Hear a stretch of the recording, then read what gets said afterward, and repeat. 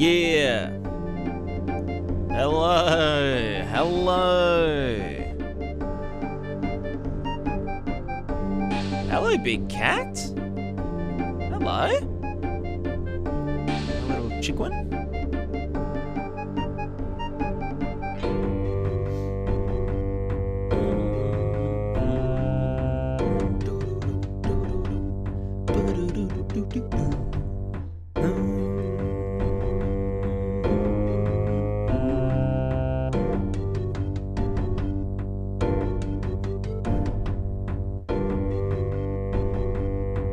Hello. How is everybody? Everybody. Oh, hello, girl. Bit of cat time, real quick.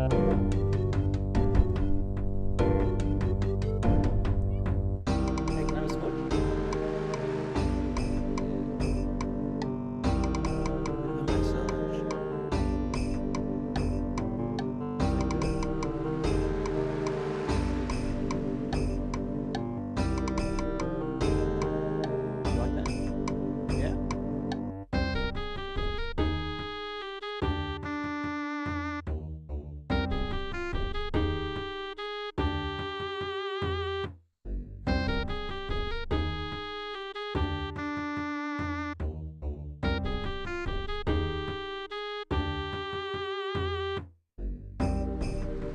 What a lit cat.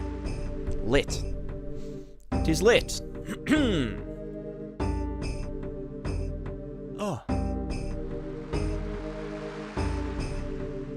Oh, my jaw hurts. Hearken. There is a autoclaim. Oh, the Quixel thing. Sorry, yeah, I didn't open my chat straight away. So I missed the first one. Quixel BB Pay, claim everything now, everything you can ASAP. Interesting. That's interesting. Kind of makes sense that they would do that. But yeah, I want to. What Quixel stuff? I guess I do use a lot of Quixel stuff. Fab has been a mess. I don't know anything about Fab. Also, Alara. Hello, hello. And Adam. Last. Gravia. Silent Wolf. Amethyst. Red A Boy. How's it going? Art Hightecha. Hello, hello. How's it going? Would you be the Art Hightecha?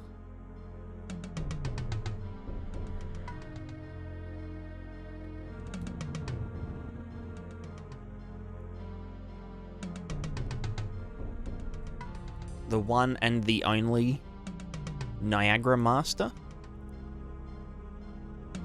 Alright, let's get going. Where's my stuff? Let me also get OBS. Blah, blah, blah, blah, blah, blah, blah, blah.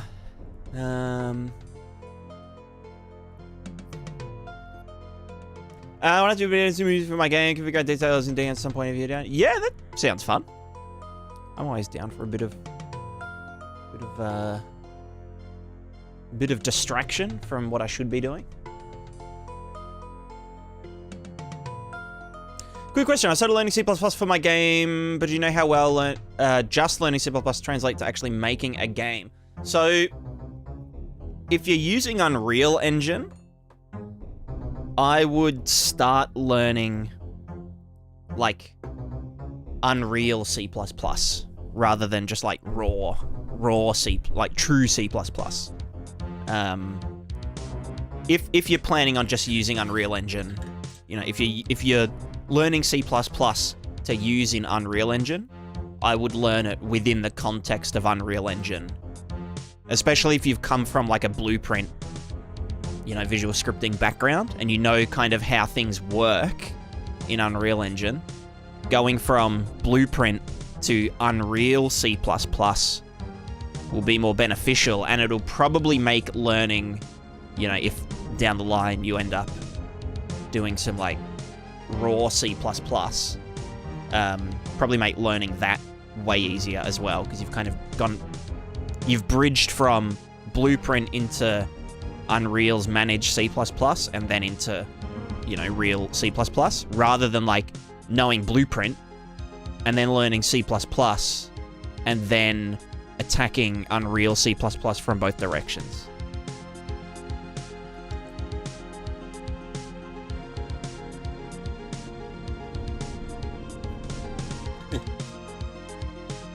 Brick Sanity. It's going good. I'm going quite well. I feel like I'm out of focus. No, now I'm more out of focus.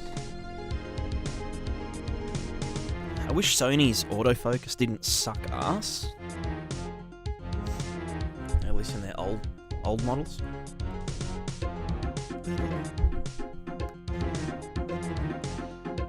Alright, well. I guess it is time to begin.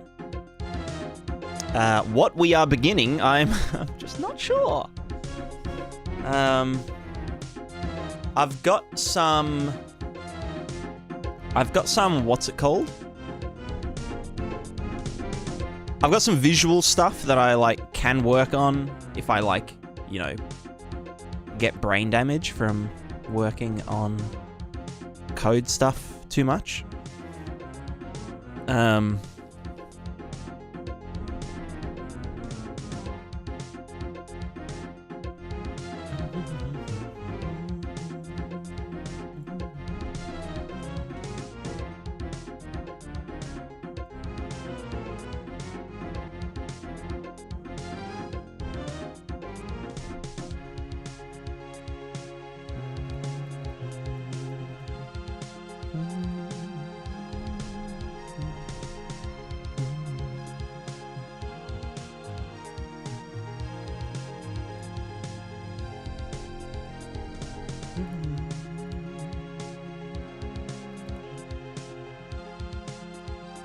I'm opening up the project. I'm also going to open up Miro. Because reasons.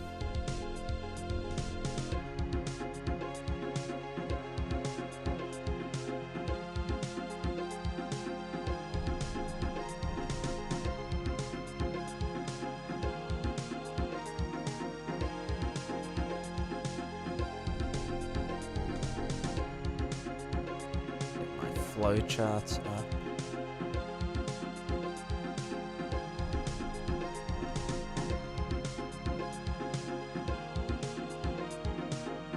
Oh, okay, yeah, I remember the... Alright, let's go... This scene... I can remember...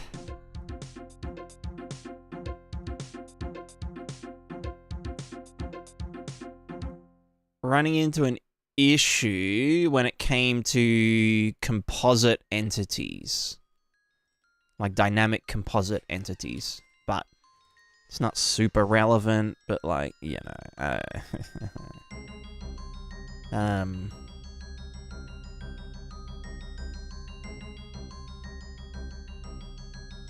Yeah.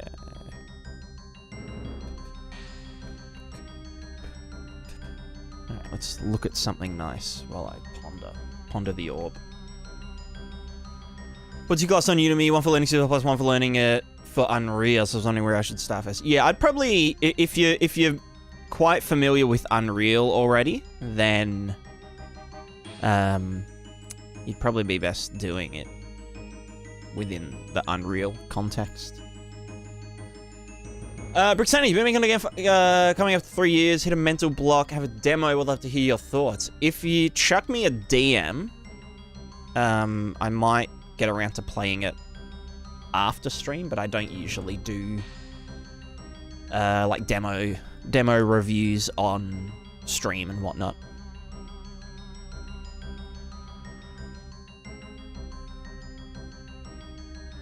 Just because, like, if I did demo reviews on stream, because I'm just like, you know, because I'm like super famous, you know, like e-celebrity, people would just, I'd become Pirate Software 2.0, you know? We wouldn't do very much game dev.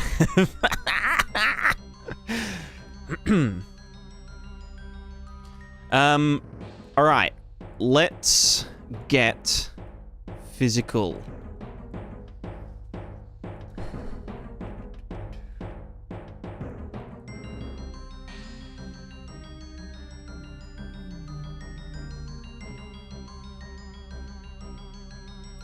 True, Adam. That's true. That's true. Yeah, do the custom bloom input and whatnot. Yeah, I don't know. The visual thing I wanted to do at some point was to put a skeleton inside the character. As in like an actual skeleton mesh. Or at least fit one to the characters. Just for like things like, you know, decomposition and whatnot.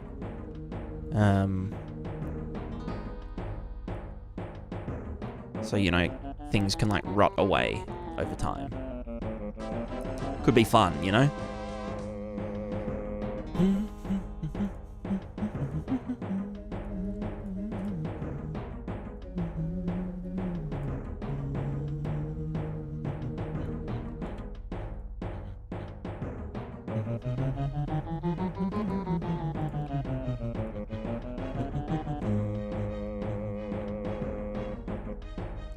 Bone breakage, true. True, you could have bones sticking out.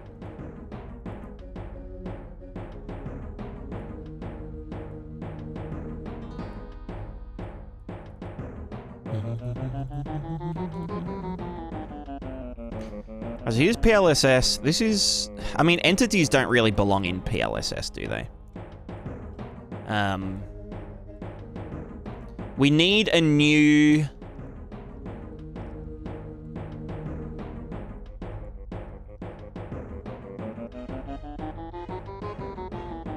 We need a new, what's it called? We need a new acronym. Prismatica Entity Construction System. I don't want to call it Prismatica Entity Component System, because it's not Entity Component System. Because that implies that it's, you know, running on like, you know, doing ECS bullshit, which this very much is not. This is very much object-oriented. Because many reasons. But I just need Prismatica, not ECS system. Yeah, Pnex. Yeah, maybe PEX is fine. Like, entity... Or entity composition system instead of component. It's entity... And it's literally composition, like it's modular composition. So yeah, maybe do that. New folder. PEX. Prismatica. Entity... composition system. Bam. Pex man. I'm vibing.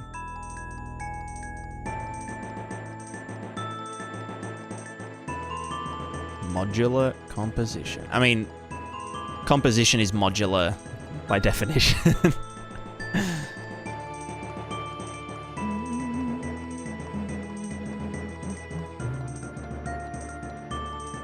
So this PLSS stuff, the entity manager, entity object, living being entity object isn't... What's even in here? Literally nothing? Oh no, there is some shit. Because it has its own... actor, yeah. That doesn't really need to be there. Let's chuck these in here. Yeah, fuck you. Entity data, which has all the static definitions. Oh, no. Do not copy, you piece of shit. Maybe that wasn't a... Just chill. Let's move you here. There we go.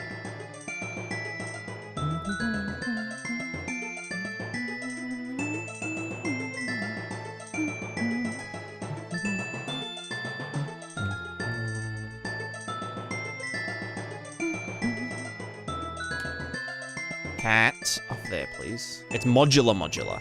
Double modular.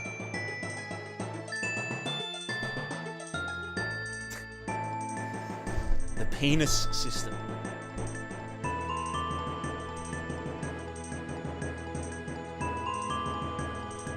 Prismatica environmental navigation.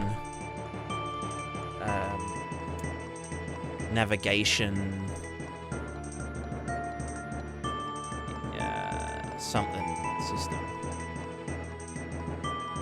Prismatica environmental navigation imaging system. Hey, off. I really need to pee. I'll be back in like half a sec. I just had a cough. You know how it is.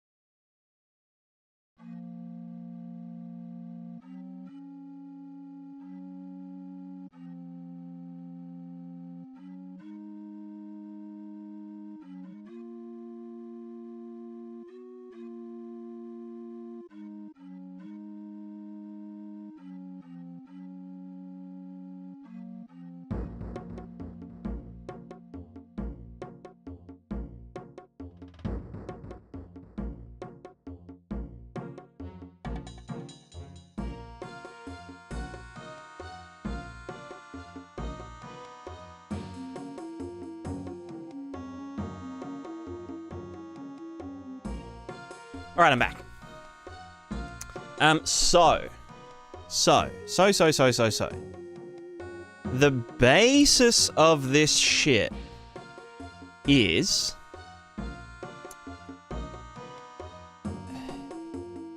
some definitions are static, some definitions are dynamic. So, for example, a human might have, like, you know, all this basic stuff, right? Like hauling definitions. So, like, a human has hauling definitions that say, hey, like, you know, this can be dragged along the ground by certain things, and a human can be stored in these types of containers. But then there might be dynamic definitions, which would use the exact same format, just different, saying like, I don't know, can be equipped in one hand. So like if a human gets shrunk down to like, you know, be a gnome, then we can give them the equipable in hand definition. And that would be on the entity object somewhere. So entity object, entity static data. This is all the shared data between instances of that entity. Then there are dynamic definitions which define this instance of the entity. So like, you know, a blacksmith definition, like, you know, character occupations or something, which could then feed into their AI and blah, blah, blah, blah, blah. Or maybe like blacksmith definition gives them extra stats. Like, extra base stats. And then there's their, like... Then there's their actual properties, which could then increase their stats. Like, okay, so there's like there's three ways that something gets properties. It can pull properties from its base definitions. So, for example, I don't know, humans or humanoids have 1 as their, like, base mobility. But then there can be a dynamic definition, which is for this human, what's their base movement stat? Which could be like, oh, this guy's like an athlete. Or like a hiker or something. So he starts with a higher base mobility. And then we apply the broken leg property, which then modifies that value and whatnot. Or maybe this guy, like, this particular athlete or this particular hiker has done lots and lots of hiking and has trained their mobility up to be higher than another hiker. Does that kind of make sense? So, I mean, these definitions are almost like static.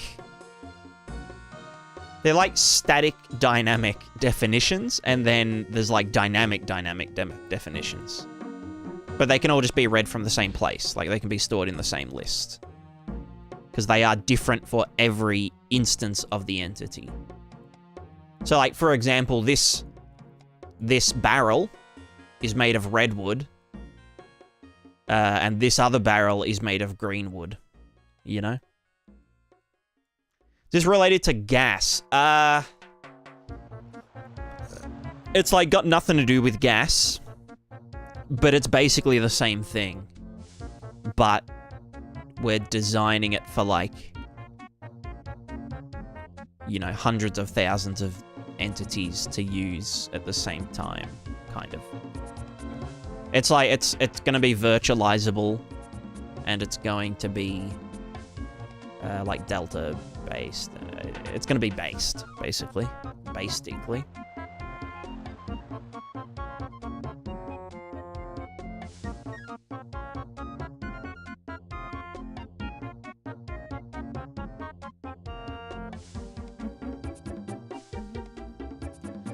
Gas is not base of the price of a pie, totally different. Exactly, exactly.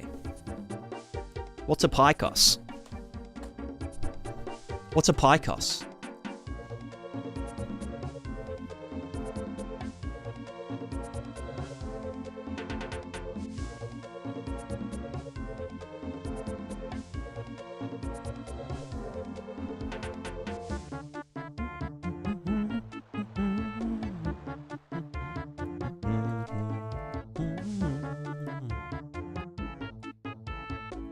So if I want to work with, like, per class instanced objects, so like we were doing with,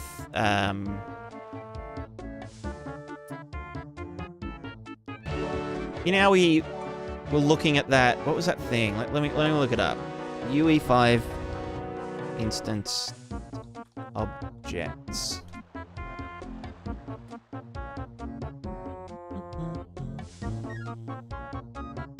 Or like editor instanced objects. What are they even called?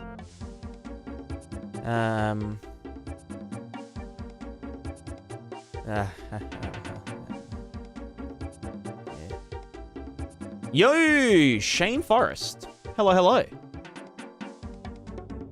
That's my favorite kind of forest. How are you? How was the stream? What were you getting up to? Tell me all about it, please. I beg. Also, I love your profile picture.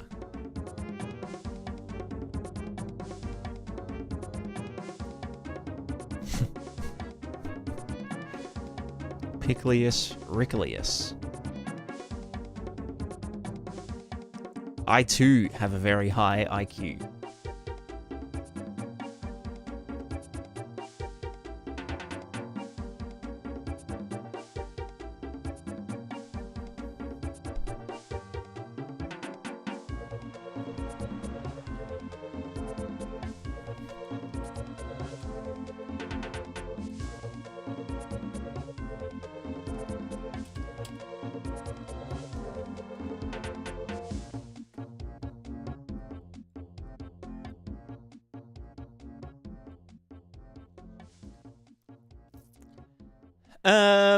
Very nice learning Unreal Engine. Good choice, good choice. Looking into materials recently, but in the future focusing on MetaHuman, LiveLink, Move 1 animations. Nice, nice.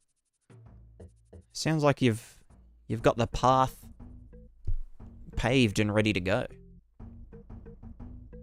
Materials are a lot of fun. I'm a bit of a materials nerd myself.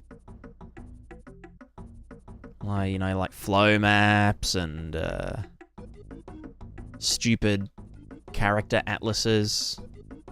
Did I tell you guys? I think I told you guys about the idea I had for the character material overhaul. Character mega material, where I can like reduce this big boy. Nope. This big boy into just like one texture sample with a lot of like pre-baking or like, you know, moving UVs around on merge and stuff with like a dynamically sized array of variables using a 3-dimensional render target. Still don't know what to do about the textures though, because texture 2D arrays can't be like created at runtime. But I guess I could just do like a you know, like just n number of textures and then obviously assign them at runtime, but yeah.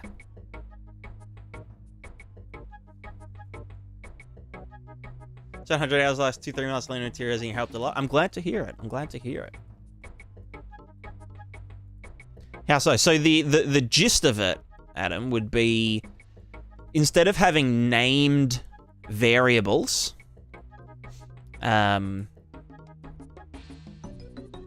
which is like, which is annoying and also very limiting because it means like, oh, my character can't wear 2 shirts. You know, we can't wear a short sleeve over a long sleeve because we've only got 1 shirt color slot, you know? The new way would be when we merge everything.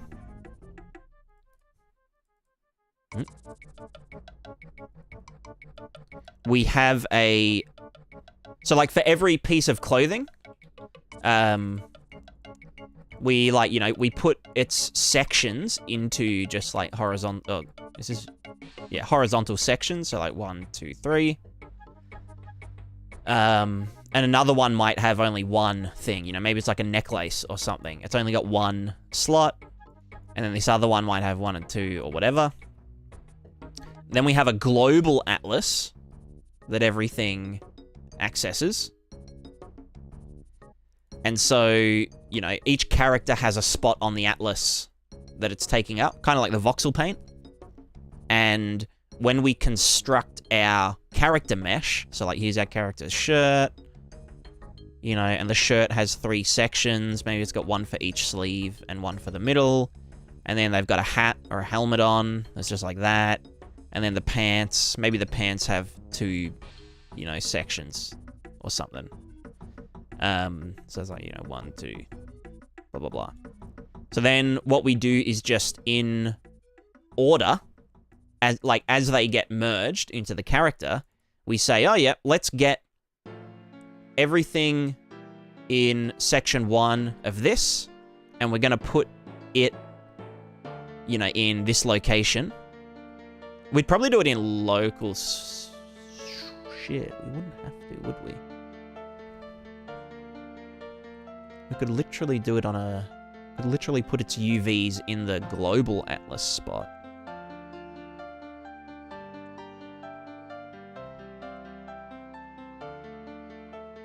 Kind of cool. Anyway, so yeah, we'd say, oh yeah, put that section here. And then number 2, put that next to it, and 3 next to it. And then the orange one next to that. And then the 2 pink ones next to that and next to that. And then when we want to change the, like, material parameters, like the colors and stuff, or whatever the other parameters are, we just change it in that location on the render target, and it will reflect in here. And then the cool thing about it is that because it's a 3D render target, we can have these spots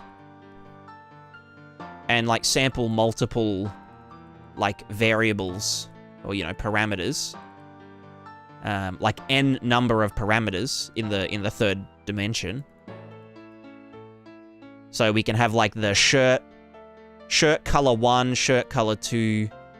So color 1, and then color 2, and color 3, and then just, like, parameters like, oh, is it made of, you know, whatever. Has to load the whole thing and has to stay loaded the whole time? Yeah, but it's just, it's 1 pixel per segment, and this is shared between all characters. So, it literally just, in the material, it's just 1 texture sample. There's no, like, you know, don't have to do any switching, don't have to do any, like, separation, don't have to, like, manually name variables. You know, if we wanted to have more than 40 slots in total, we could do that. If we were only using, like, 3 slots, then we can do that. And it would just mean, like, oh yeah, this character is, like, completely naked, so they just have, like, you know, their skin tone here and their hair color here, and that would be it. They'd only take up this 2 pixel spot on this however big atlas. So if it was a 1K by 1K atlas, we could have 1,000,000 different parameters in it. And if each character had, like, I don't know, 32 each, then we could have 32,000 characters on screen at once with completely, you know, unique parameters and whatnot. So I think it's a good solution. And that would also work for, like, the animals and stuff as well. And just kind of easier as well because, like, the names of the variables don't actually matter. They can just be there to, like, you know, when we want to change the color of a character's something, we can literally, like, the colors get changed through the object or through the entity itself. Kind of colors option be stored in the blueprint. Why does it need to be a material thing? Well, no, they will be stored in the blueprint, but we obviously need to get it into the material to be represented, you know, in the world, like on the screen. But it means that we can just name the variables anything. But yeah. The studio array is something can be done by loading a texture into a T array and then go through it and put the bits into transient texture array. How does that... I don't know. It might not be worth...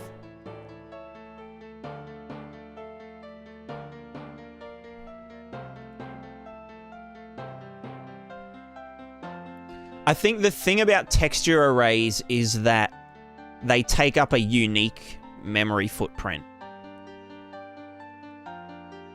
Whereas if they're all separate texture references... So I've got... Let's say I've got 6 texture sampler nodes in a material, and I'm referencing this cloud texture in like 100 different characters.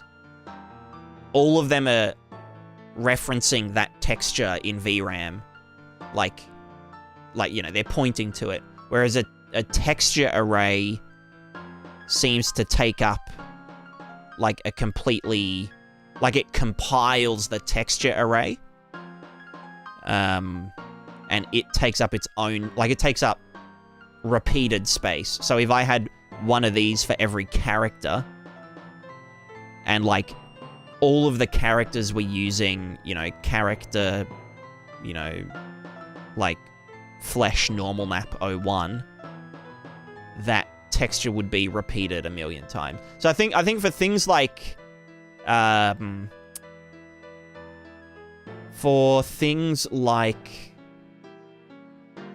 buildings and stuff, or like building pieces, this would probably save performance, because it means you don't have to do manual like masking like switch nodes. And I think this eliminates what's it called? Like if you've got 6 texture samples and you're blending between them with like a switch node or a branch or an if node, for every pixel is sampling all 6 of those textures, even if only one of them shows up at the end. Whereas I think with the texture 2D arrays, there's no like pixel, like texture, like there's no wasted sampling. I think. I'm pretty sure that's like the gist of it. Because this just becomes one texture. Like one big atlas texture that, like a UDIM, but I don't know if I...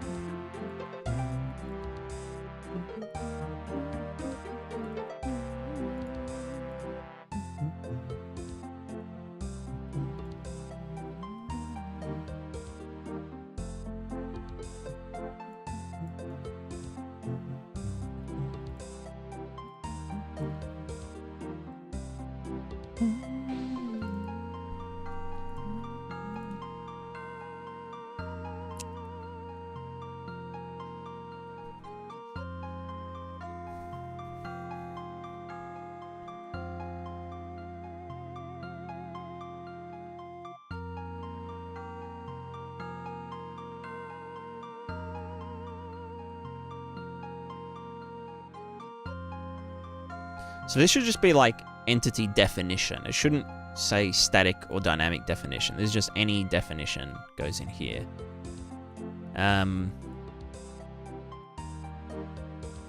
So then a subclass. So then how do I want this to be? I guess the sub definitions would need to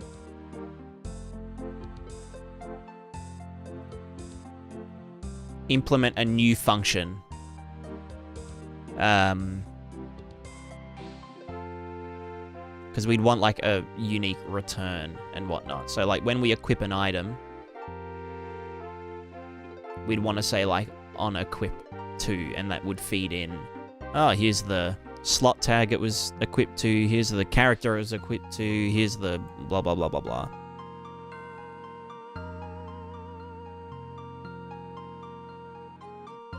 Should I do this in C++? It's not that hard to change it over. Although I guess I do need to do C++ to do instance objects.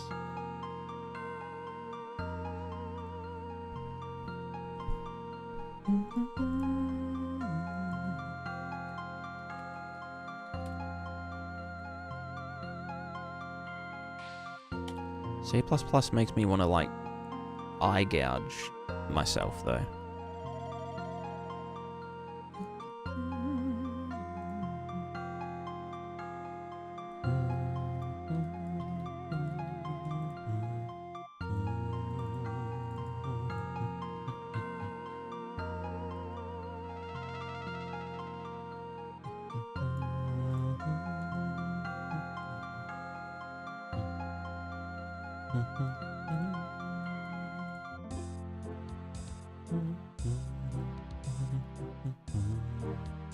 Was able to be relaxing? Yeah, you're a psychopath. No offense. I guess I should do this in C++. Alright, let's open it up. Oh, that's going to go to engine, isn't it?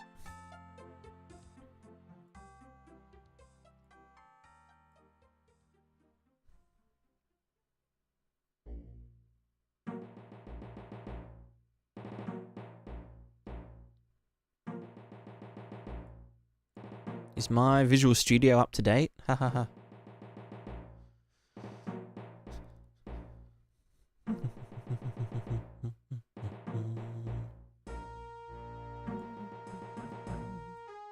It's loading or something.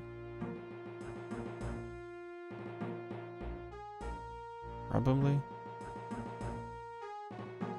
And it just crashed. Fantastic. That's exactly what we wanted. What's the... Okay, let's minimize all the things. Let's go to Prismatica game. This one. We open up the SLN file. Alright, someone needs to teach me C++ real quick. So, if I want to create a new class in my game, let's close everything down. Source, blah, blah, blah. Should I do that through Unreal and be like, create new C++ class, and that will automatically make a header and a fucking sepals file?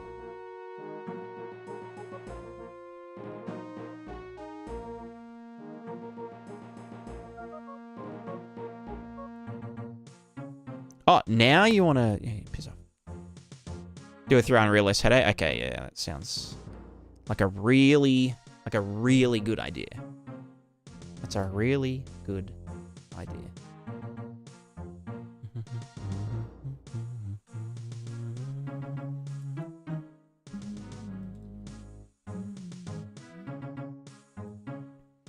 So if I go to core... oh no, this is all the blueprint stuff, isn't it? Choose the path carefully. Yeah. Because you can't put C++ shit in the content folder, can you?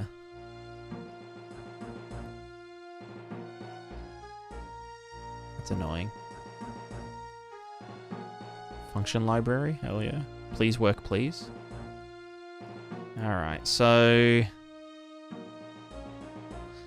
This is Prismatica. Public...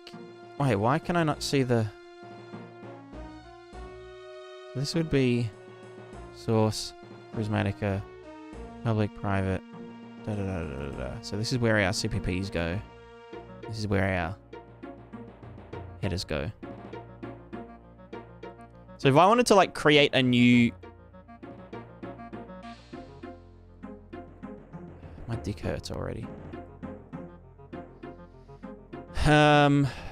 File...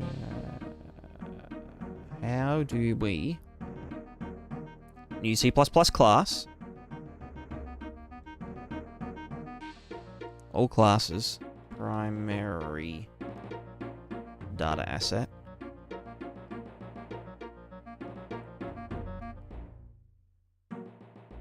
And then...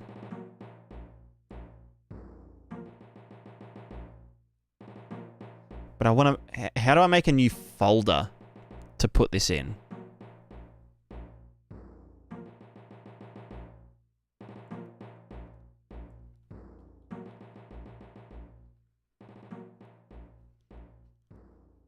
Like, how do I go source Prismatica, you know, public and private, blah, blah, blah, and, like, do, you know, like, the PEX folder?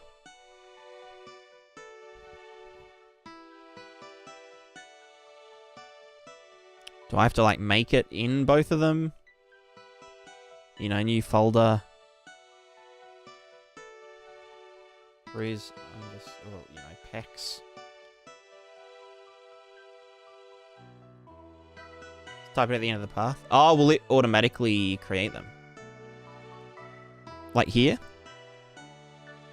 Ah, I see, I see. Okay. No, that's cool. Yeah, so that will put it... That will make a folder of that name.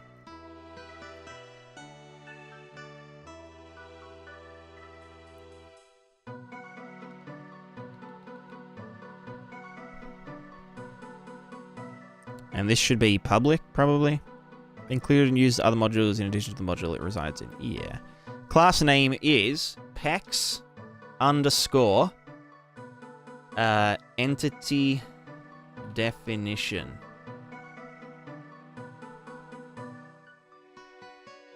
Create class. Bam. Wow, we've got a thing. I just remembered like includes and stuff are like a thing. What the fuck's wrong with you? Fucking shit, Jesus Christ.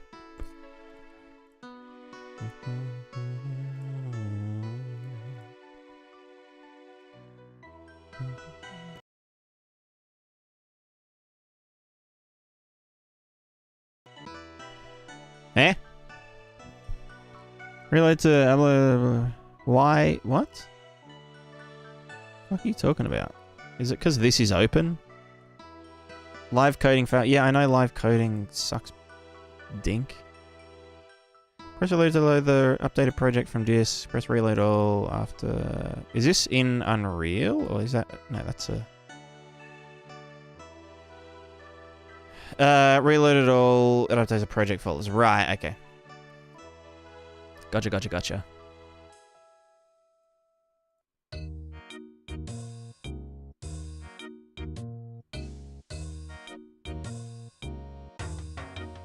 Enhanced Unreal Engine support requires the free Visual Studio Integration Tool plugin.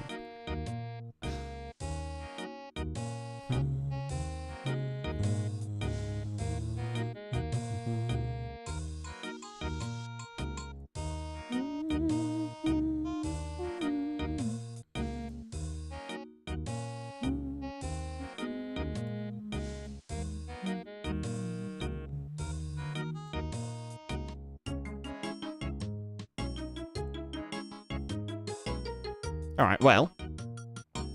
Yeah, you can fuck off. Live coding these nuts.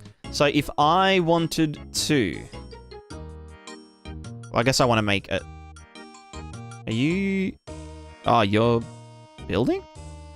Or are you just analyzing shit?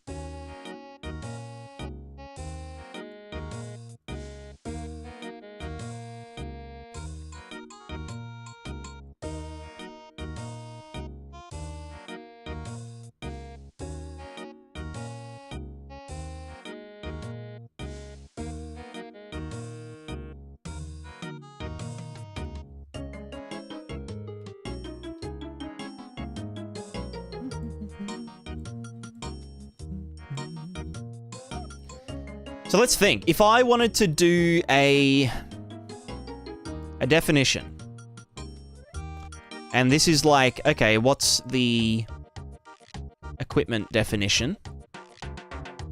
Which would have a... We'd need to do...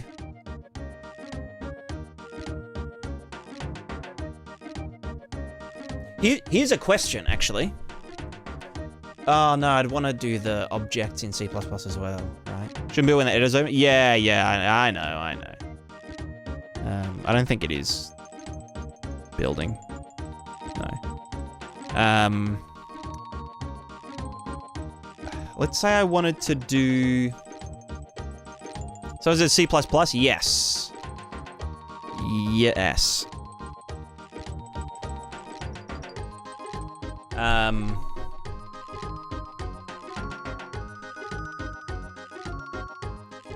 Just trying to figure out how to structure these definitions, right?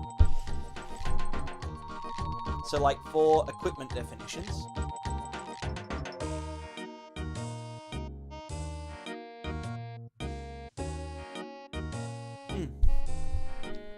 For equipment definitions, we'd have a bunch of conditions, so PEX conditions, which would say, okay, yeah, like this can be equipped here, blah, blah, blah. And then when it's equipped in this, like when it satisfies these conditions, so, you know, is a human and is being equipped to the head, then this object, you know, unique object, which says, oh yeah, you want to use these meshes. You want to use all these meshes. You want to do these stuff. You know, merge this to the character, but then socket this part to the character and spawn a light source and whatever.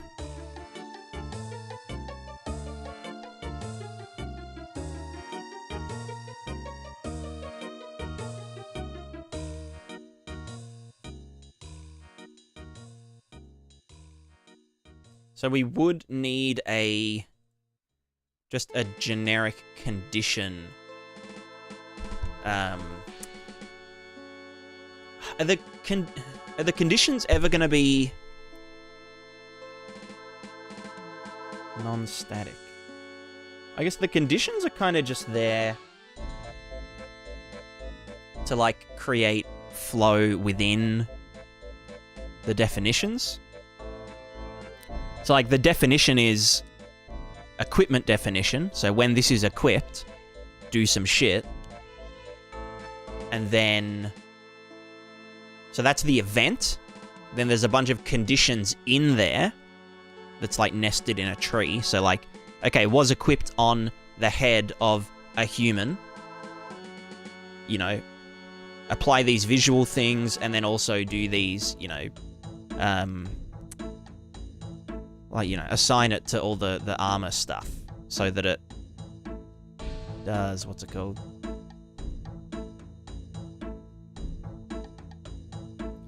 Because be static if they take generic U object as input, they can then cast or whatever runtime data references they need. Yeah. I'm just,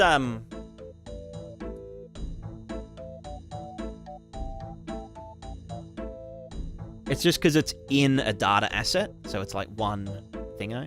I guess the conditions can... I guess the...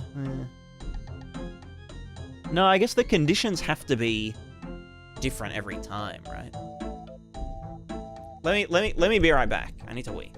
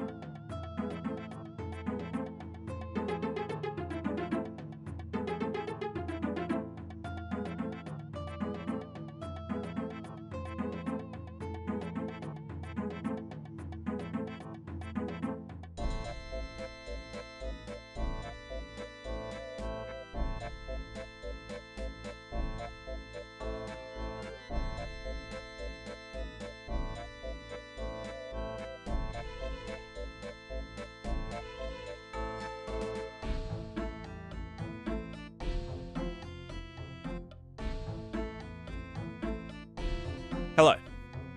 Alright, so what I was saying was, these are for entity definitions, which can be both static and thingos. So,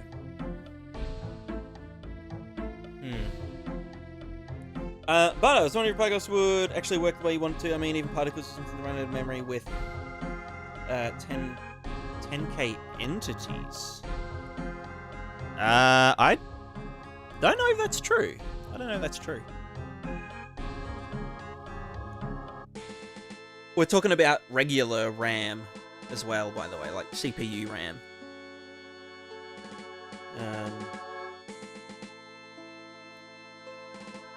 So I guess it kind of depends on how much RAM is left for just gameplay, like on top of the engine and stuff.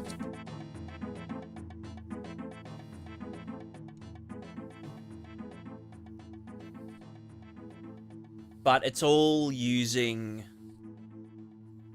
objects rather than components or actors and stuff, so it's very like ground up memory efficient, or at least hopefully. And that's also what we're doing right now. We're doing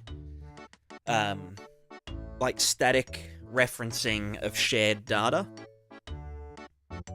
So if there's 100,000 human characters, we don't have to have duplicates of like, humans can walk and run, and their movement speed is this.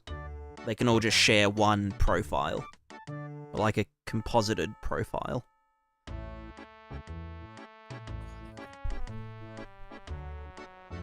Here's the other borrow some from hard drives. Yeah, I don't think it will really be an issue. Obviously, the entire simulation won't be loaded all at once either. It can be like saved. So like, let's say like a whole region of the game is like unloaded, like not even virtualized, just completely unloaded. We could then load it, maybe when your character goes to sleep, and do just like a big catch-up cycle of the simulation, and then save it and unload it again.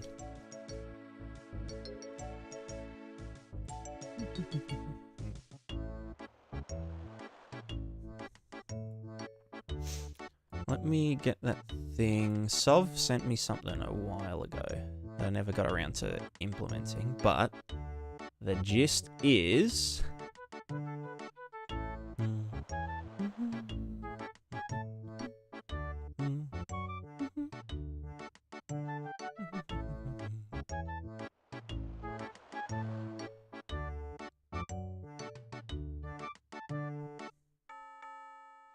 Instance data object will look like this PvP.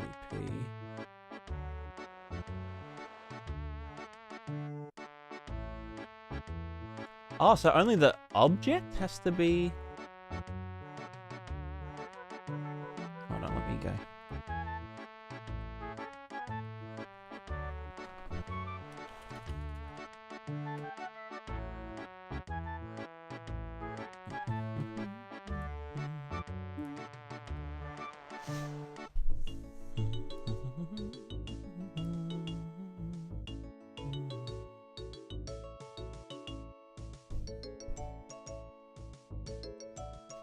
Oh, so, okay, no, this is the data asset. And then the...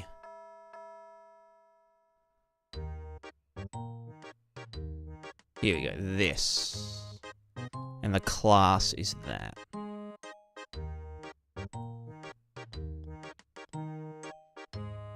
So yeah, the object would need to be...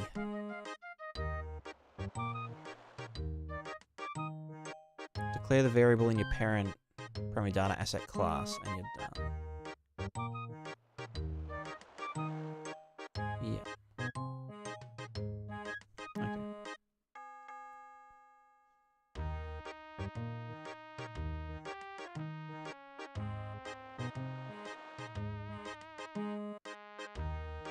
Show an array of U objects. The difference between static and dynamic is whether the array is fixed, then work on that U object and make it like ability in gas. Yeah, kind of. So that's kind of what a data asset is, but it's also just a bit easier to like work with. So like for example, if I've got an entity Where's my entity static data? Just, yeah, entity static data, so, like, for human. And then I've got a list of static definitions that I can just give it. Then those definitions are data assets, which are only, you know, it's like one instance, or like one, it's not, there's only one instance of the data asset that everything's going to point to.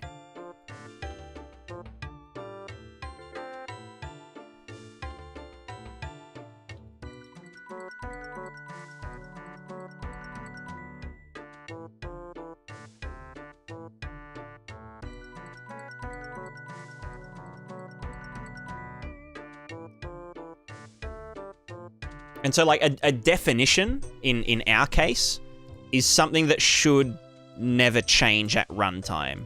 So, like, nothing's ever going to say, when a chicken gets equipped to a human head, use this mesh instead of that one, you know? That's like a property of putting a chicken on your head. Do you know what I'm saying? Like if it had to merge and all that. So all the definitions are designed to be like little puzzle pieces. Well,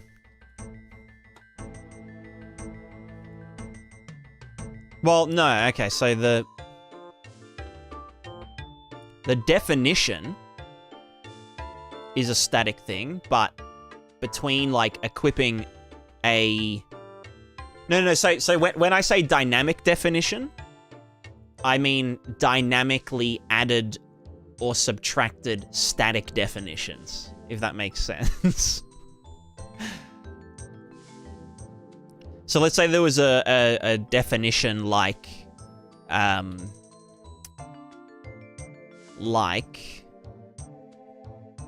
where's my thing?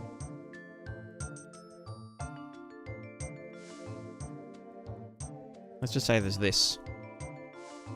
So let's say there's like static would be static. Oh, why is this so small? Static. Human definition, right? So it's like default definitions, I guess. So every human has the human definition, which defines some basic human stuff like, you know, what are their default actions that they can do? You know, they can jump, they can walk. If we're, you know, queer, like what's their default movement speed, whatever. Then there's like,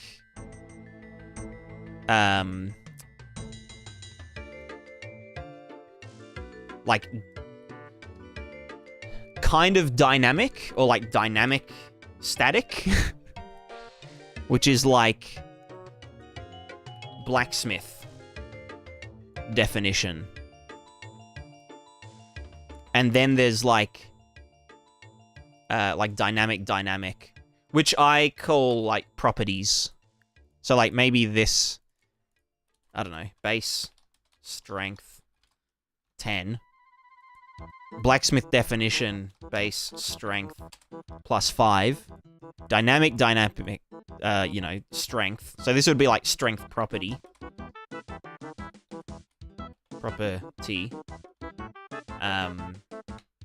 And this would be like, you know, has been working out. Therefore, strength increased by 2.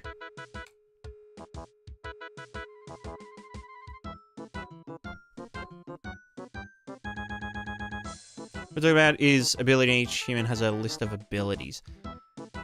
Kind of, but not really. This isn't just in abilities. This is stuff like when a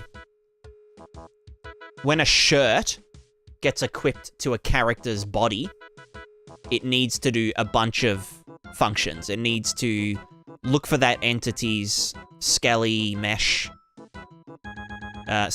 merging handler component, and then needs to, you know, add itself to the array, activate that component. It will, you know, generate the character again with the shirt on them. But if we equip the shirt to our character's head as like a bandana or as like a bandage, it needs to do potentially completely different functionality, and also use different meshes and different textures and different whatever. But those like, I guess, abilities are, yeah, like statically defined. Like they're never gonna change. It's always just gonna do the same thing. So there's kind of like, these are more like, what do we do? Or like more like question and answer type things. So like, when, you know, this happens, what does this thing do? Like, how does it function? And so, and then properties are different. Properties are more like gameplay attributes.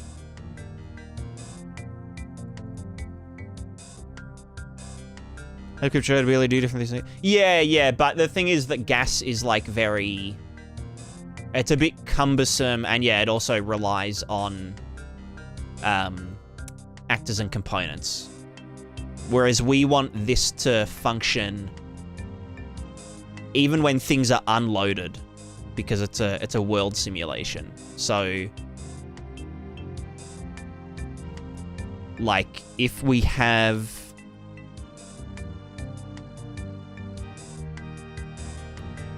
We have the player character. They're just like chilling, you know. And then we've got like the loaded area. So the LOD, well, LOD 1 would be our screen. Mine's an ultra wide. So this is LOD 0. Then LOD 1 would be the loaded area. So, you know, probably in like a chunk style system, just like square grid. And then stuff outside of that is virtualized. So this is where things become virtual. And actors and components just get yeeted completely, and everything is just a U object. But those U objects can still, like, do stuff. So, like, a battle can happen in the distance and actually, like, progress over time. And this all gets done in just, like, an update loop. So we update, like, you know, one... Or, like, you know, X number of entities per frame. And just do that in a cycle. And, you know, if there's more entities and whatever, then it just takes longer for them to update, but it's all, like, delta time based. So, all of the abilities, all of the, you know, actions, things like equipping things, damaging things, all of that needs to be in U-object land. And then in gameplay, like in moment-to-moment gameplay on screen, everything gets funneled through the object. So when you damage... When we take damage as the player, it's not our actor that is taking the damage. It's the U object, which exists, you know, in Nowhere Land. You know, we're damaging the U object, or the U object would have properties that have a thing, that have a whatever. I mean, the character entity has limb entities, and those limb entities have properties like, you know, what's their pain value, what's their whatever. You know, what's their current capacity? Are they injured? Do they have wounds? Wound properties attached to them? All that kind of stuff. And that needs to be unloadable and reloadable. with just U objects, with no actors or components. Brain and quantum mechanics. I don't know. I do not know. So this thing that Sov was saying. So this is the...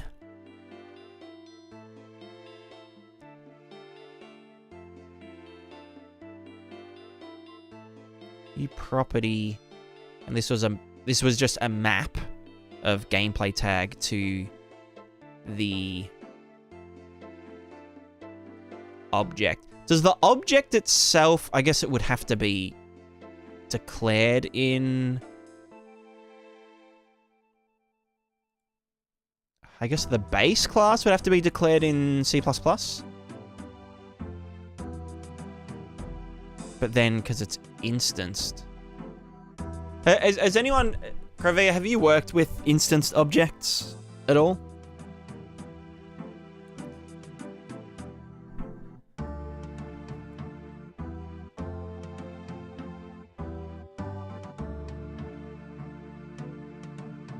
It's just this tag that needs to be... Lots of data assets. Okay. Because I'm just wondering if Elliot or Sov are in the chat at any point tonight, that they'll be able to clarify. But, so this property here, instanced, can this instance a blueprint child of this class? Does that make sense? So if I make just a C++ class called base instance condition or something, then I make a child of that in Blueprint and add a bunch of variables and functions and that kind of shit. Can I just do the base class in here and then like an array of the base class and then when I add entries of it in Blueprint and, you know, select, this thing and that thing and this thing and that thing, like select the class, then it will work with, with Blueprint class. Okay, cool. Yeah.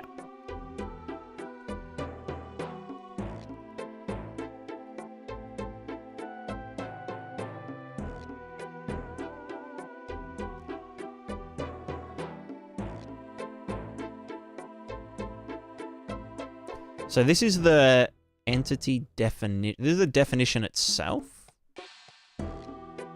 So that would mean that if I wanted to...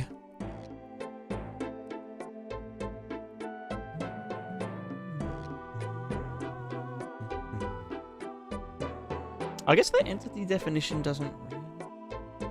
What? Where am I using the instance object? Do you know what I mean?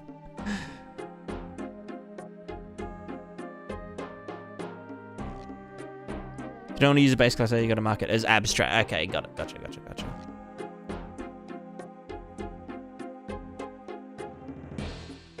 We would allow base class otherwise. Cool.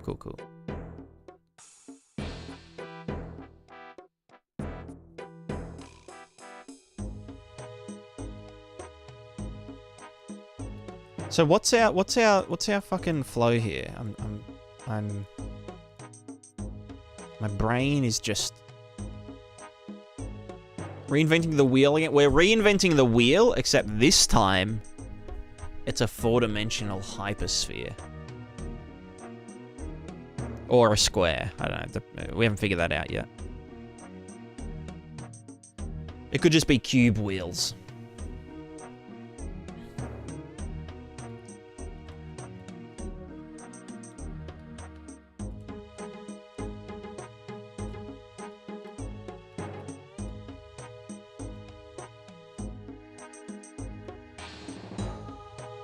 It's a 4D hyperwheel, that's right.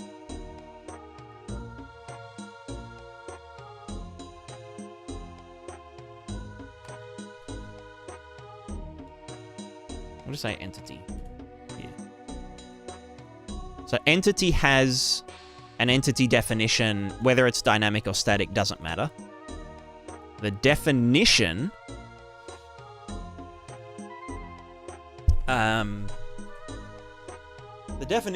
is saying, like, as an example, when equipped, do these. Oh, this would be like equipment definition, right? So equipment definition. So when equipped, blah blah blah blah blah blah blah. So this would implement the equip / can equip functions.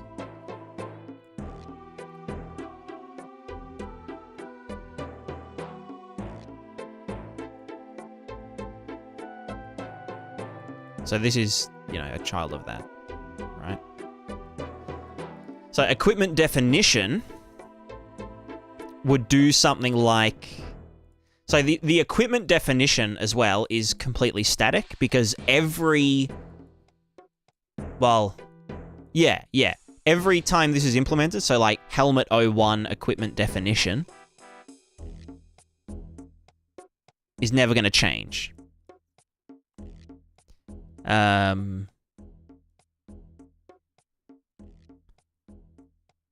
Yeah, it's always going to do this and that.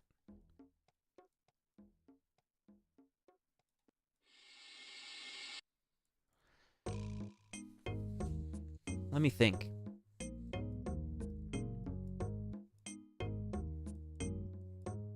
I've done like a couple of these somewhere. Was it this? Usually when I quit, when I quit.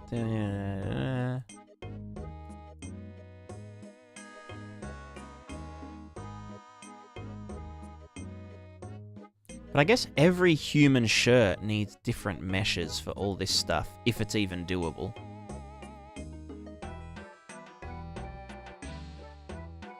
But every shirt of this type can blah blah blah blah blah. Alright, the same thing you're trying to do as equipment, definition, and abilities set, which is the array of abilities. Yeah. That's pretty much what we're going for, and it uses instance objects as well. But I'm just trying to determine what things are... What things are only relevant to this thing? Like, where can we save memory, basically?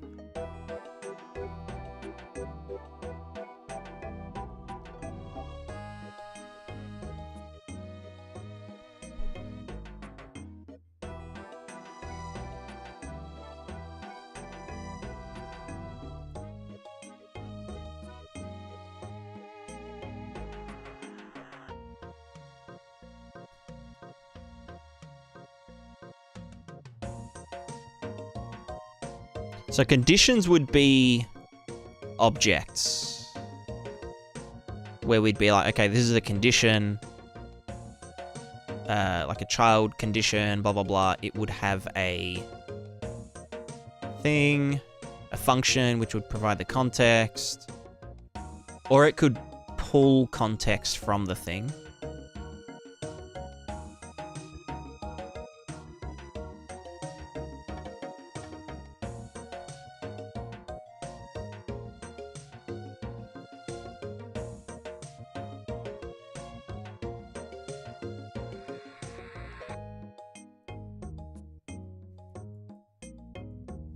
So this is then...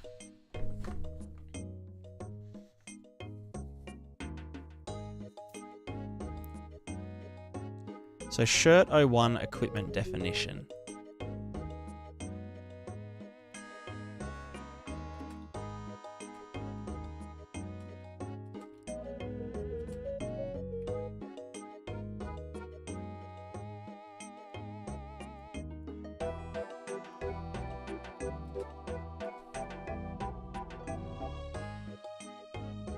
People really want you to use gas? Gas schmass. Sounds lame. We've already had this conversation like over the course of a year, and the conclusion is always it's not what we're looking for.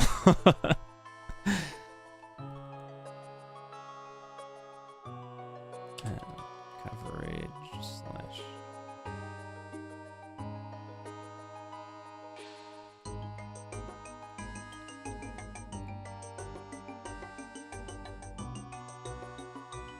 Looking for something more solid? True. So where I got the definition name from? No, the Lyra calls them fragments. Sov called them definitions. Or like other people call them definitions. Although maybe they call them definitions in Lyra as well. But I'm pretty sure in Lyra they're called like item fragments or something. For items specifically. But the thing is, right, that this isn't just for items. This is for, like, literally everything.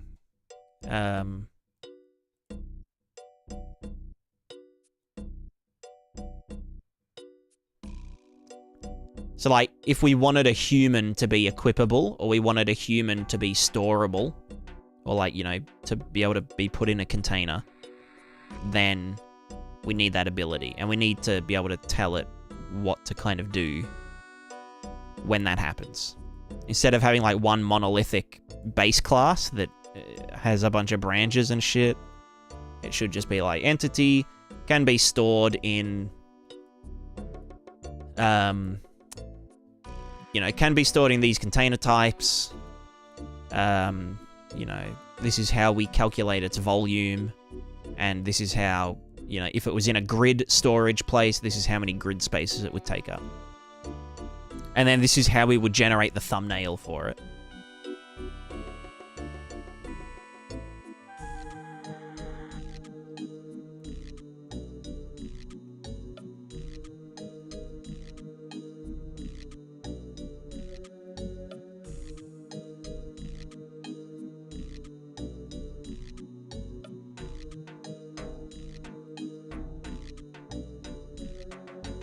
So this is data assets. Data assets are going to be blue, like they are in Thingo. Then these are going to be the instance Thingos. The definition is a collection of fragments in Lyra by logs. Okay, so that is pretty much what kind of what we're doing. I don't know.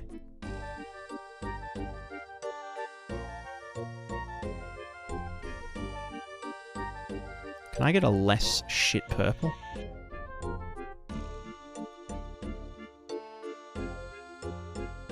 Thank you.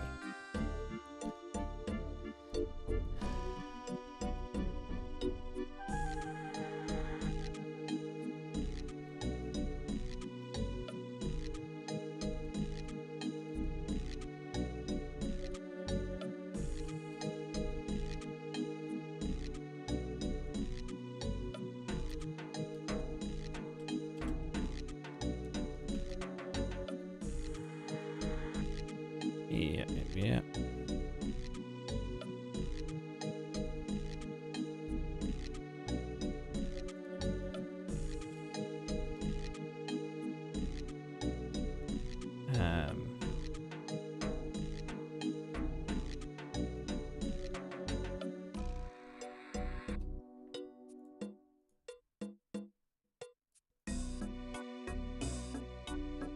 Is that just no? Yeah, well, it's basically just like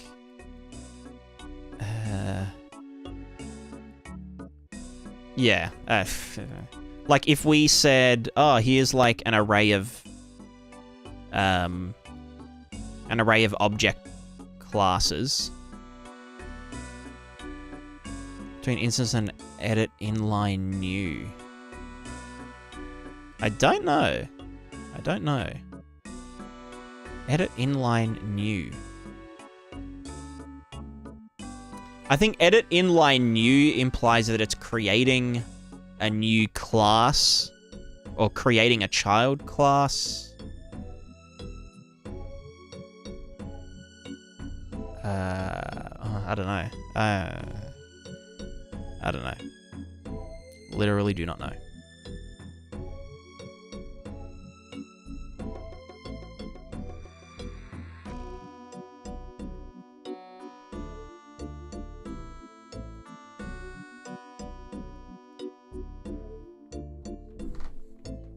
So then what are our conditions? Conditions are like...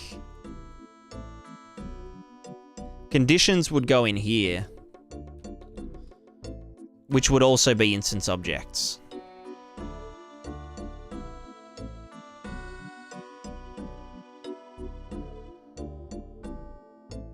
Instance says U property is a component reference, implies edit inline and export. Okay.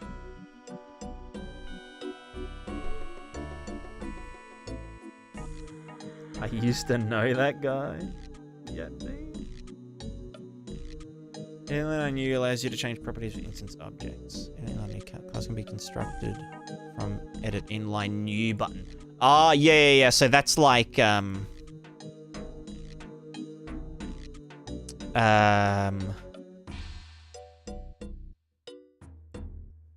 when you've got an array of objects and stuff.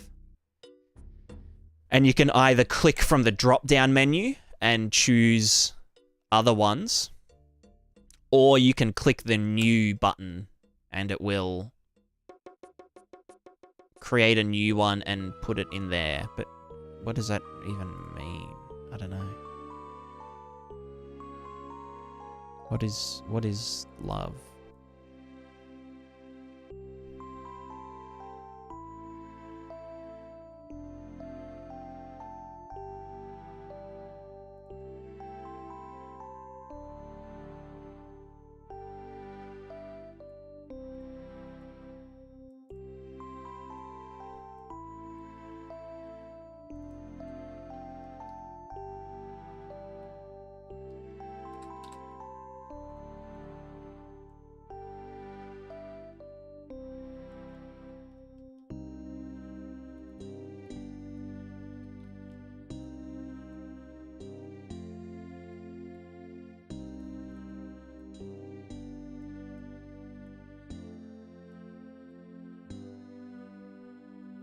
Yeah, so let's just say, like,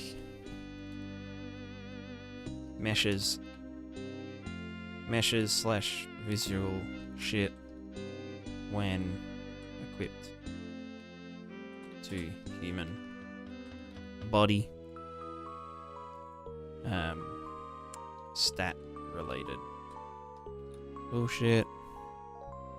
And then we'd have a different one when it's like, you know, equipped to the head. When equipped to human head. And then stat-related bullshit with that thing. So these are our conditions.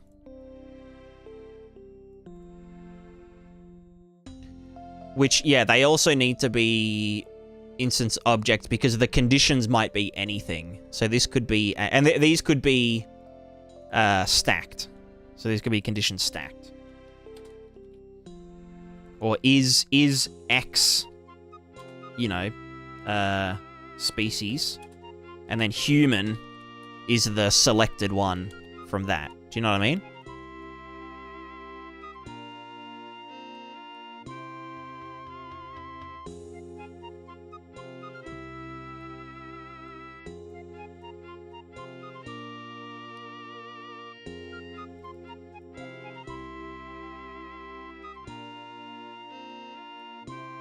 That would be a stack.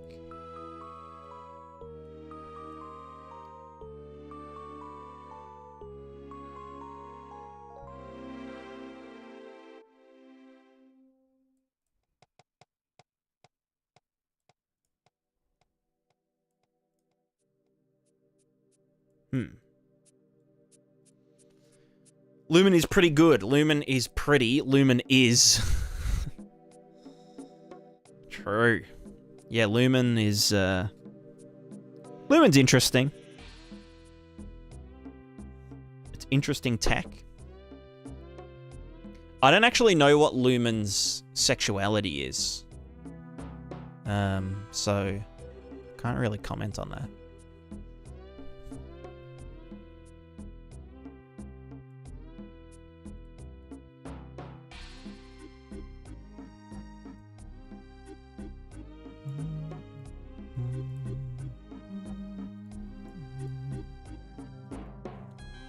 How are we gonna say that, like, human can... Oh, okay, here's another thing, like, equipment, blah, blah, blah, blah, blah.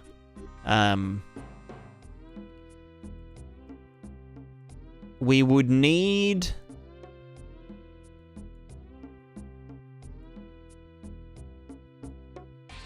We'd probably want to include the equip animations in here as well, wouldn't we?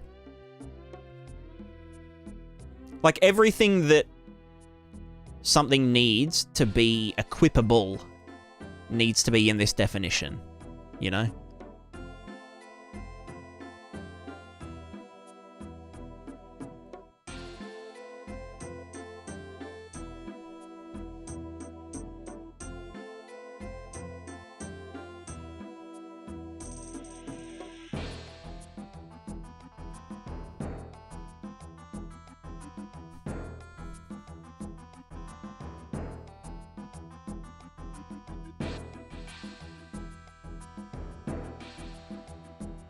Here's a question. Can these instanced objects be shared? So let's say, like, I set up... Let's say I've got, like, a shirt, right? And I've got shirt 01, 02, 03, 04, 05, 06, whatever. And they all have different meshes, obviously. And all their stats are the same. So, okay, yeah. All their stat stuff is the exact same, but all of their mesh stuff is completely different. Would I just want to be, like... Because, like, the stats might want to be static. Because, like, let's say I've got, like, a bunch of fucking stuff in here.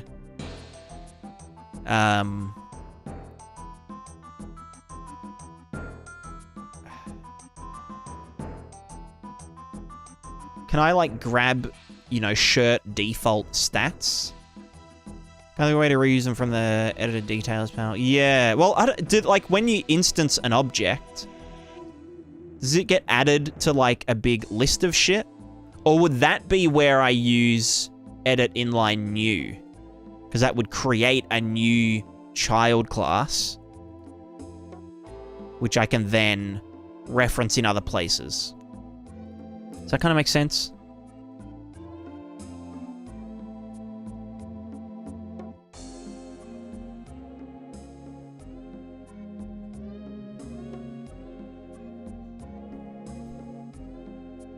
Because let's say that, like, you know, all 100 of the shirts in the game, all 100 of the long sleeve shirts cover the chest front, diaphragm front, stomach front, pelvis, lower back, you know, diaphragm back, whatever, all those fucking, all the backs. The shoulder left, armpit left, you know, bicep left, blah, blah, blah, blah, blah. I obviously don't want repeats of that data because that adds up quickly.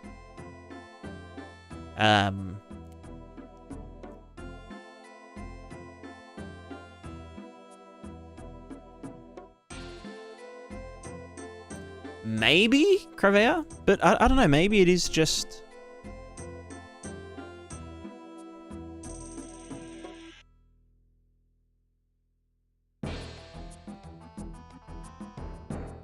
Not sure it adds up that quickly. Well, it would also just save a lot of time as well. Like, instead of having to, like, copy and paste it from somewhere else. Or let's say I added a new body section. You know, like the elbow, the second elbow or something for each arm. And I just wanted to go and, like, you know, go to the long sleeve shirt default object or default stat definition-y whatever, and just change it in there. rather than have to go through all of them and copy paste it or write a, edit a function that can copy it from one to the other.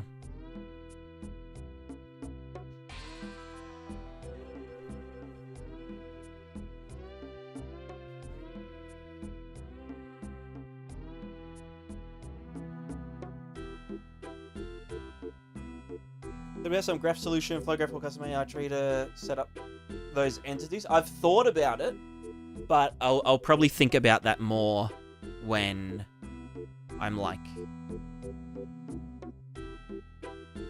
once I've finished the framework, I guess. But yeah, having a nice editor for it would be really, really handy. Although it might just be fine with the instance objects and stuff, even though it'll look like a big dumb list.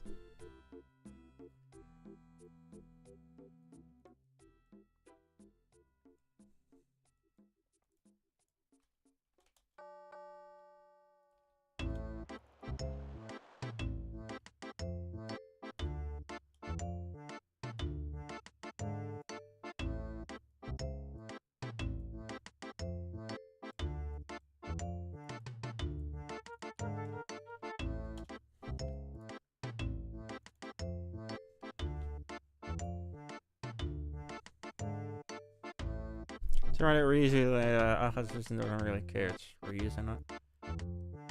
Yeah, but it's also like, if I start to implement it, then it's just going to be a huge pain in the ass.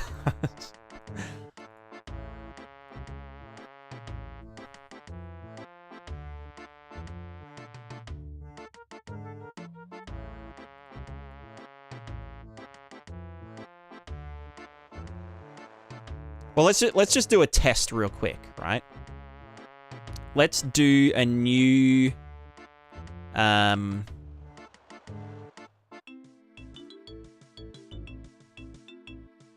Is it the object itself that has to be instanced? Instance data class.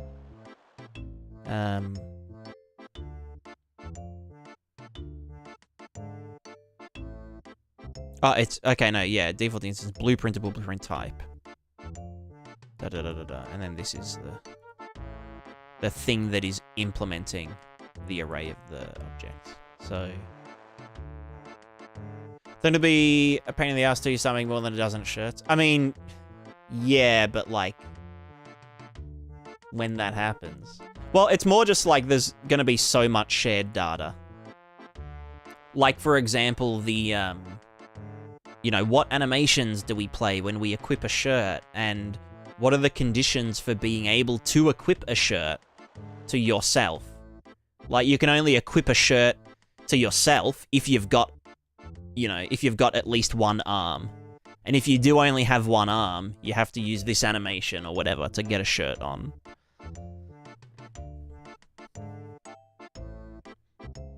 And that would go for all shirts.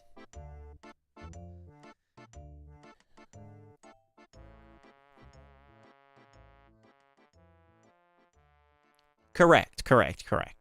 Yes. So let's do instance data. Okay, so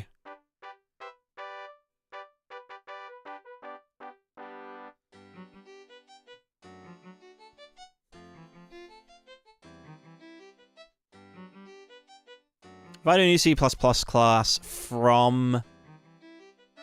This doesn't need to be replicated, does it? So this is literally just from, yeah, object, right? Literally just object. Doesn't have to be a replicated object, because this is all static shit within the data assets. So, yeah.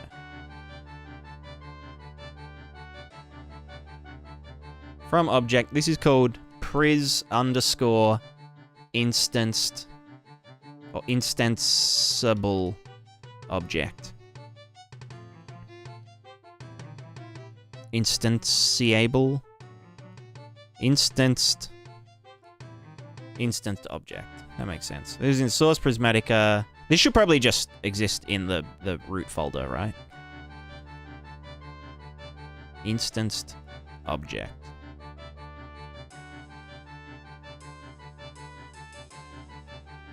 Create class, bam. That's a really shit name, but it's too late. Put in a core folder? Yeah, well, you know. That's fine. Yeah, I know live coding failed. When has it not? You know what I mean? Garbage. Reload all. Yeah. Prismatica object. True. True. So this is... includes, doesn't need any... Pris instance object H has the... What's no export types? .h? Why is that there? You know, it doesn't fucking matter. So then Sov said do this. Pretty much just like...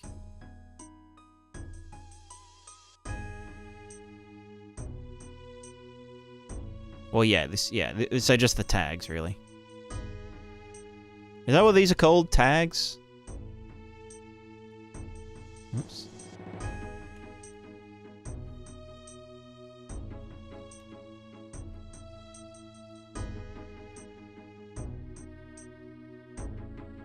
Needs core minimal. It's got it in the H, yeah.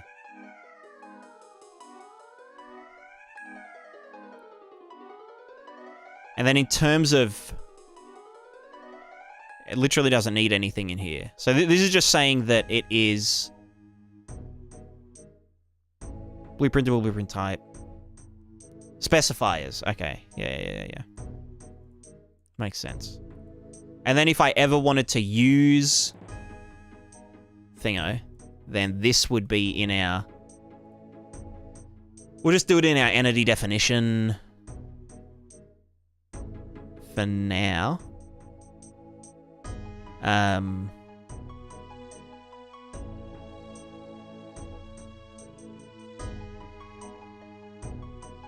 This would need to include the... Oh, that's if it was going to use gameplay tag, whatever. Specify would have been a good time. Yeah, true.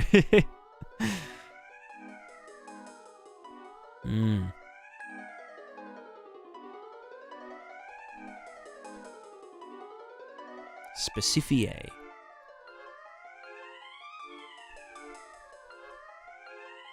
So this is in just the thingo.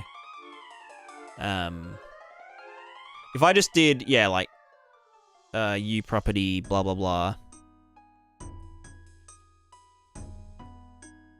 Which is blueprint read, write, edit anywhere, instanced. And the class is pris instance object. Does that have to be like upris instance object or some shit? What's the go with that? I mean, that looks like it has it. Yeah.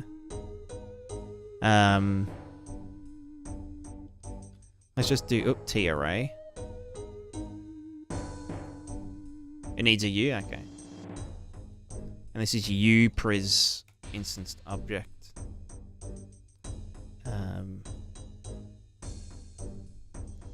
So that's if it was a map. So how do you define an array again? Get rid of this thing. T array.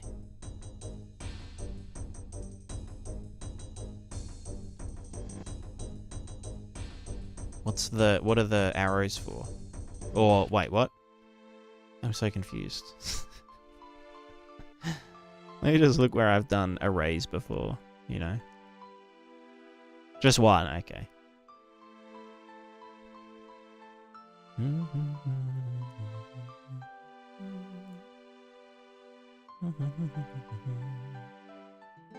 Yeah, okay. And so the instance data specifier. Plus we don't need to include. Ah, right. Okay.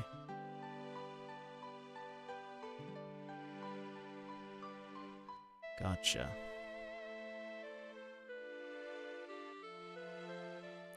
And this instance object, does that need to be... Does that asterisk need to be there?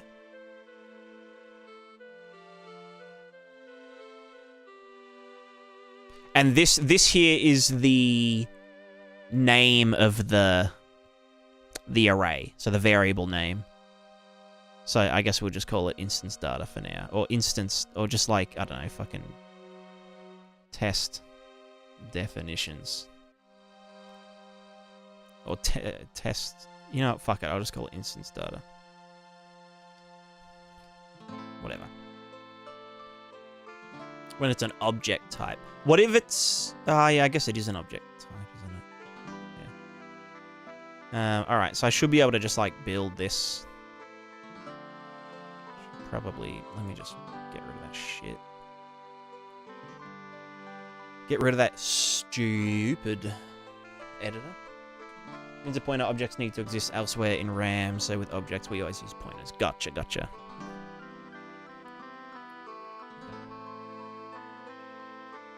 Build graph, blah blah blah. This isn't my stuff. This is my stuff. EPEX entity definition. Ah, why did it... What the fuck is it doing? There we go. Jeez. Yeah. It was just... It auto did some bullshit. Wasn't my fault, I swear. Alright, and these are just... These always happen. So they're fine. But it did build, yes.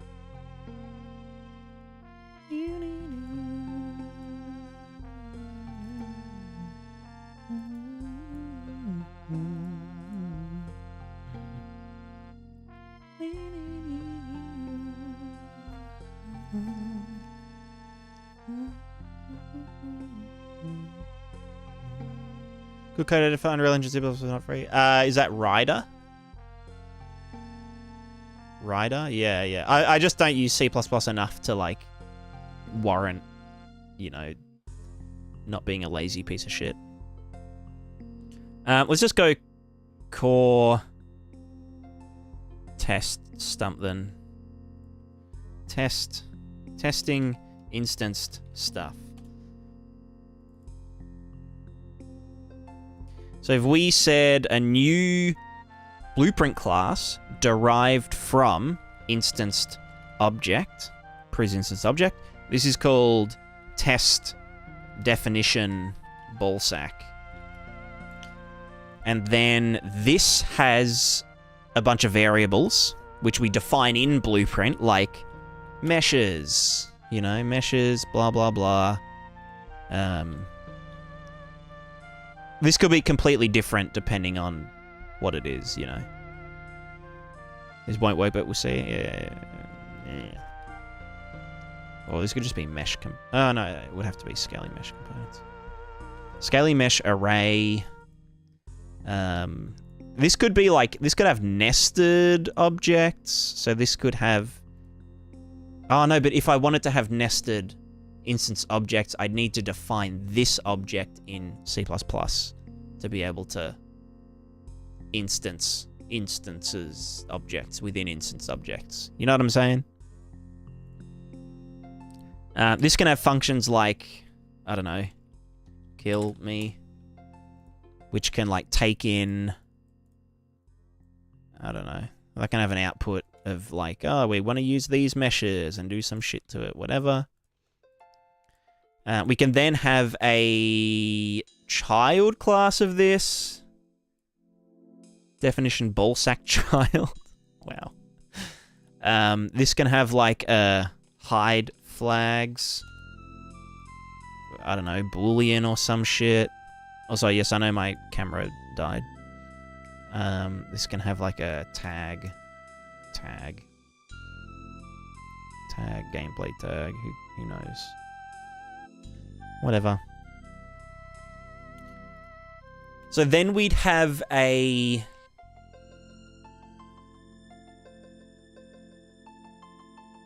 new blueprint class, the PEX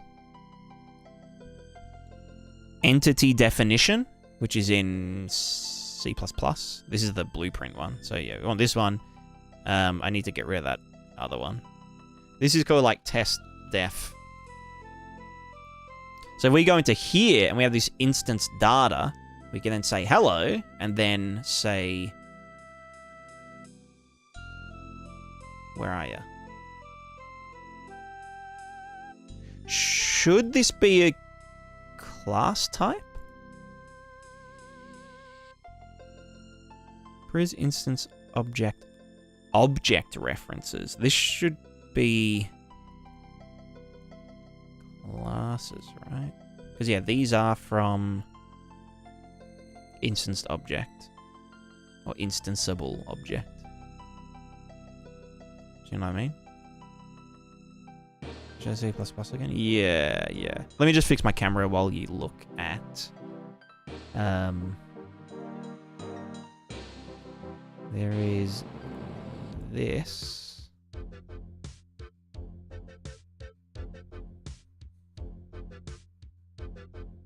And then this.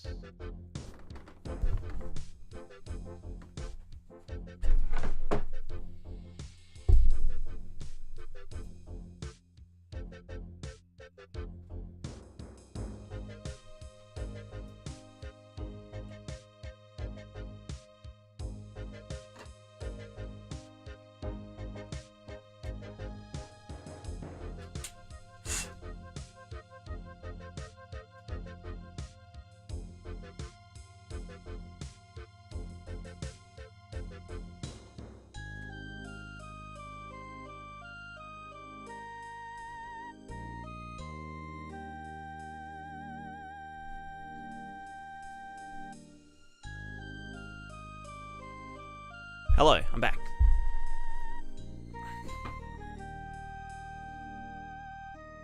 Ugh. Let me just,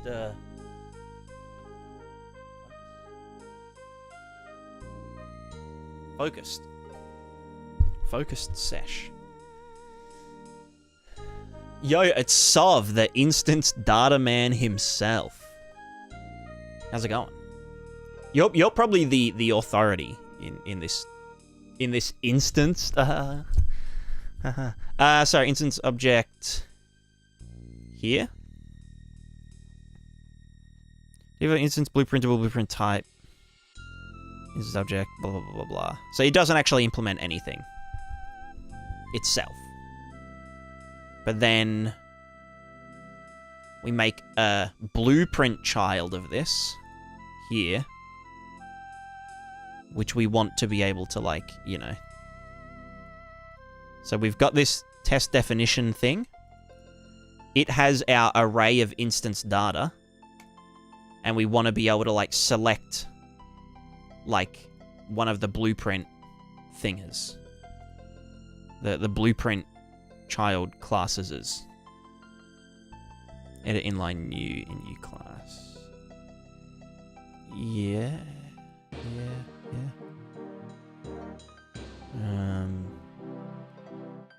Any definition. I do want to be able to select a class and then create an instance of it. Yeah, exactly.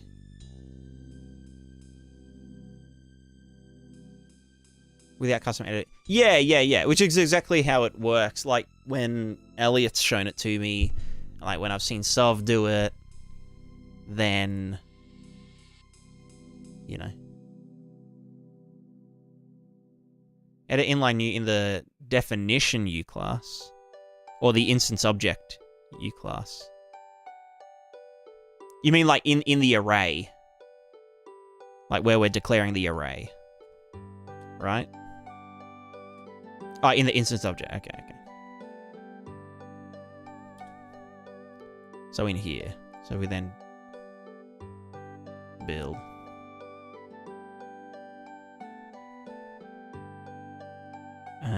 This is a Not a real one, so that's fine.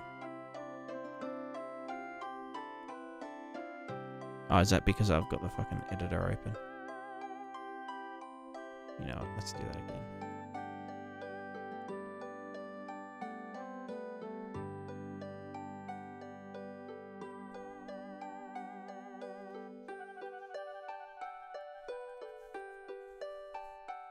Inline new and instance a sort of pair of specified out alternatives to each other. Inline new is also a possible property specifier.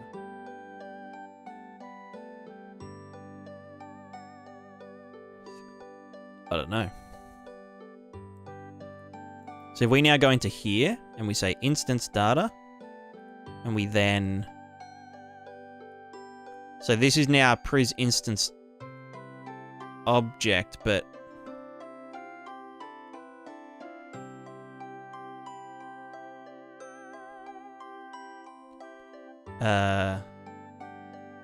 But that's not really what we... That's not really saying much. Here's the question, Sov. Let me know if this is possible. Let's say I have... Let's say I have a data asset. And it's called shirt equipment definition, or shirt 01 equipment definition. And that's a data asset, because it isn't going to change. And then I want to say, when it's equipped to the head of a human, we want to do, you know, a bunch of stuff. This is how, like, the visuals get sorted out.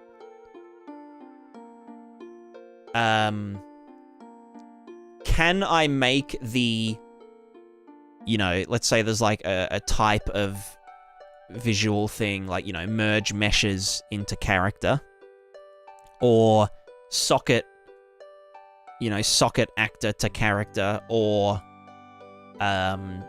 physics handle to character and simulate physics or something.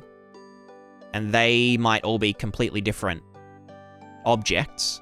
Can I make them in Blueprint? As long as they're derived from the instance data C++ class, or do I need to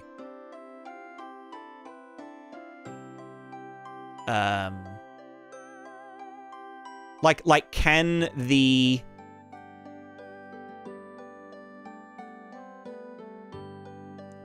can I add variables in Blueprint and have them show up if, you know, this is like an instance object, and then it like populates the array, or not the array, it populates like variables beneath this thing, you know what I mean?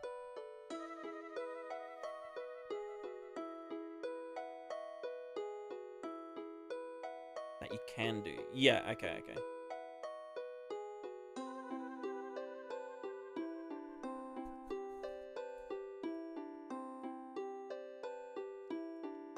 Or like how can I get, in this instance data array, how can I get these, like, classes to show up, these child classes? What if you change this parent to U object? I'm pretty sure it can work in data assets.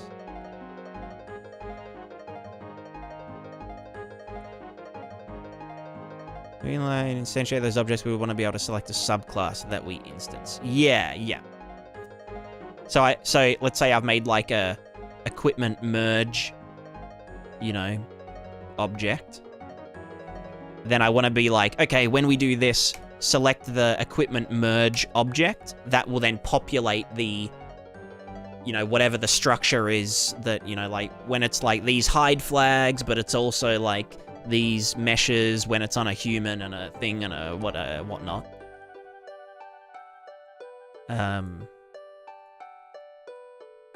Yeah.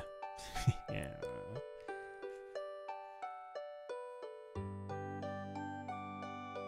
I don't know why they aren't there. Yeah. Let me...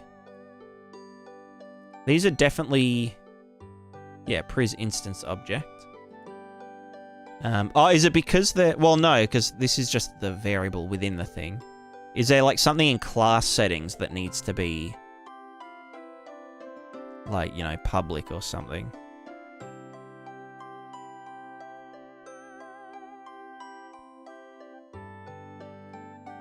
Well, or should it be an array of classes? Like this array of instance objects.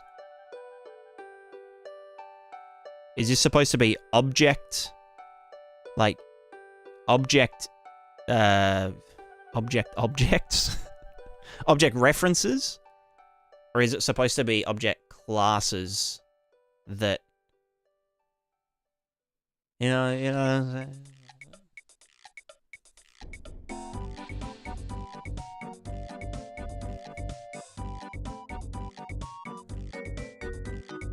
With array of classes, you could select your blueprints. But that wouldn't give us actual instances. Yeah, exactly.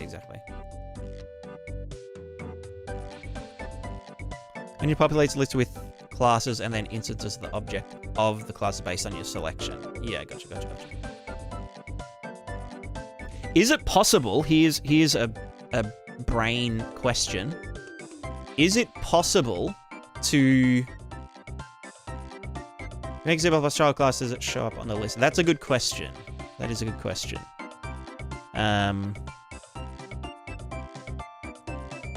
So if I do child of instanced object, pris instance object child class. This is called pris instance object child class test. Child test. Blah, blah, blah. Create class. Yeah, good on ya. You're gonna come with that thing. Blah, blah, blah. Yeah, you're gonna do the thing. You're gonna like say, oh, I couldn't do this thing. Oh, it did. That's real weird. What do you mean live coding succeeded? That's never happened before.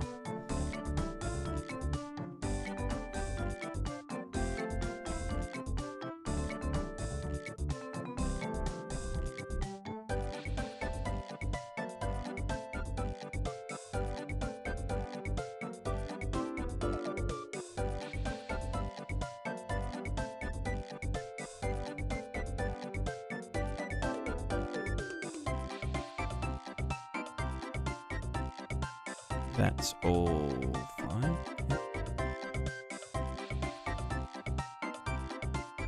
Alright, let's see if it shows up.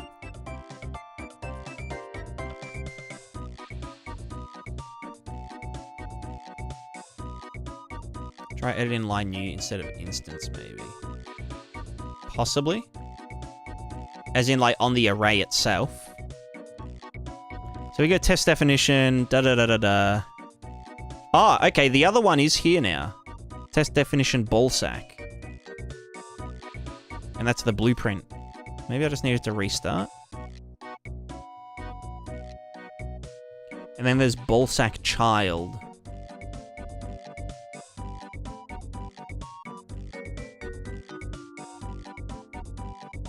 So we can say ball sack, which then has its array of meshes or whatever.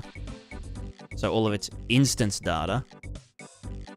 And then if I said, oh yeah, we want another ball sack, then it has its own variables. Da-da-da-da-da-da-da. But then if... So why would this one not show up? Is it because of that? No, because... Wait, is it... Ah, you know what it was? It was that it didn't have any instance editable variables. So it wasn't coming up in the list. Because I can now go like, if I go now and I go this one. No, wait, it's in there now. Oh, I guess because the scaly mesh is instance editable. So now it's figured out that this one has things that I can do. So then the child class of ballsack now has hide flags, blah, blah, blah. It's got this tags property, and then it's also got the meshes and that kind of shit. It needs to be compiled. No, I'd compiled it before. Let me do another test. If we do blueprint class,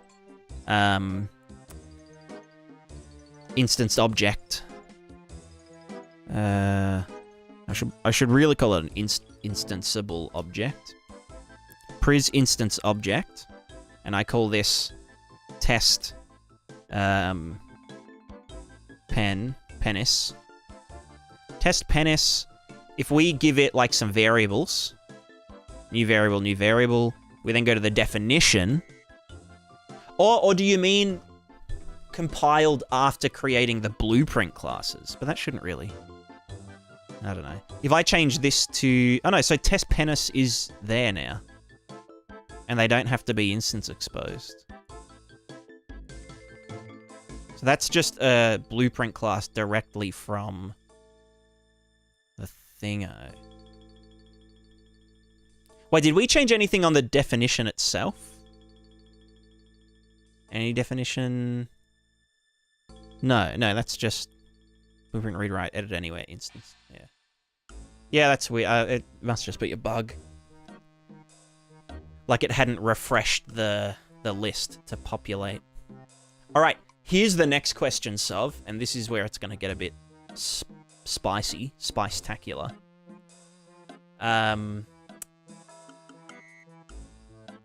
Yeah, Crevea just said it. Yeah.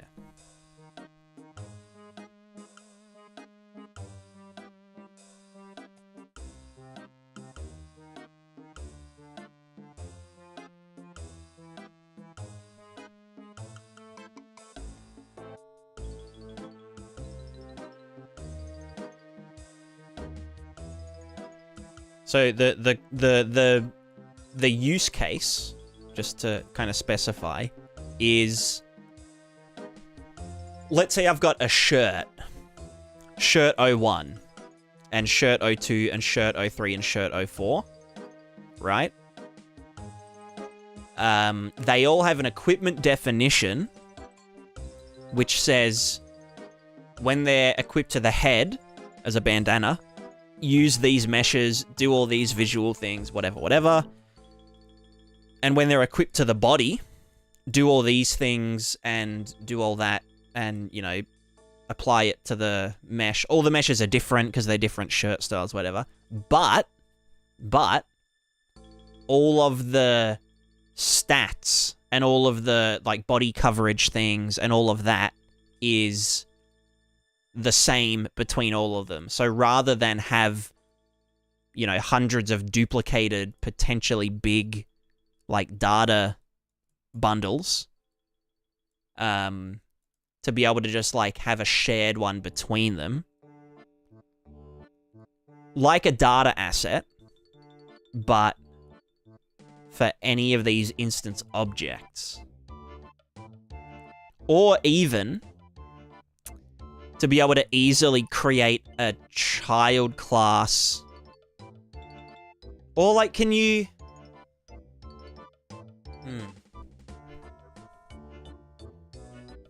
Yeah, I don't know, because these are all instance objects. I don't know. I'm just trying to think how to share some data between similar things. Can make those data assets and reference those in the instance. Yeah. So do like the stat stuff, and then in the stat thingo, have like a data asset that then has all of the stats and the blah blah blah that can be shared.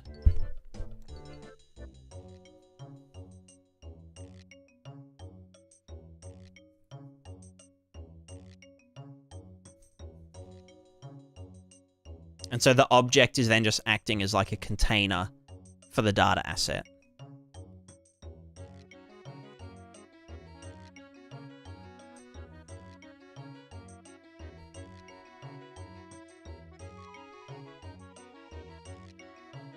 Probably the proper way to... Yeah.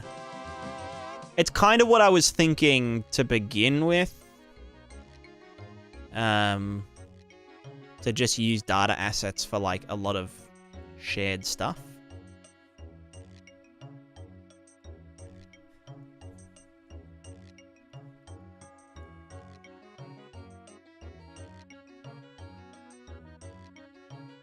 So like the meshes would all be, yeah. So the conditions would be. Then it's almost like, what is the? Yeah.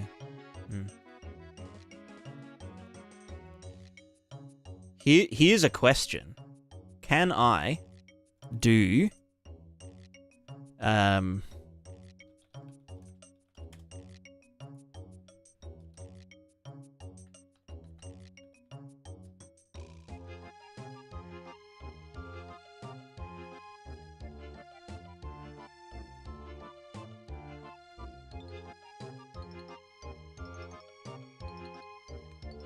Can I? Yes, you can. Wait, what's that in relation to?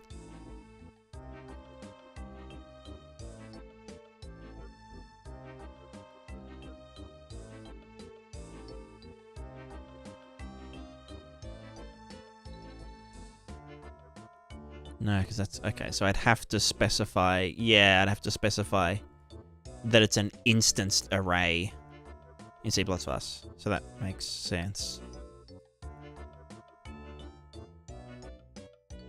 Yeah. You know what would be so cool? If you could have a flag here that just says instanced, you know, or instanced, you know, array instanced. Wouldn't that be so cool?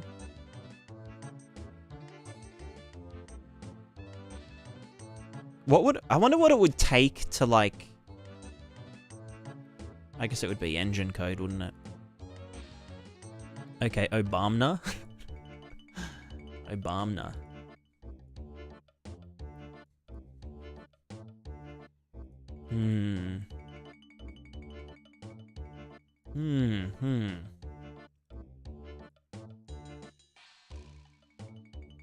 For using data assets, why don't you just yeet instance objects? So it's more for like the composition of the data assets. And it's also just like a bit cleaner and a bit faster. But like I get what you mean. Like, yeah, I could just do everything in data assets and not really... I just feel like it would get messy.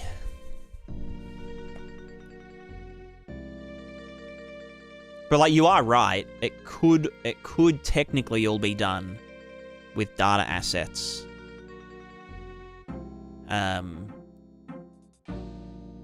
But then, like, I'd need to do kind of finicky stuff like conditions equipped to, and, you know, equipped to slot. I'd need a data asset for equipped to head, equipped to left shoulder, equipped to chest. You know, like, I'd have, like, heaps of different data assets that are, like, the same thing, but just with, like, one variable tag different.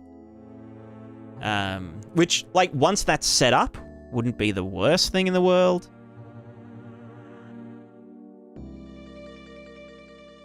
And I guess if I broke it into, like, you know, lots of different sub-conditions. So instead of having a data asset condition equipped to human head, it would be a condition stack of equipped to human head data asset and is human species data asset thing. And then it would just be... Then it would just end up being like nested structs. Or like a recursive nested struct of data assets and conditions. Does that make sense? Could learn Slate and make a custom asset editor, and then all problems are solved. You know what? I like your thinking. I like your thinking. How about we learn C++ before we learn Slate? Yeah. You know.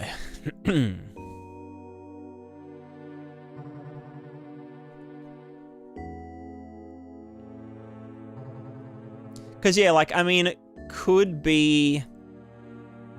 Like, this could be the data asset class, like primary data asset child, equipment definition child, you know, or like default merge characters to blah, blah, blah. Default merge meshes to character. And then the data assets themselves. So, you know, like the actual, you know, like the red icon data assets. That would be essentially replacing our, like, instance objects and whatnot.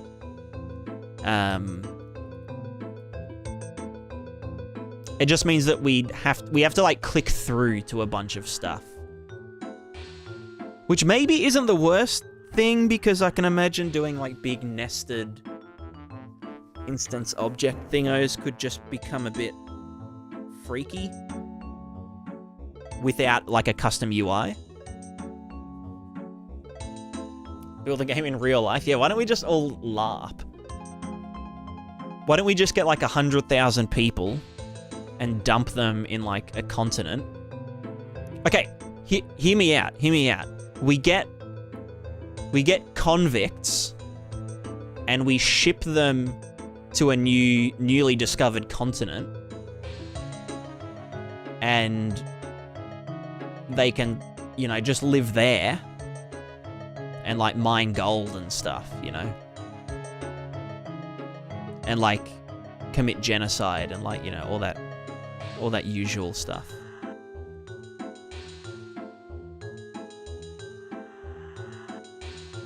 That would be such a great game. Oh, wait, that's... That's just Australia. Just reinventing Australia, the game.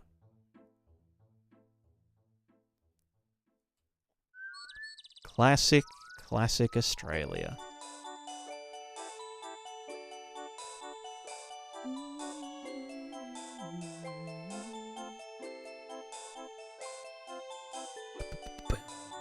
Someone has no programming experience, where would they begin to learn C++? Yeah, I'd say, like what Sov said, if you've used Blueprint, then use... If you know Blueprint really well, then you'd probably be able to learn Unreal C++ pretty easily. Like I look at this, and I'm like, oh yeah, this is a variable definition. These are the specifiers. So, like, these are essentially like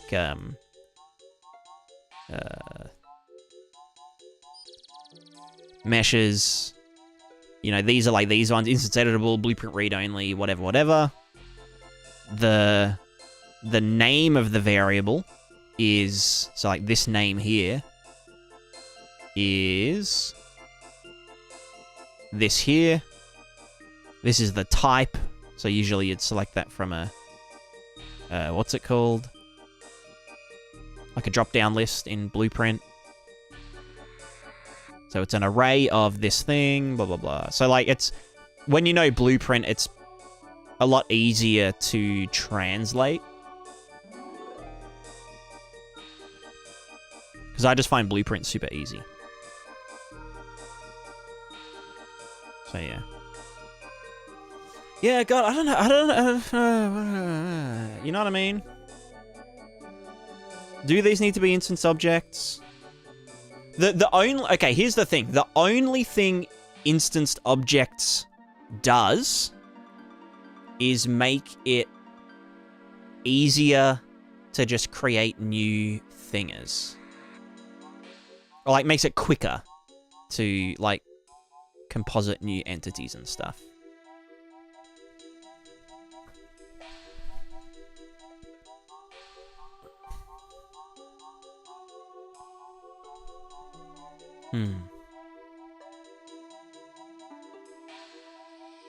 I'll be right back. I might make a cup of tea real.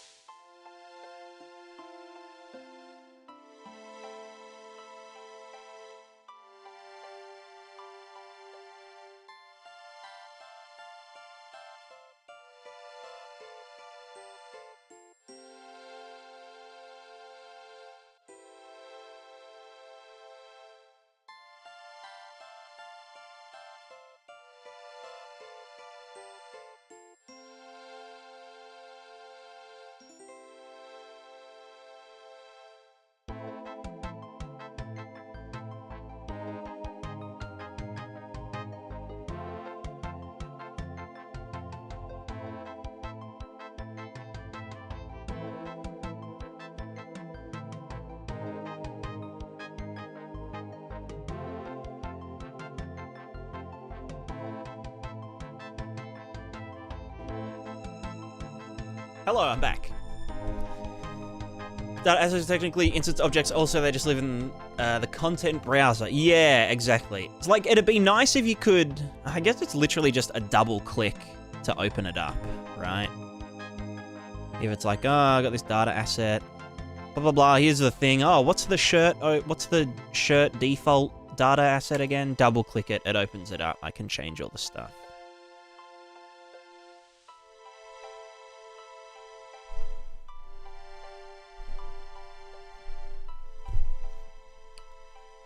These selections you want to use another. Yeah, that was another thing that I was thinking, like. But these definitions are they're all static. Like, the definitions themselves are static. We can we can add dynamic static definitions. So like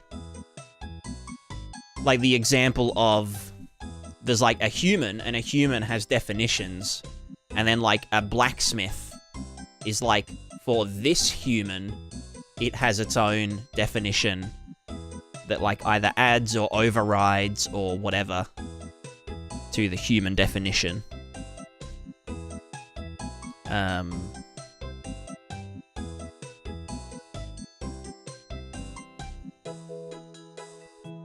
What about a weapon with random damage number? So there would be a damage definition data asset. So we'd go like blueprint class, primary data asset here. Select. This will be called Pris damage data or damage definition. Or, you know, damage dealing definition or something.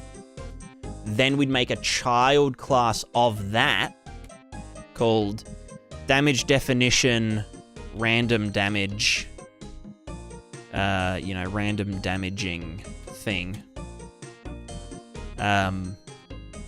So then when we make sword 01 or sword blade 01, you know, damage thingo, we go miscellaneous data asset.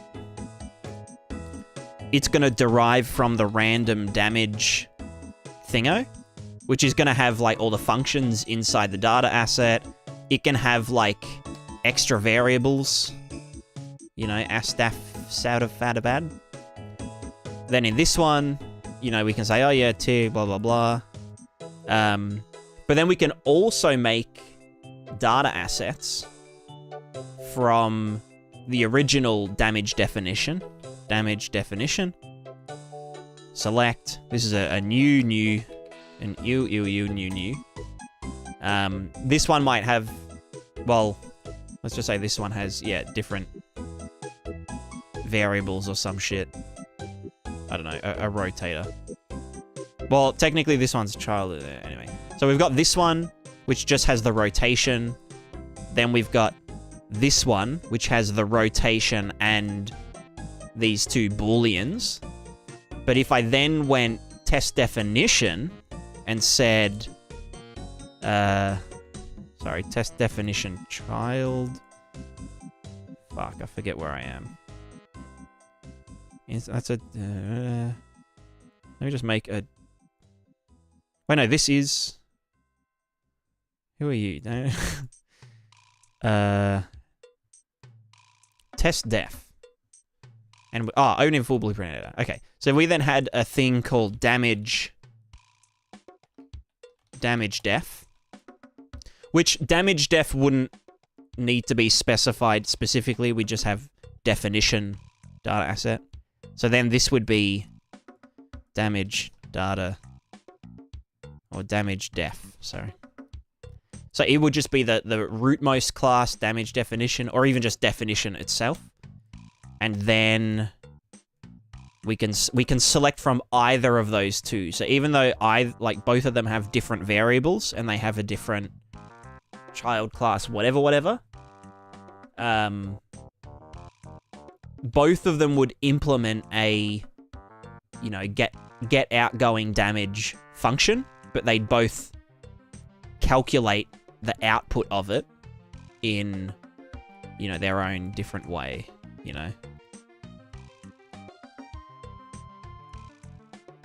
Does that kind of make sense?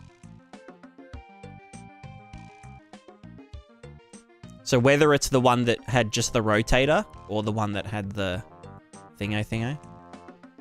You find a weapon has random damage, strength, etc. So that would be in, those would be properties. Those would be entity properties.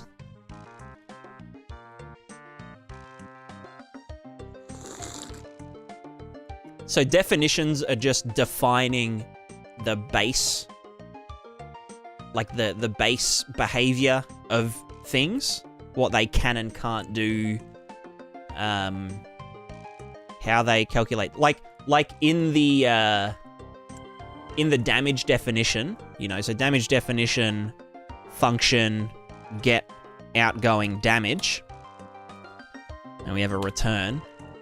This might have an input called entity object, and this would be of, you know, entity object.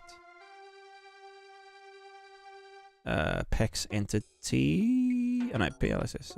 I need to fucking rename everything. And we could go to this, get the property manager, you know, like look for property, get property by tag, damage, whatever the fuck it is. Like that, you know? Or it could be the property. We call upon the property, and the property pulls the data from the definition, which is probably how I'd prefer to do it. No, but then everything needs a damage property. So no, it would actually be better to do it from here.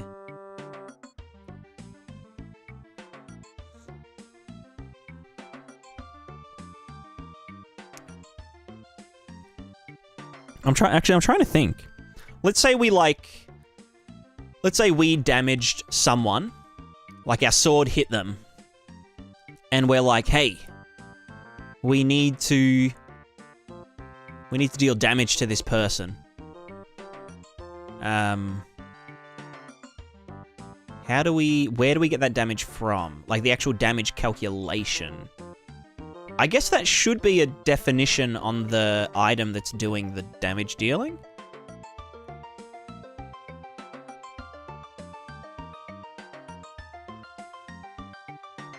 Because, like, some items would have, you know, properties that influence it. Some wouldn't. Some might just have properties like, oh, what's the temperature of it? You know, like, it doesn't have any damage modifiers, like, oh, it's sharpened, or its sharpness has degraded, therefore it deals less damage. It might just be like, bonk the thing. So I guess, yeah, the definition should pull data from the property manager, operate on it, blah, blah, blah, deal the outgoing damage.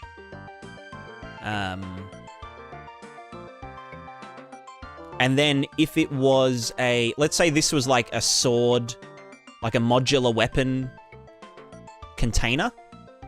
So like sword is an entity that contains sub-entities.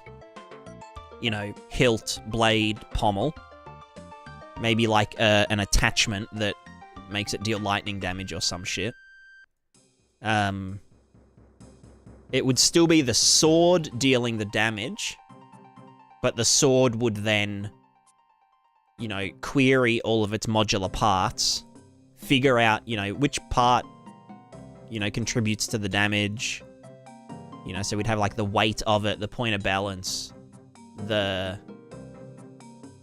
know, if it hit like the blade socket, we'd query the blade object and be like, oh yeah, what's your, like, you know, definition? So this blade does this much slashing damage and this much piercing damage when it's a thrust and when it's not and when it's whatever. And that will all get calculated in here, spat out here, and that's a modular weapon damage definition thing versus like a simple damage definition thing. Like behavior. Does that kind of make sense? So there'd be a few cases where there'd be like a lot of data assets that don't have these red ones of them. It's literally just like a modular function. Like we made a child class of it purely so we could override the function to be inserted, you know, when this thing happens.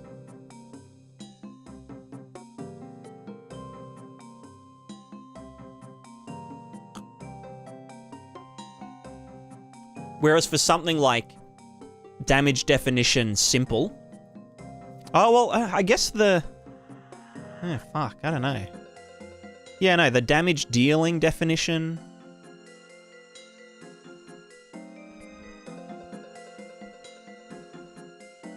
Yeah, it would just need to pull outgoing damages from the other parts. I don't know. I have no brain. No brain. He's got no brain. But yeah, I think I like this. Okay, so if we've settled on data assets, the last thing to figure out, and I was kind of leaning towards data assets, but I thought I'd be like fancy and do this, but it's kind of like, I feel like I'd end up just using these as data assets most of the time anyway. Plus, if we ever created a custom UI or a custom editor thing, we could do inline creation of new data asset entries. So we could just be like, oh yeah, entity shirt, blah, blah, blah. When this shirt is equipped to the head, oh, we want to do something, you know, like we want to create a new data asset of this type and then, I don't know, be able to see all of its stuff. Like, to pretty much be able to get, like, this data here. Like, all this stuff. And just, like, yeet that into, like, you know, oh, here's the variable, blah, blah, blah. Do that, and it shows the whole data asset.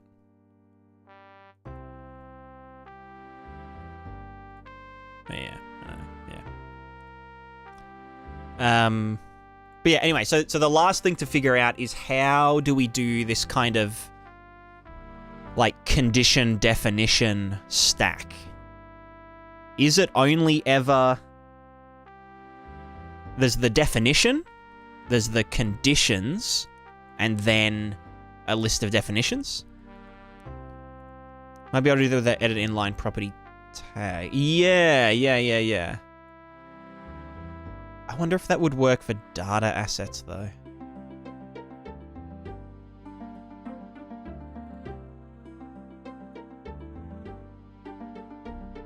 Maybe it would. That's what the tag is for. Yeah, true. Because you're literally editing it in line, rather than needing to, you know, like double-click it and go into it and whatever. Works for material instance variables. So, like, you've got a blueprint class that has a material, what's the material expression? Or no, what's material instance called? Internally, material instance constant. So if I had a material instance constant, which is like the in-editor material instance, not the runtime material instance. And it was... Okay, I need to compile that real quick. And I then said, oh, let's get like, you know, test character material instance. You could then see all of its variables.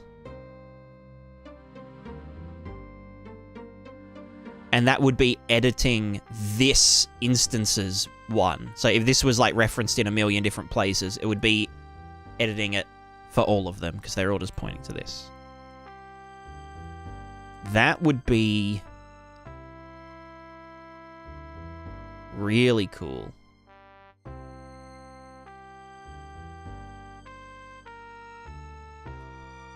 That would be really, really cool. So that probably does work with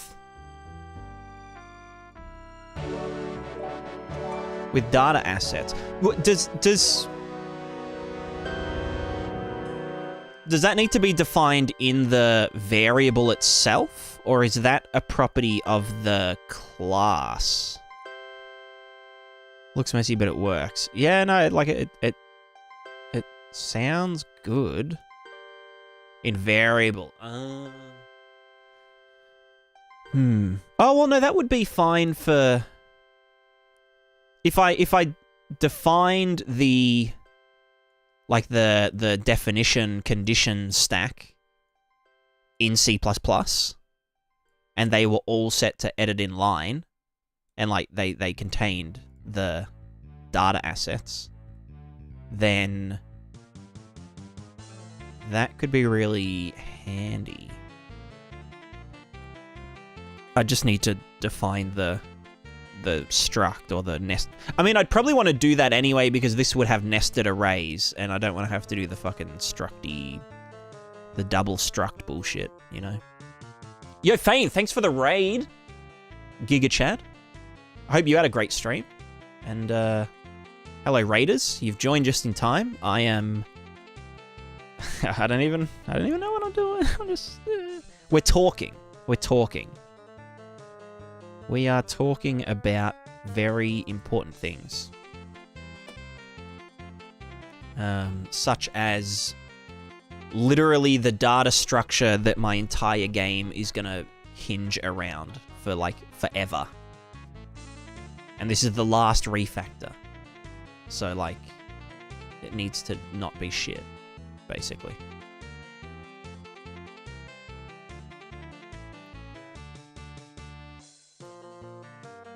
Pretend I was with the raid. Yo, Turning Core! Thanks so much for sticking around for the raid. Don't you know what I'm doing basically every stream? Yeah. It do be like that. It do be like that.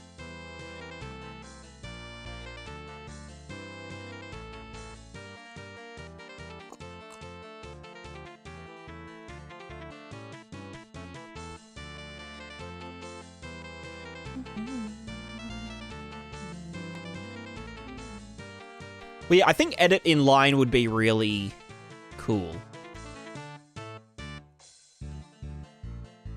Edit in line would literally do this, like instance what I wanted instance objects for, but with the ability to share them between, like, share arbitrary bits of stuff between multiple doodads. So, our any definition,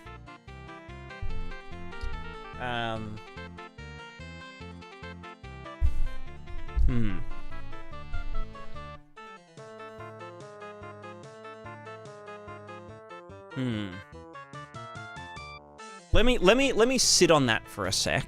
Let's just sit, kid.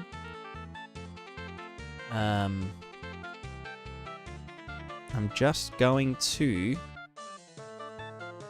what was it? Was it the Skeleton Knight, or... Is that already... I must have already put that in somewhere. That would be in my... Project Major Assets... My asset dump. Just wanted to see what the skeleton mesh is like in that pack. There was another one. I can probably just look up skeleton. But yeah, I do like this idea because I guess I'm more comfortable with data assets in general anyway.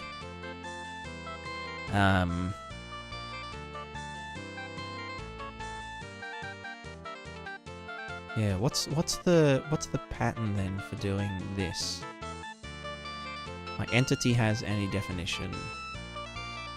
Static or base definitions? Maybe I call them base definitions rather than static definitions. Alright, let's look through my asset library thing. Skeleton?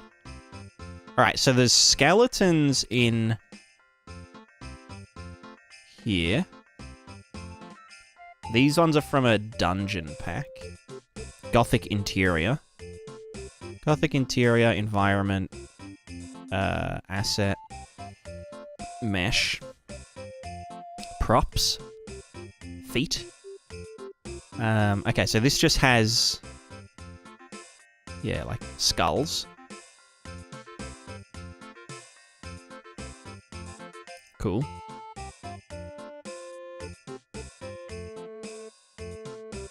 Nice. Okay. Not bad. But then there's that, and so this has... Oh, this has all the bones, but they're all not in a conjoined mesh. So I would have to construct my own skeleton in Blender. Which might be beneficial, I guess. But then the Skeleton Knight asset pack. Skeleton Knight modular, skeleton mesh. SK skeleton base. So that's just like a straight up skelly boy. With some funky teeth, so I could like... what's your wireframe?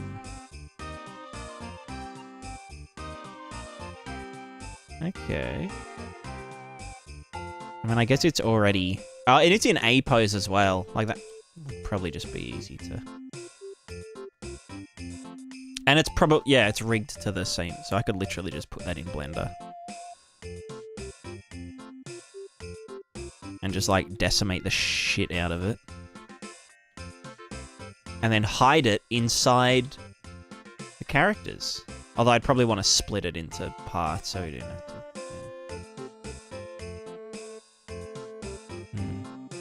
Why does Unreal Engine use A pose? So the benefit of A pose over T pose is that it's more representative of how humanoid characters will be like posed, you know, in animation. So modeling and texturing things like the tops of the shoulders is kind of easier. Because, like, you know, when I'm just standing here, my shoulders are bent downwards, and this topology is, like, stretched out downwards. Whereas if I was modeling me in a T-pose, I'd want it to look like this when I'm animated, but if I'm in a T-pose, it's like, you know, like my shirt bunches up, and it's like blah, blah, blah, and, like, you know... So it's just a bit more natural to actually model and texture and do all of that stuff in a more natural pose. In terms of, like, you know, skinning and whatnot. When you have a joint that's going to animate, you either want the default pose to be in the middle of possible ranges. Yeah, exactly. That's a good way of putting it. So when this guy's animated, his hands are going to either be down here, or like most of the time his hands are going to be like down here, and maybe they raise up a bit, so you kind of want the default pose to be in the middle of that.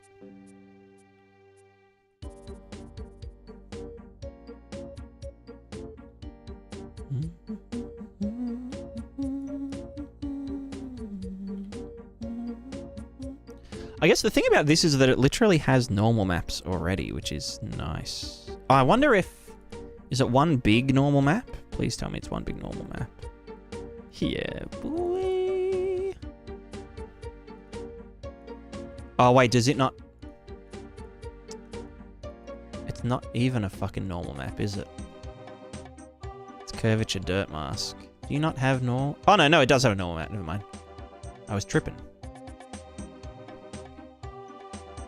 Now, it looks like the skeleton has all of their teeth, alright?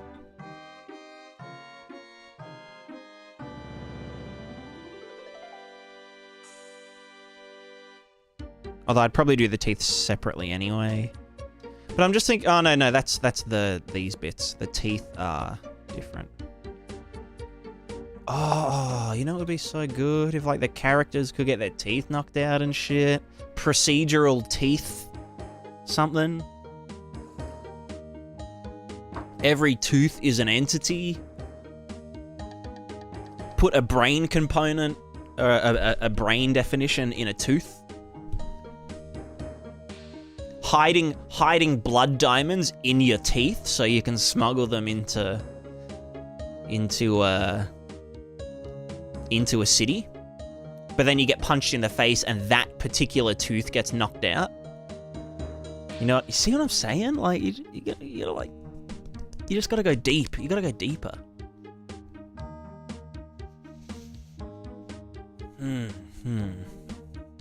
All right, let me export this. Export.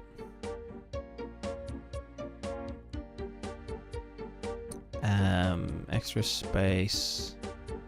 Oh no, this will go in the Prismatica modeling characters. Humanoid SK skeleton base. Export. Yeah, whatever. If every tooth is an entity with a brain, can you make them dance? Yeah. Okay, here's the thing, right? You could give the teeth, all the teeth in one character, a squad entity that they all belong to. And that squad entity could manage them dancing in sync.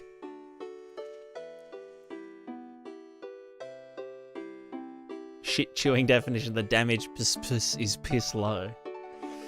There you go. Let me...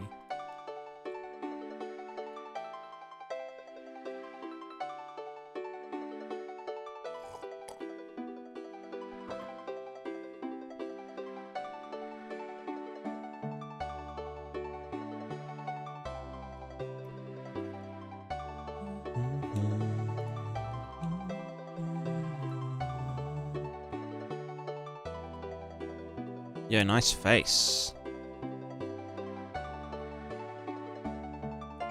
Nice eyeball.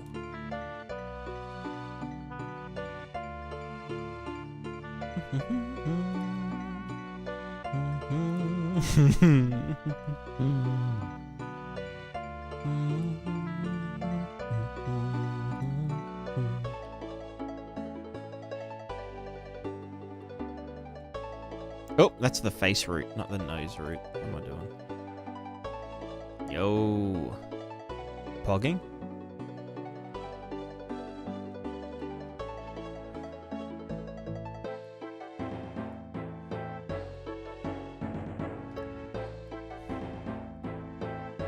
Pogging champing?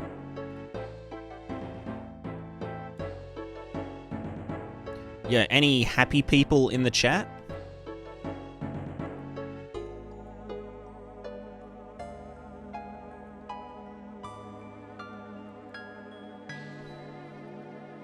Well, that looks like a sarcastic smile with like these up there, you know.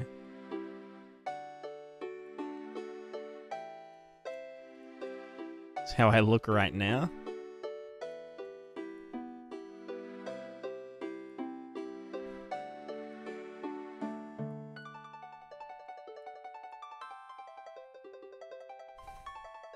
Nice nose.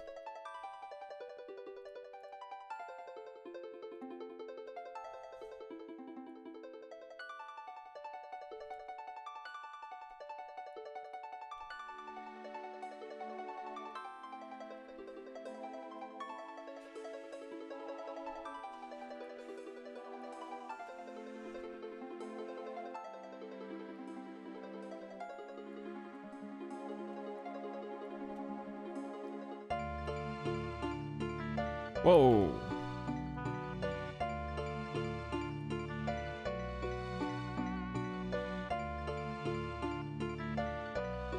I love that the nose gets bigger when they smile. Wow.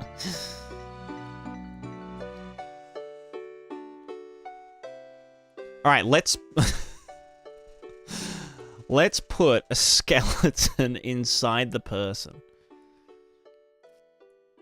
It's so dumb. This is actually so dumb. Right, you're gonna get bigger by 10.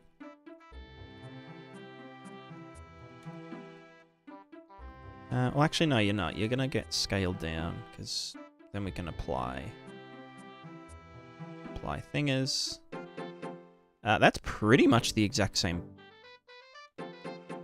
Yeah, not quite. It's gonna need some finagling.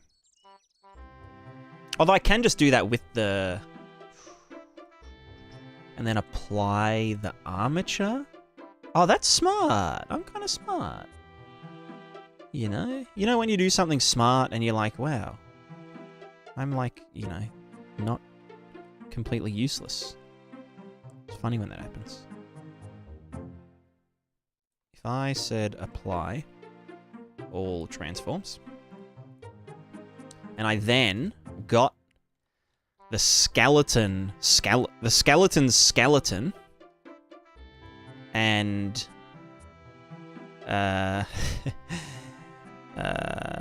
did oh, you son of a bitch. Can it do a fucking gross. Can that global mirror? Fuck you, Unreal Engine. You suck. I mean, I can just do this, just like... Well, I'd want to, like, rotate that. Yeah, okay, no, I remember what I'm doing. Let me just hide this for a sec. Oh, no, you know what I could do? Hold on. Let me change this back to... No, let me hide that. Could you attach the skeleton modes as static meshes in Engine? Yes. And no.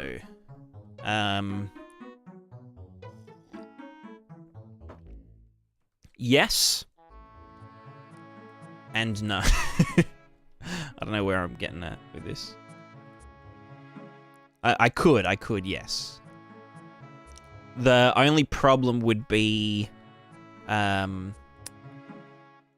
Is that the pelvis? Yeah.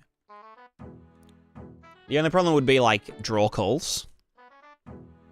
And also articulating bits. Oh, I mean, I guess so, yeah, you could do... Yeah. The idea is that I break this up into segments anyway. And then if I need to show a bone, I just add it to the character. So if a character has a absolutely grievous chest wound, I'll be like, oh, we need to show the rib cage, because, like, this character has, like, a literal hole in their chest. We don't need to have all the rest of it done. Or if, like, the character is decaying, so it's like a corpse, then... And it's past the point where the material starts to, like, have gaps in the flesh, then it's like, oh, yeah, like, show the whole skeleton. Like, put the whole skeleton in there for this corpse.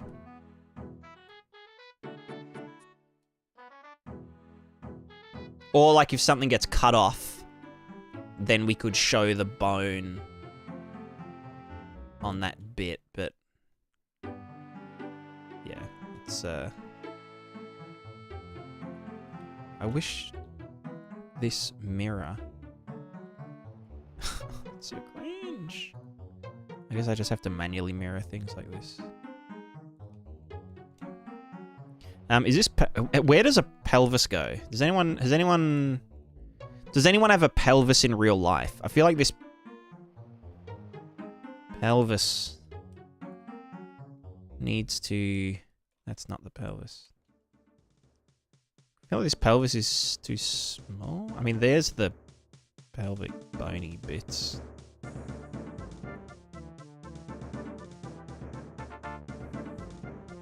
I guess it does need to be bigger.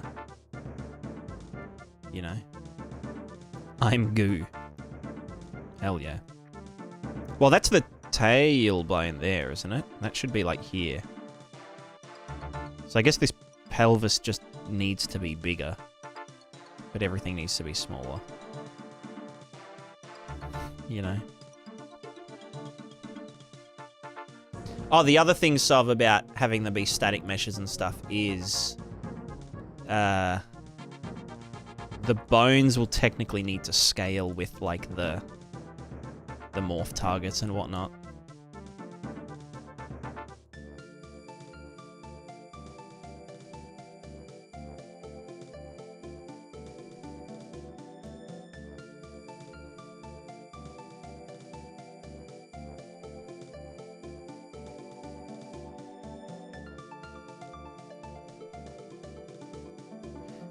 These need to be smaller.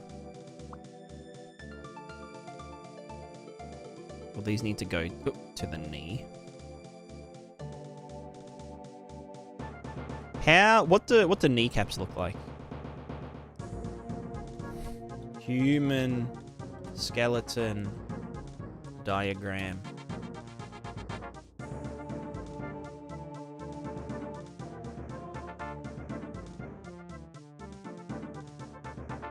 Human kneecap diagram.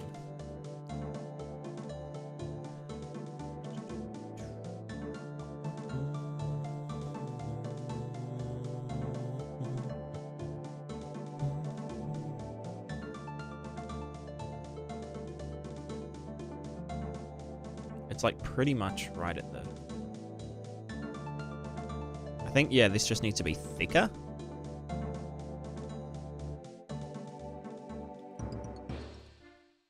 I mean, I can just change that. I don't know. How do I go scale on everything but Z? There it is. Oh, but that's kind of cursed. Fuck it, that's good enough.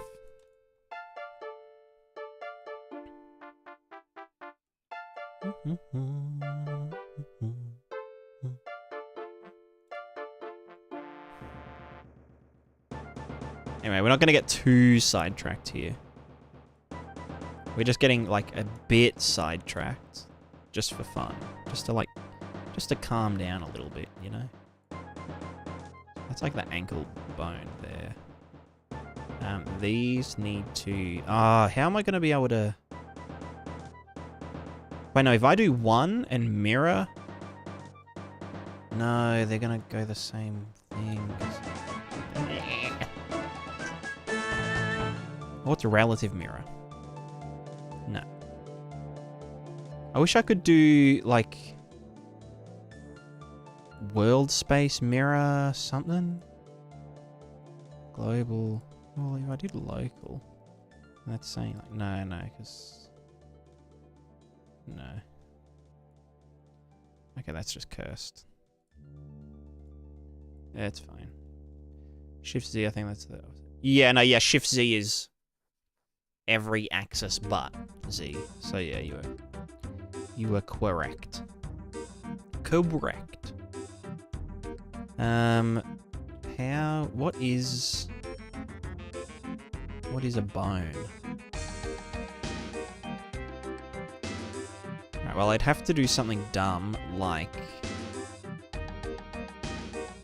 2 degrees and then 2 degrees. Negative 2 degrees. And then... yeah, do these. So then the ankles... oh, that's about the right spot.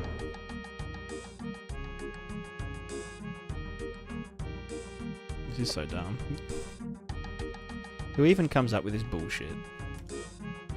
Why do I exist? I guess we want to go positive 3. Yeah. And then feet need to... feet need to be smaller.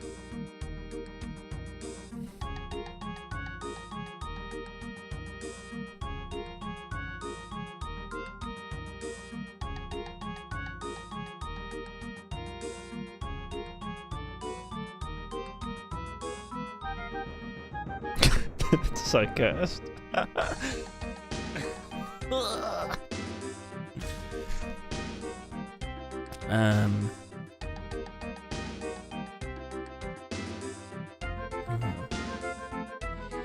So cursed. I guess these have to go forward slightly. this way. Like that. And then the feet have to be completely reshapen. Oh, I mean, I can rotate them this way. And like do this. And then rotate them in Z. Like this, so they're straight like that. Rotate Z. And that was 10 degrees. And then this one, rotate Z. 10 degrees. And then scale them both. Oh, scale them both to be wider. Scale in Y. No, scale in X. Yes. Oh, that's like pretty... It's... Sheesh. Scale in X again. Aside from this, which I can just do in the actual, like, in edit mode and whatever, they're actually pretty good. So, like, this would go rotate Z by 1.2 degrees, rotate Z 1.2 degrees. You know, yeah, whatever, it's not too bad. Alright, the arms.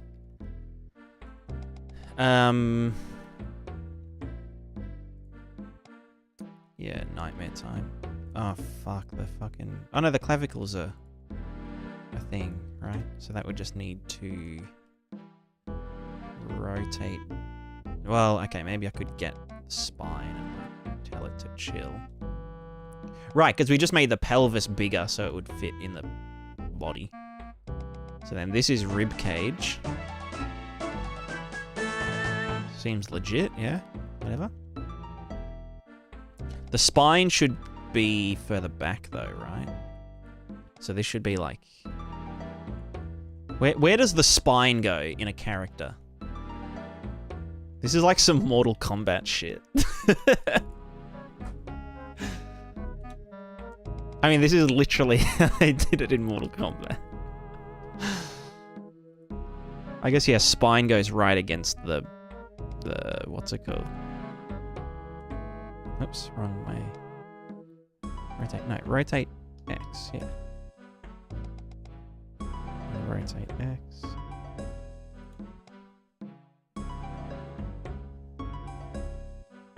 Well, actually, no. These parts... Yeah, no, I can feel my back. Yeah, I have a back. Okay.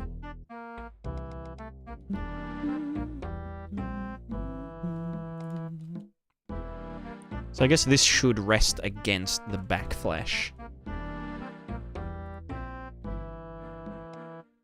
But then the pelvis should probably be... that's about, yeah, it's coccyx and da-da-da.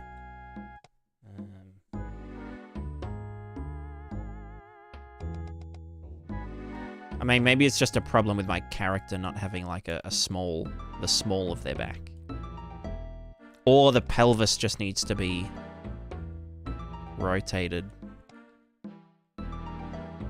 without rotating the, you know what I mean?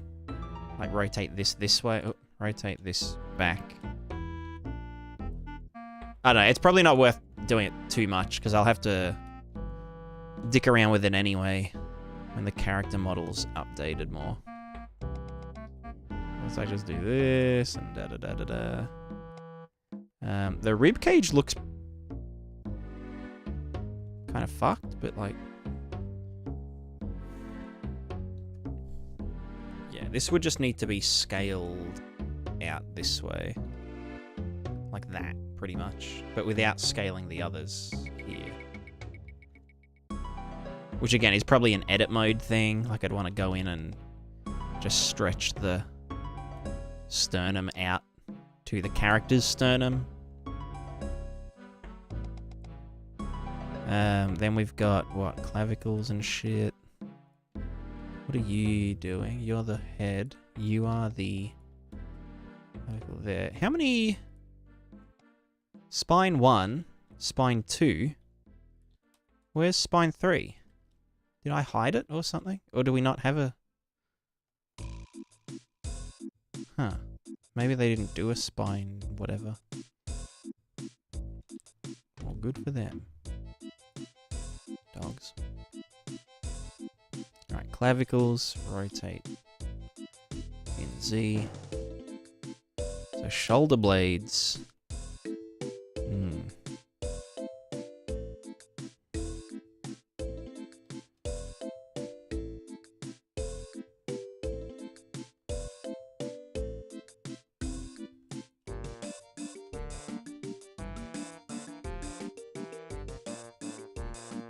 No, I guess doing the spine back here would be easiest. Yeah, so I may as well rotate these forward.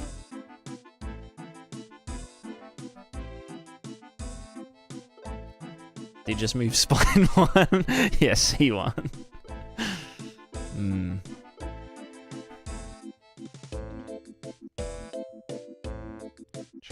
True. Yeah, these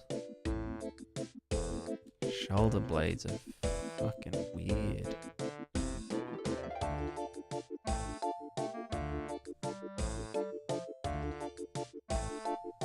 So clavicle. I feel like, yeah, just the position of the shoulder blade in this model is just weird. So I'll do that in edit mode. And then the actual position, though, like the rotation, needs to go down, probably. What was that? Minus 10 degrees. And this one, minus 10 degrees. Oh, no, wait, it was clavicle, not this one. Down 10 degrees. And these ones go back up and whatnot.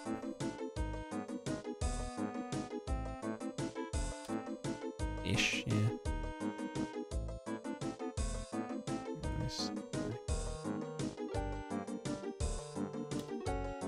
is what get interested in having pregnant women. So that would... I don't even want to...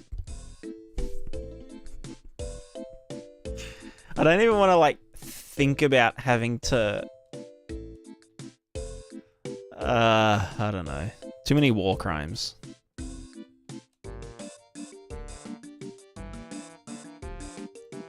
There's just too much to think about, you know?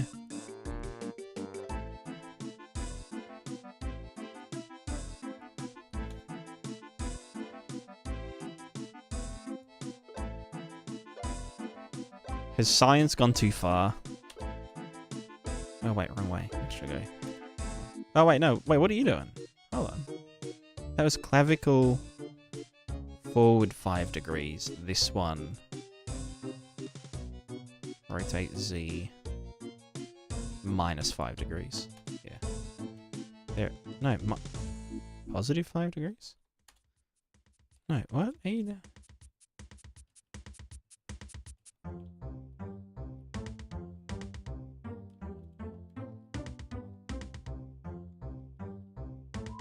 Wait, when did this one...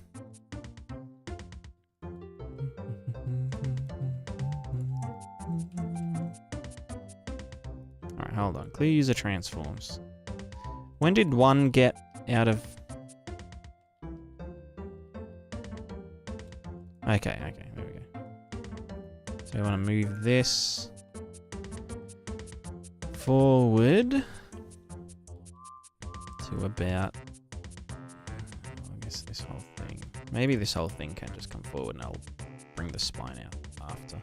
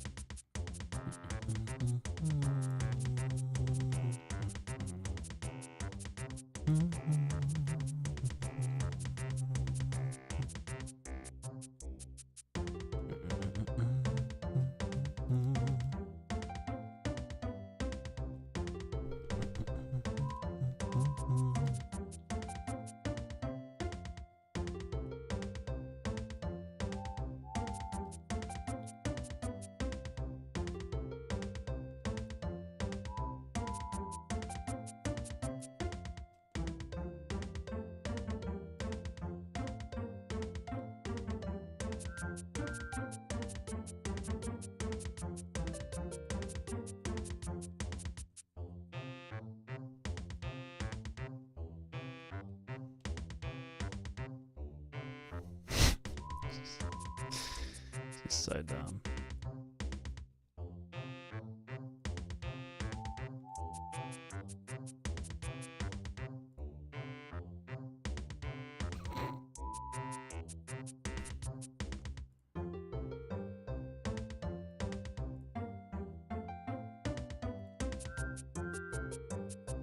Not bad.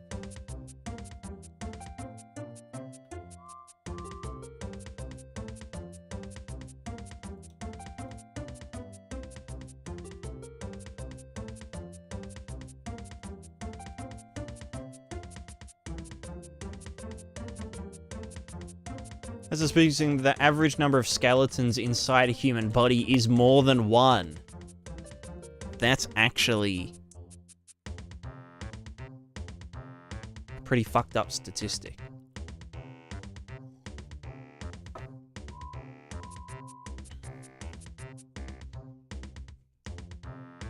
It's like everyone has an average of one testicle, you know?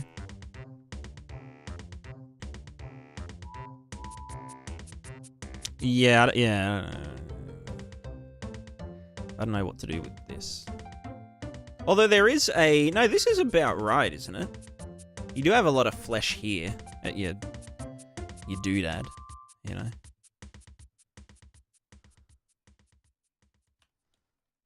You know what you doodad?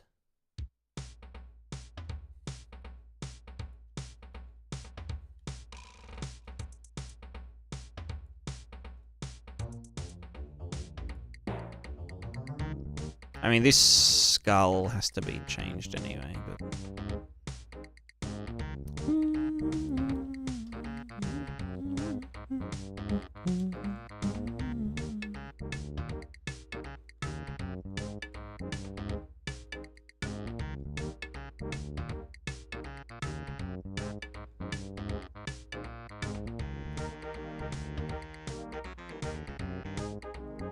So these are the collarbones, right?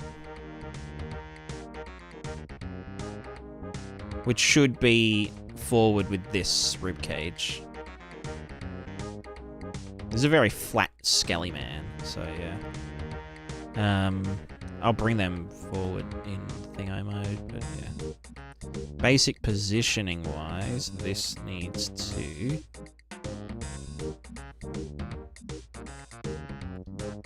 Okay, well, the clavicle needs to... The arm needs to, what, be in the center of the arm, probably? So that's, what, 7 degrees?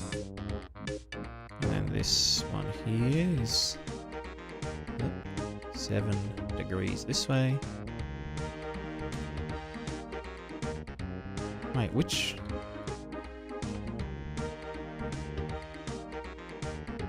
Wait, when did they...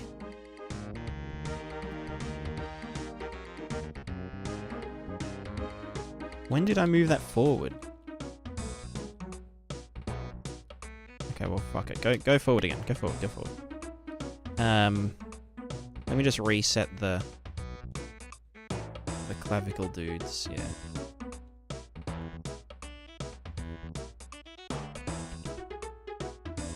Seven. And 7. Or -7.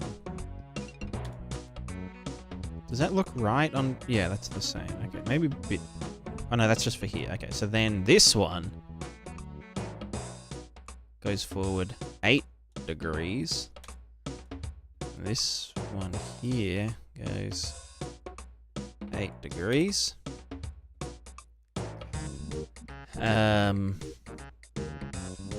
Although, where's the... No, I guess clavicle should be forward more. Clavicle, you come forward like another 4 degrees. And then clavicle here, 4 degrees. And then arm back to here, -6 degrees. And this arm back to here, +6 degrees, yeah.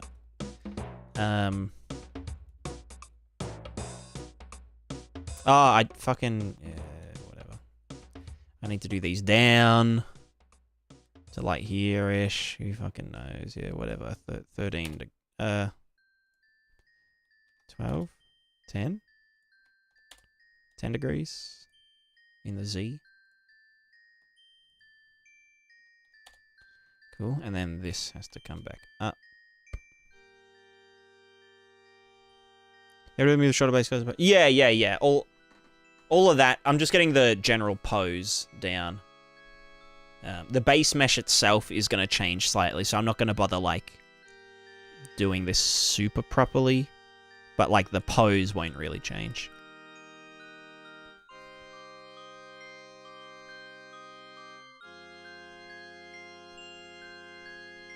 I guess the arm bone does kind of run more along the top of the arm, doesn't it?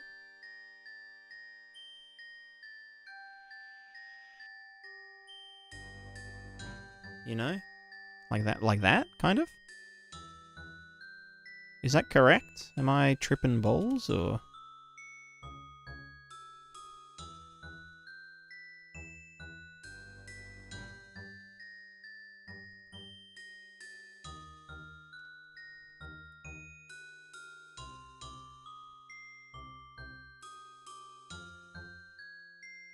Go full body. Yeah. Well, if you guys want to fund that, if everyone subscribes right now, I could go get a full body x-ray done.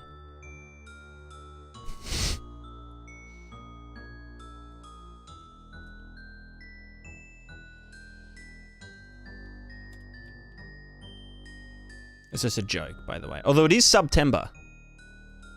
So there is a discount on subs and stuff.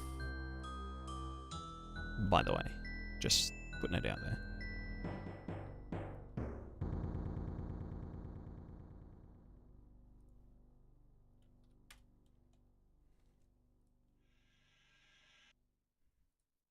Bezos bucks fund the Google image searches. Yeah, exactly. Have I dicked something up? No, that is correct. Yeah, no, do this a bit more. Oh, maybe, no, it's probably the hand that needs to be less dickled.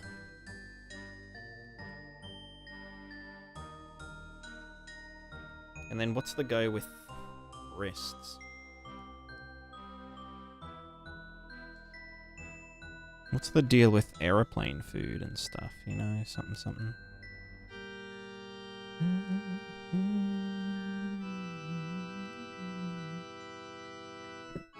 Oh, pardon me.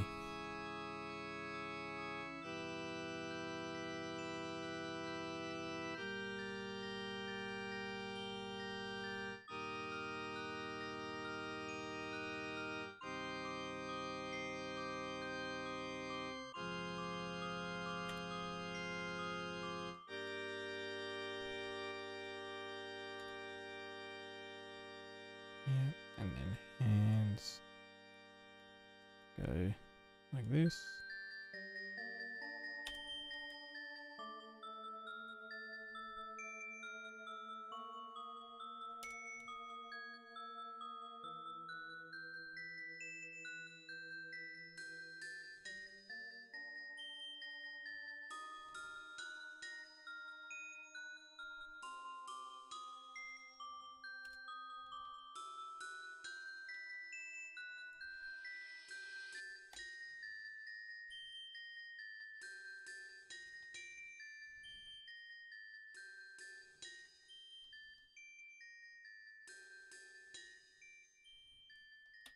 Nice.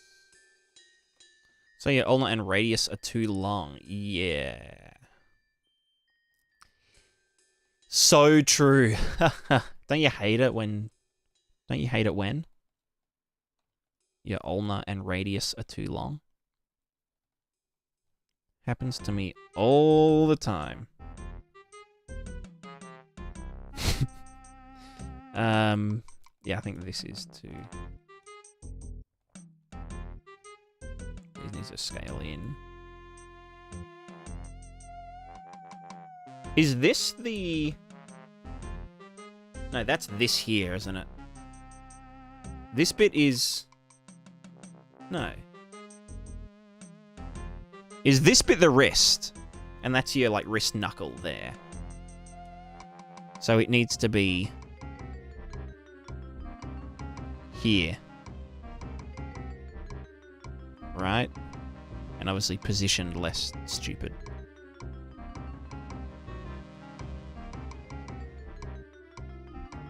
Yeah, I see now, I see now.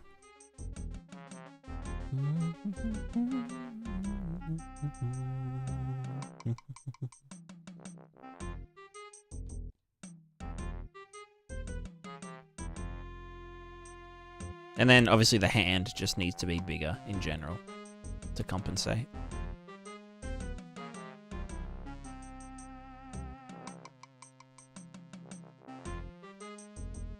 That's, yeah, bang on. Actually, is the elbow... So there's this here. Is the elbow cap in here? Is the elbow... I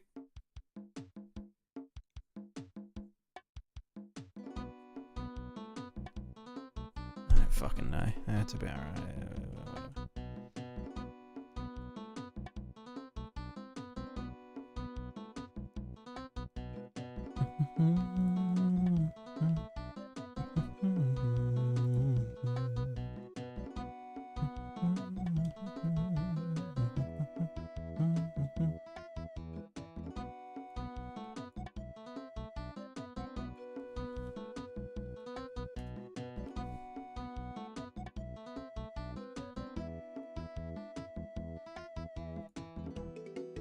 Was that? That was 4, right? That should be... No, it was 3.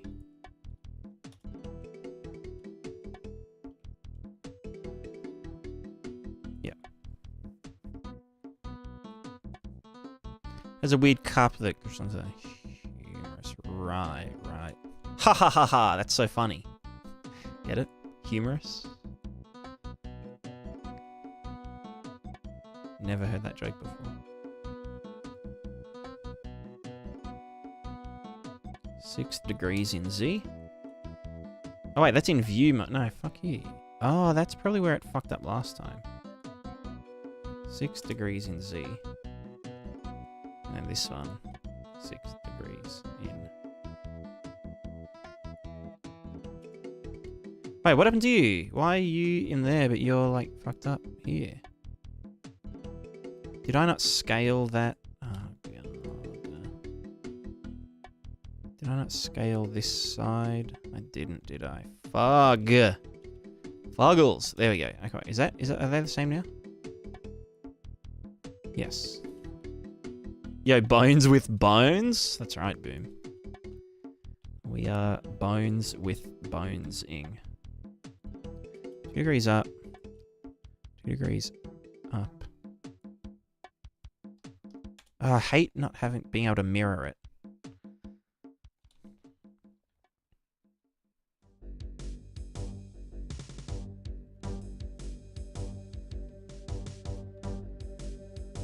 Can I just like hide these big dummy ass bones? Who even needs big bones anyway?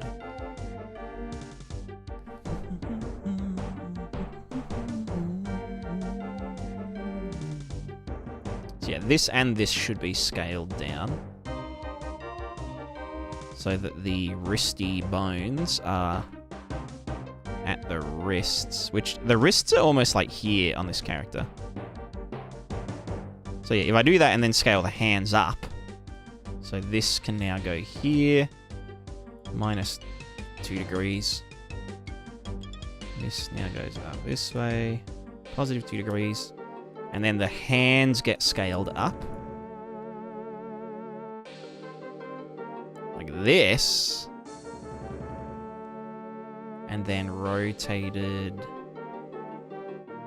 Well, actually, wait, where are our knuckles and shit? I guess this character has long... Oh, no, that's about right. Wait, hold on. Let me just go to object mode real quick. And just look at our character. So... Oh, object mode. Okay, yeah, so knuckles are here. This is like the knuckle line here. With this fucking... Don't even look at me. Yeah, okay, triangles. Well, actually, these could all easily be quads, but they just get offset in a dumb way.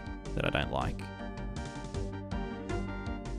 So I make mirror armature plugin for Epic Scales? Yeah.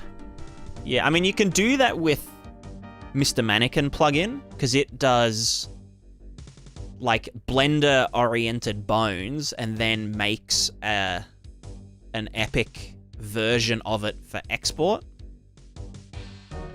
But it's, yeah, extra steps.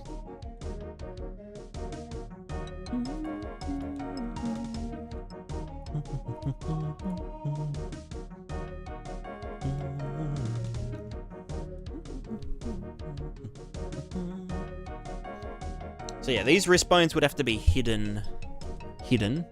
But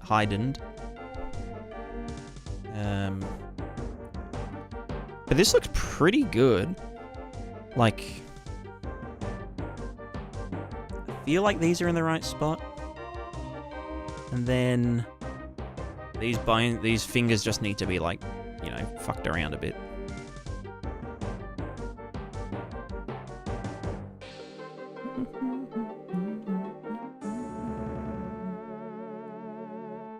Degrees.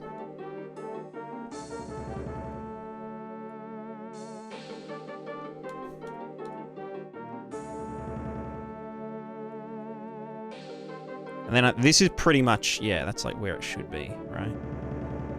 So then it's just the finger bones that need to be dicked around. Like, oh yeah, the thumb should, like, I don't know, do some shit like that. Probably. Anyone hear about Quixel becoming paid next year? Yeah, someone mentioned it at the very start of the stream. And they mentioned that someone wrote a script that goes through the entire Quixel library and claims everything for free on your Quixel account. In, like, automated. Which is, like, you know, cool.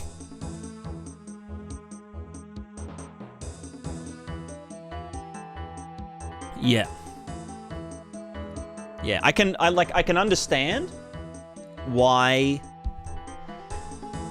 Obviously, Quixel is like, you know, quadruple A art assets that are all, like, game ready.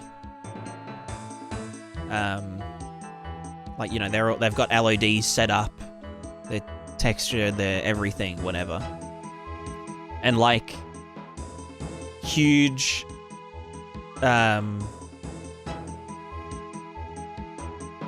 like really big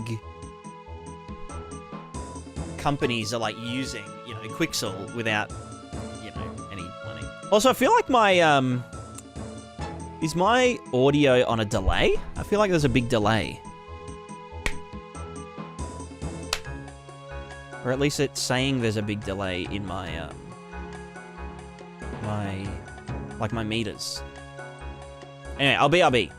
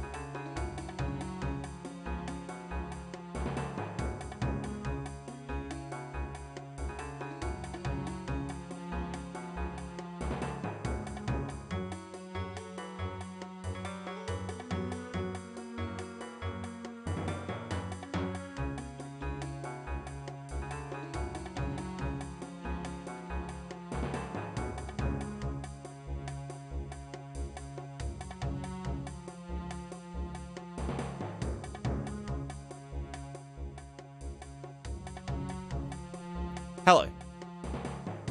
Is there a... Okay, I'm gonna see if there's a delay by just looking at Twitch. And, like, opening my own stream up.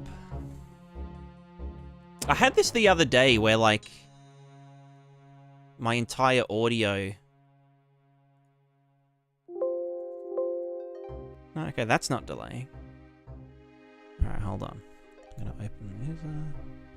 Gonna do this. Hello, stream. Okay, and then I'm gonna clap. Alright, hold on. I'm gonna open this up. Gonna do this. Hello, stream. Okay, and then I'm gonna clap. Okay, there is a delay. There's like a... Okay, but it's less than... What the fuck? I mean, I guess... If you guys can't see my mouth moving very much, then... Why does it even matter? Maybe I'll just hide behind here. You can't even tell that it's delayed by a... You know, quarter of a second.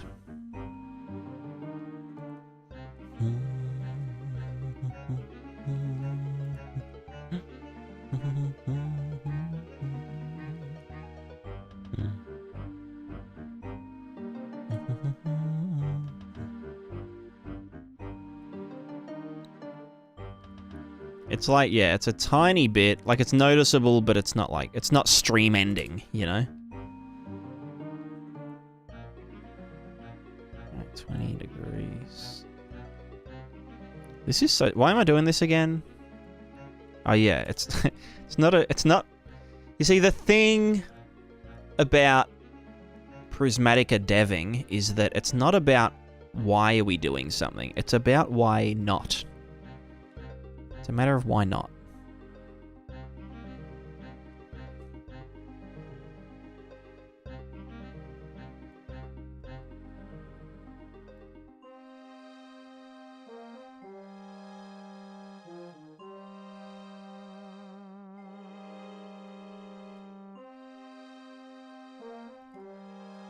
Alright, I guess I'll do that when I mirror it and whatnot. Alright, there's our... Stupid person in a person. Flesh mech, piloted by Bony Boy.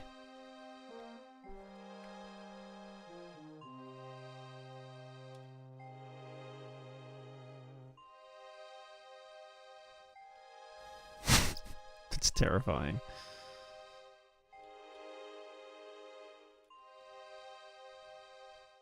Cool eyebrows. Literal browse. Browsing the web. Alright, what is the vert count? 24,000. That's ridiculous. I can go way lower than that. But I guess I'll wait till I fuck around with it first. You know, like when I pull this out, it'll be like, ooh, I gotta do all this shit.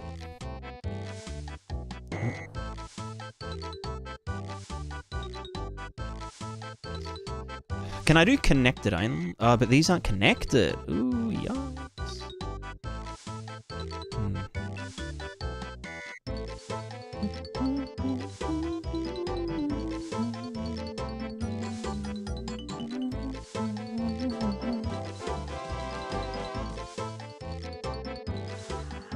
Yo, nice sternum, bro.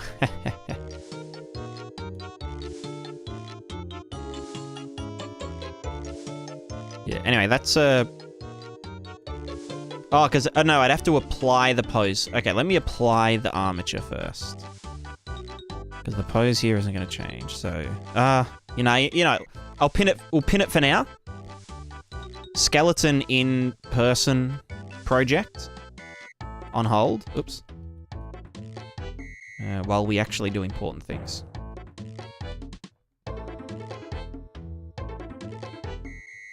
Alright. So. We've decided on... data assets. And we can use edit inline. Oh, I need to test it first, but... Technically, we should be able to... edit data assets inline.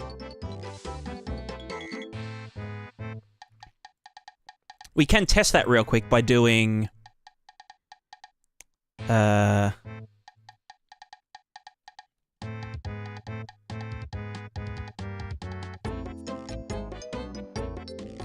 What was the one that I...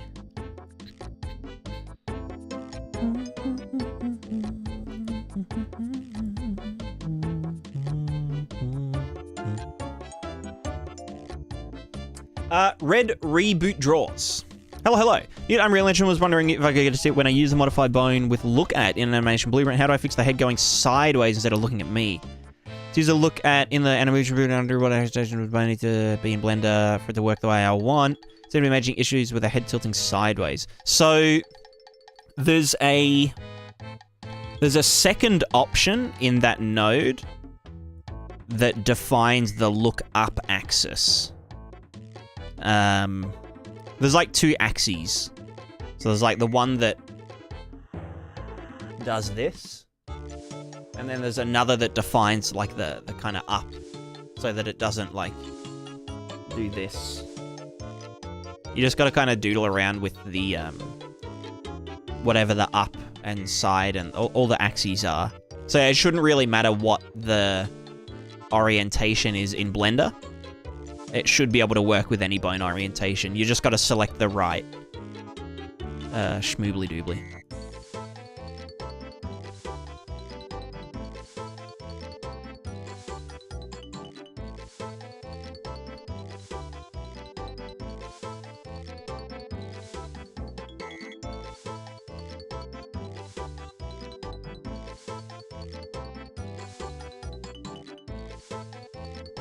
Was this derived from primary data asset? Public primary data asset. Okay, there it is. But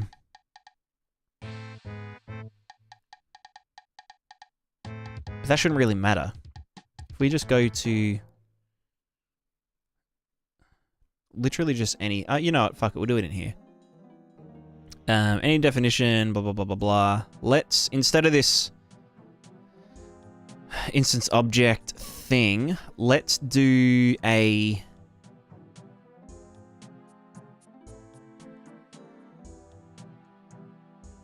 can you... Yeah, you can do something of itself, right? Pex entity definition. And this is a primary data asset. Oh, actually. No, that should work, yeah. This wouldn't be instance. That would get angry, probably. But this would be edit inline. Just edit inline. Edit inline new. Class may be constructed from an edit inline new button. Oh, actually, okay, maybe that is... Maybe we do want edit inline new. So this would be an array of data assets of this thing. Are you allowed to do that? Have something have variable... Yeah, no, yeah. Pointers to objects of its own type. That's fine. That's just going to be called instance data. Whatever, it doesn't really matter. If we... Cancel. If we just do... build. Blah, blah, blah. Any definition.h, unknown specifier, edit inline new found when passing variable specifiers. Is it just edit inline then?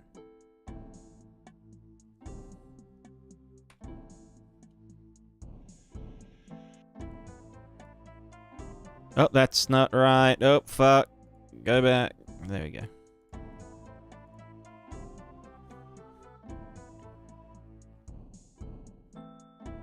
Edit inline is deprecated. Remove it or use instanced instead.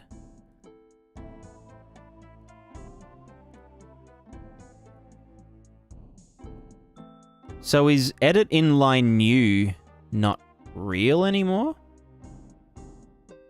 Use instanced instead. No, but I don't want to...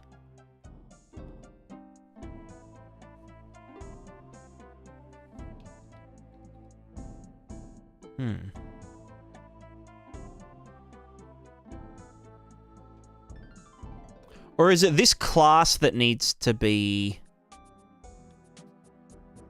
edit inlineable.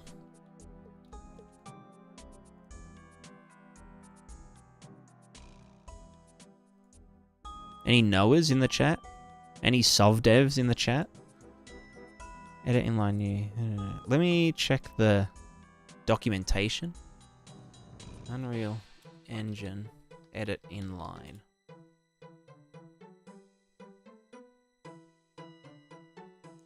Class can be created from the Unreal Edit property window as opposed to being referenced from an existing asset. Yeah. Or is it just that data asset can't do it?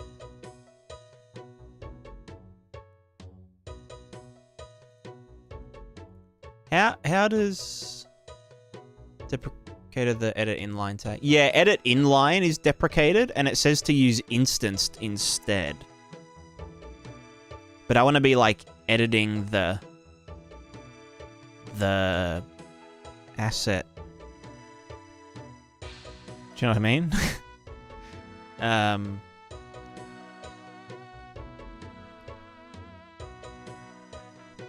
Meta equal edit inline. Oh, equal. Like that. Oh, and then I need a double bracket, right? Is that what you mean?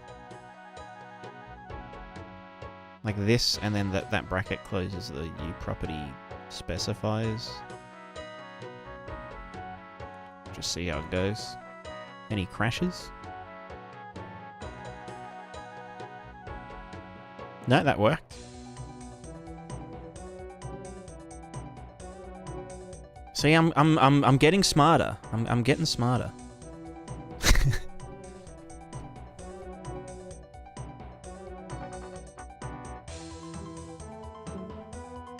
Oh, my internet. What's going on with my internet? Internet, no.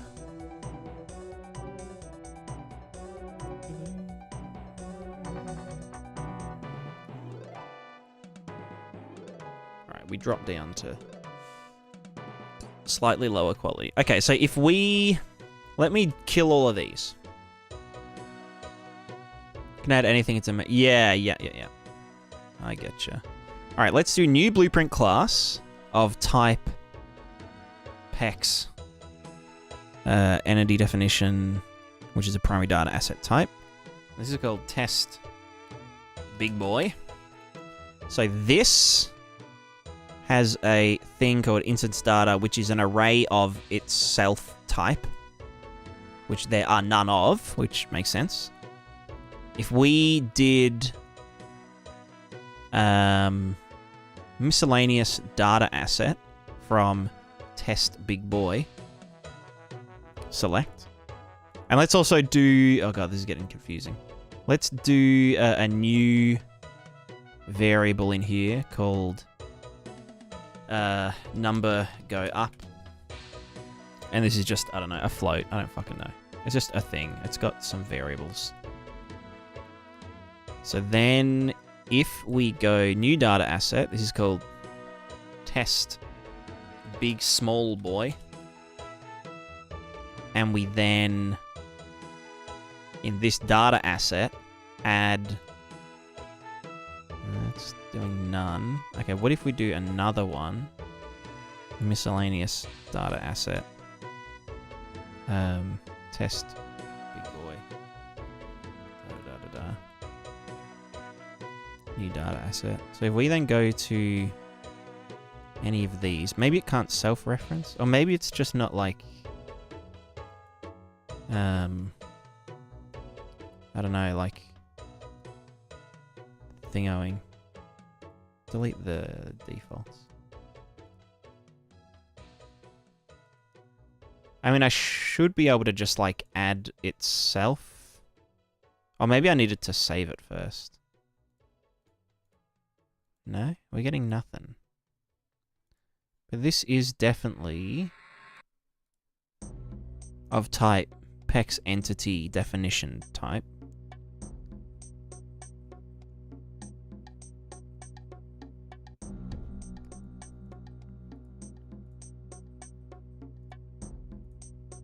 Here's a question, Sov. Do data assets, like this data asset, like the red icon one,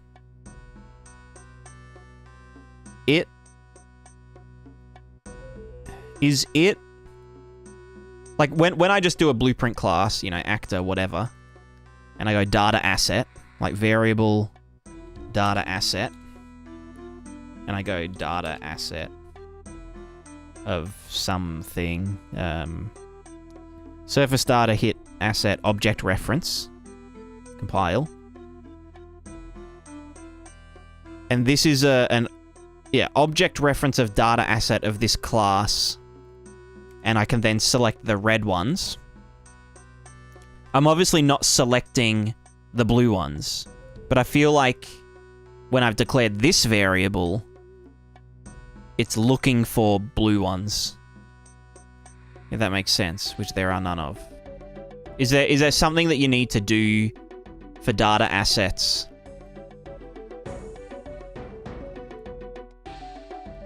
You know? Because, like, I can't add this to, like, a variable list of data assets. I can only add these red ones. So this is primary data asset. Oh, maybe that's my problem then. Because I'm asking for class this, which is itself a primary data asset. So how does the... Do you know what I mean?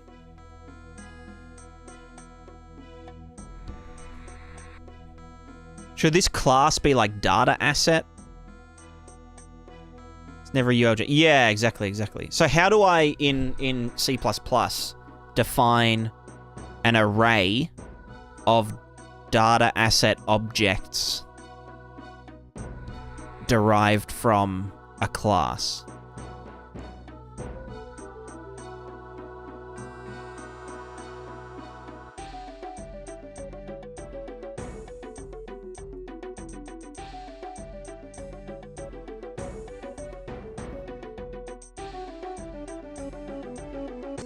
Because it obviously does it itself in Blueprint.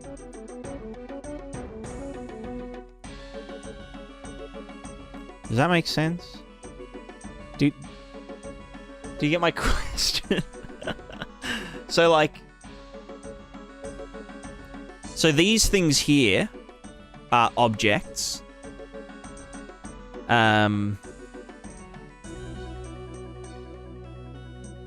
These red ones are like instances of... Are they instances of, or like child objects of this? Parent class, PX entity definition. These don't have like a parent class, right? Because these are instances of this object class. So object class, instances of it.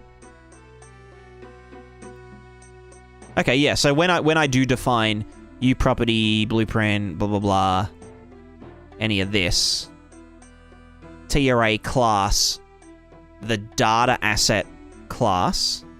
So, like, you got primary data asset, then you've got this, and then we've got instances of this, or instances of child classes of this, whatever. That should be populating, right? Maybe it just hasn't, like, found the... Maybe I'll just restart, see if it, you know, does a thing.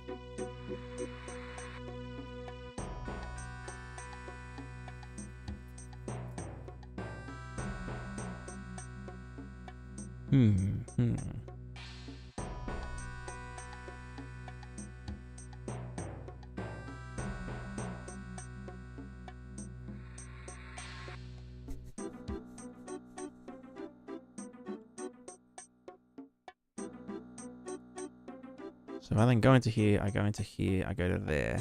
Yeah, see, this isn't finding any of the thingers.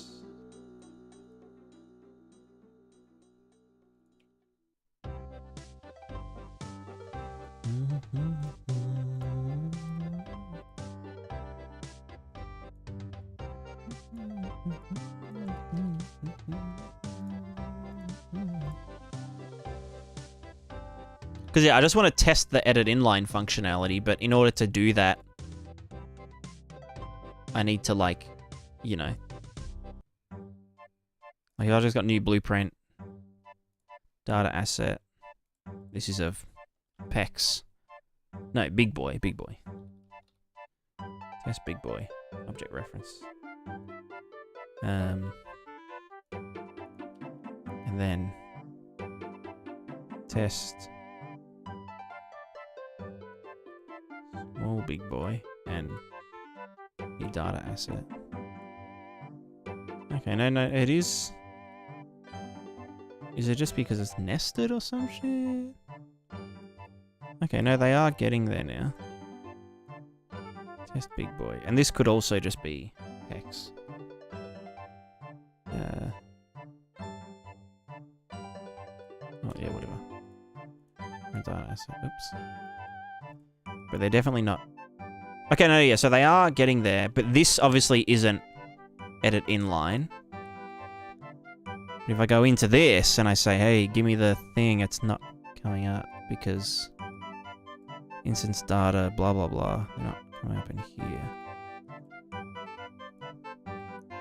Is it maybe just because I'm trying to, like, nest objects within objects and it's, like, safeguarding me? I don't know. Maybe I'll just make a new class that...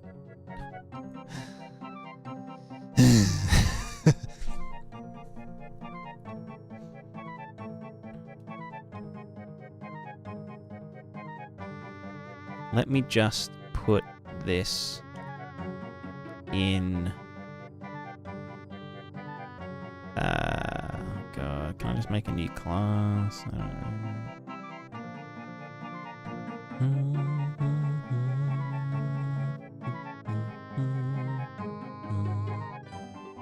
So where can you remove edit inline? True. That's a good question.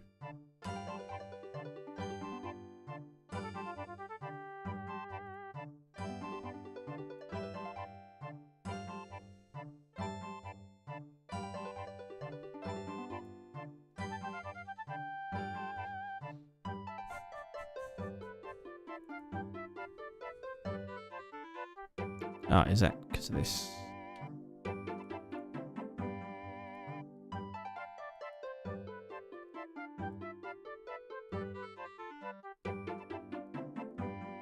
Yeah, nice. All right.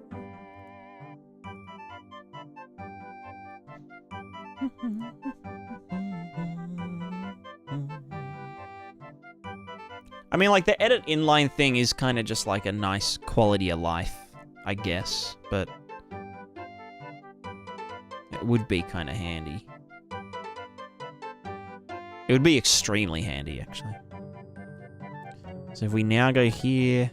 No, sorry, if we go to here, we go to instance data, we go to there. Okay, it does work without that. But I don't know if that's just...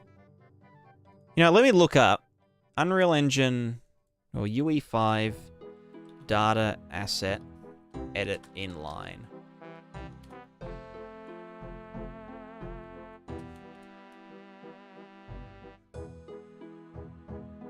No, inline, not online. What the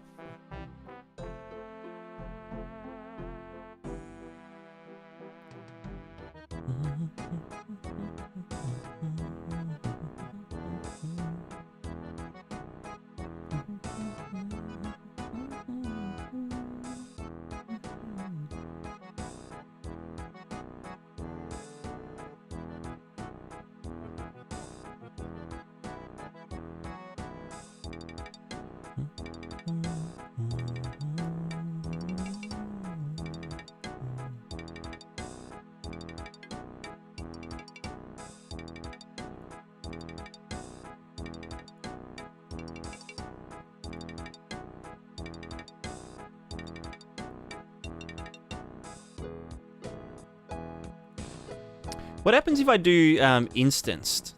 Maybe that will do some bullshit. Or like edit.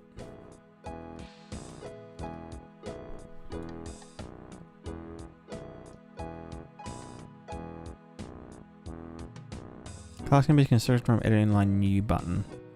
No, but F.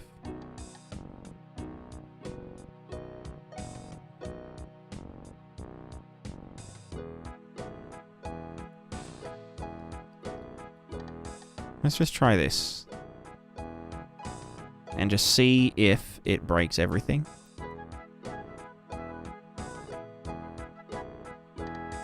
Because it kind of seems like they... I mean, it's a different thing, though. Instanced versus edit inline.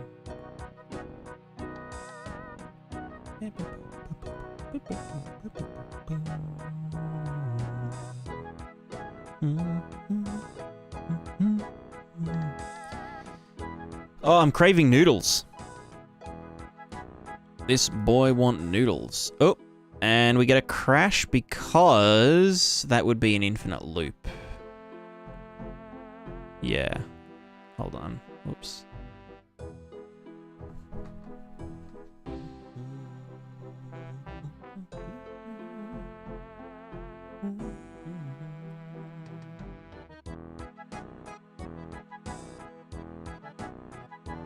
Yeah, all good stuff. No rush. I know you're a busy boy, busy bee. Okay, everything's crashing because, yeah, it's an infinite loop. Let's maybe not do that. Is it? Yeah. I mean, it's already instant, so like I don't know.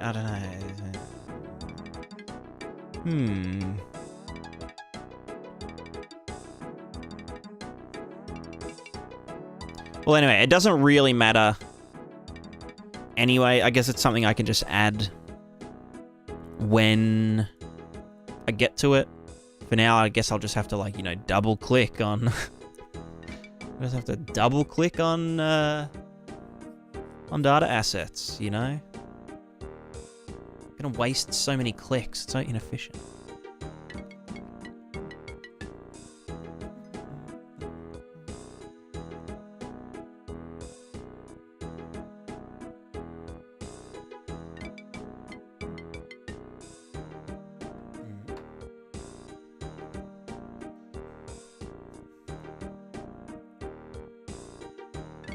Okay, are they just corrupted?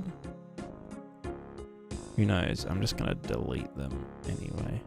Let's clear all of the shit that we did. Also, what's the process of deleting C++ files? How do you do it, like... How do you obliterate them completely? Like, I don't want anything left of them. I want a clean slate. Oh, you son of a bitch. What the fuck? I guess I can just git bash. Git status. What have we done since thingo? I moved things around.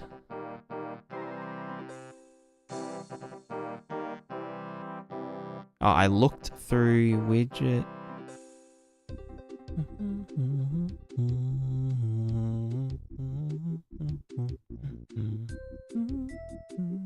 Just delete the H. Okay.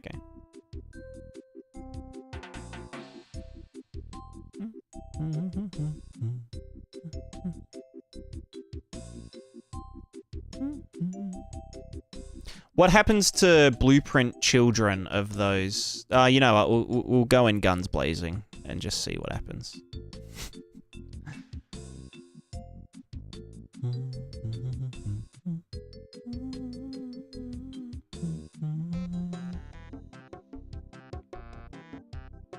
So if I just go here, any definition, and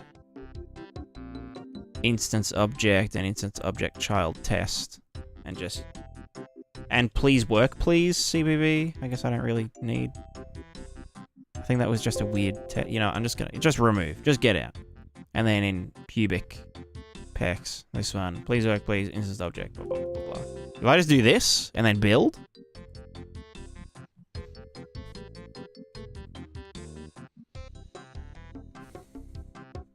Right, that's all good. Back in. Man, you just git CMD. Yeah, of course. I'm a hacker man, you know? There's no other way to use source control.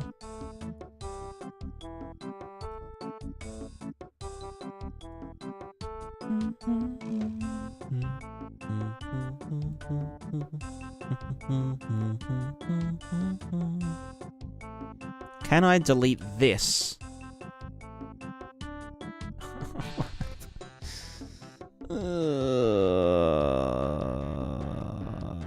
Here's a question. If I just delete the U assets, knowing that they're not being referenced by anything else anywhere, that would be fine, right? That's fine. I could just stash. I'm pretty sure the last... What was the last commit?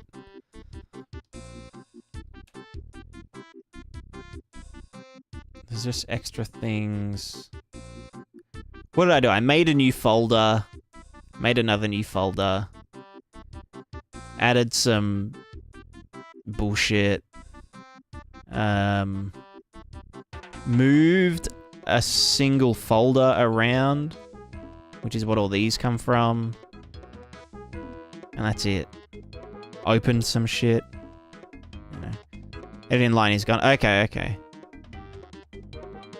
That's weird, because it seems like it was a good thing?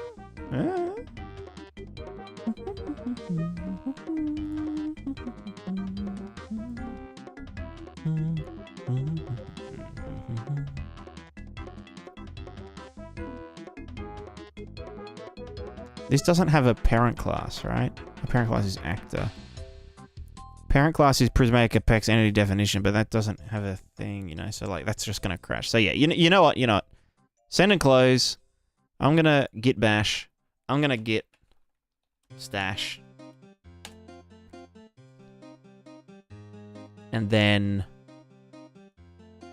say index data Charles Dev, this commit hash about to start on entity composition system. There you go. Bam.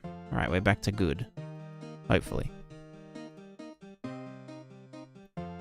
Looks like they change it into the instant stuff.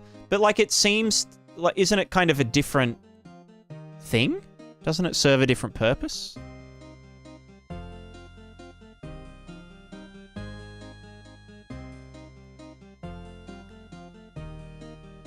Wait, why are these still here? Why? What the fuck? Oh, because they're not...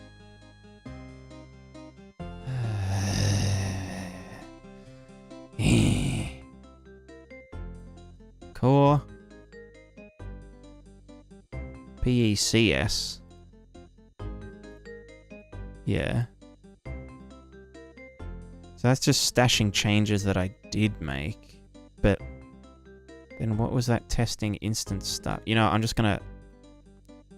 We're going in heavy. Content, Prismatica, core. Testing instant stuff, delete this. Easy. Easy peasy. Where the fuck is my Prismatica game? Unreal Project, Prismatica game. Here. Don't know why they don't... Yeah, it's weird. It's weird. Bring it back. Bring back edit inline.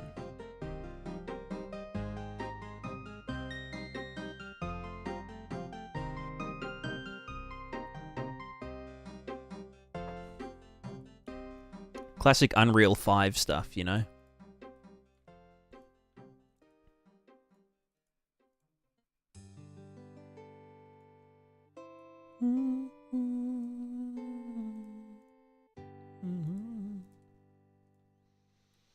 Ugh.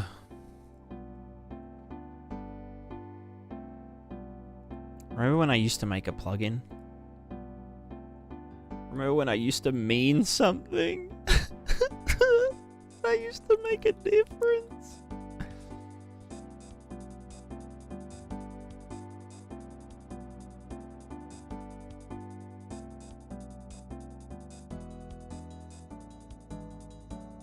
Wow. Look at that. Oh my god. Look at that. Wow. Oh my god. Anyway, so. Replicate object oh no, that's the thinger. And so those C++ classes should also be gone. If I go to source, Prismatica, private, instance of... did they revert because I... Or is deleting them in the solution... Does that just only... like, delete them from the... delete the reference to them? Source private. Yeah.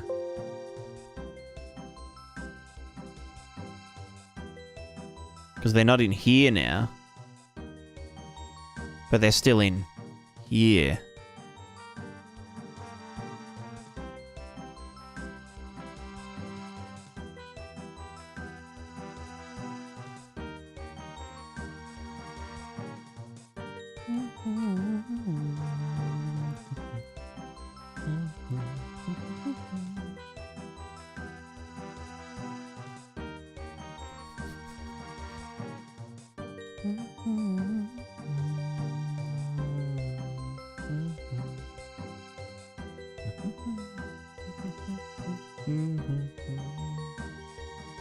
So if I then generate a Visual Studio Project files, that would be fine, right? Or is there any BPs or references? Okay, yeah. Let me see if this will open now.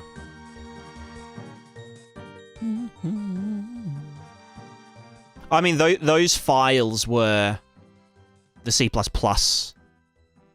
like, files. But when I deleted them from the solution file, it seemed like it was just deleting a reference to the C++ files. Or, you know, the text files. But not actually deleting the files themselves.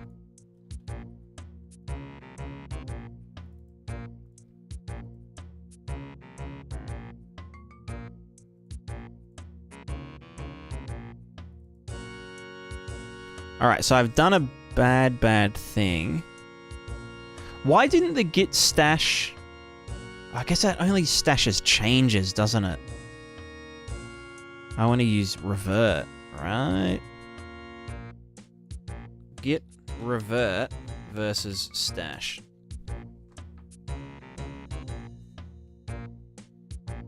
Or, no, git reset. --hard.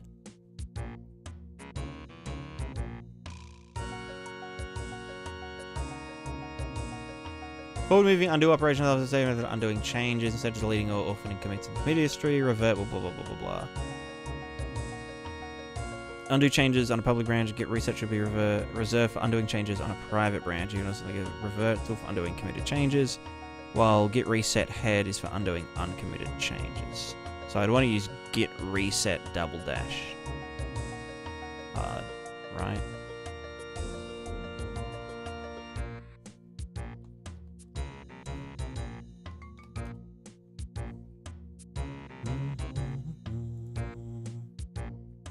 Throws away uncommitted changes. Yeah, that's the point. That's literally the point. Well, if I git status, right? It does. That's gonna have... Well, no, because those untracked files are now...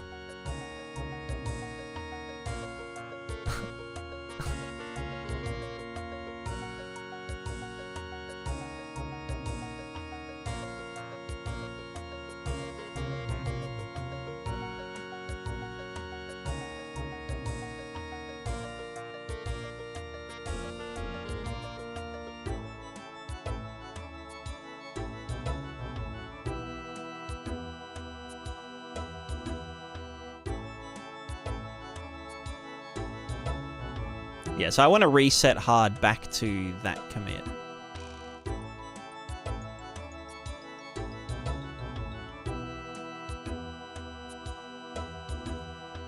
Git log blah blah blah. About to start any composition system. This is the commit. key. Copy. I can queue that. We can go to git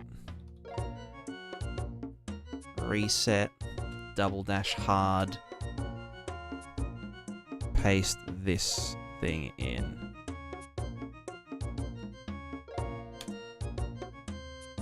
Head is now at blah blah blah blah blah. About to start on blah, blah, blah, blah. Cool. Okay. Back. Open up the game. Hopefully those duplicated folders aren't there.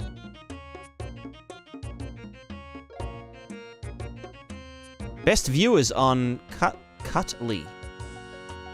What a weird name for a viewbot site. Cut with 2 T's. .ly. How do I begin?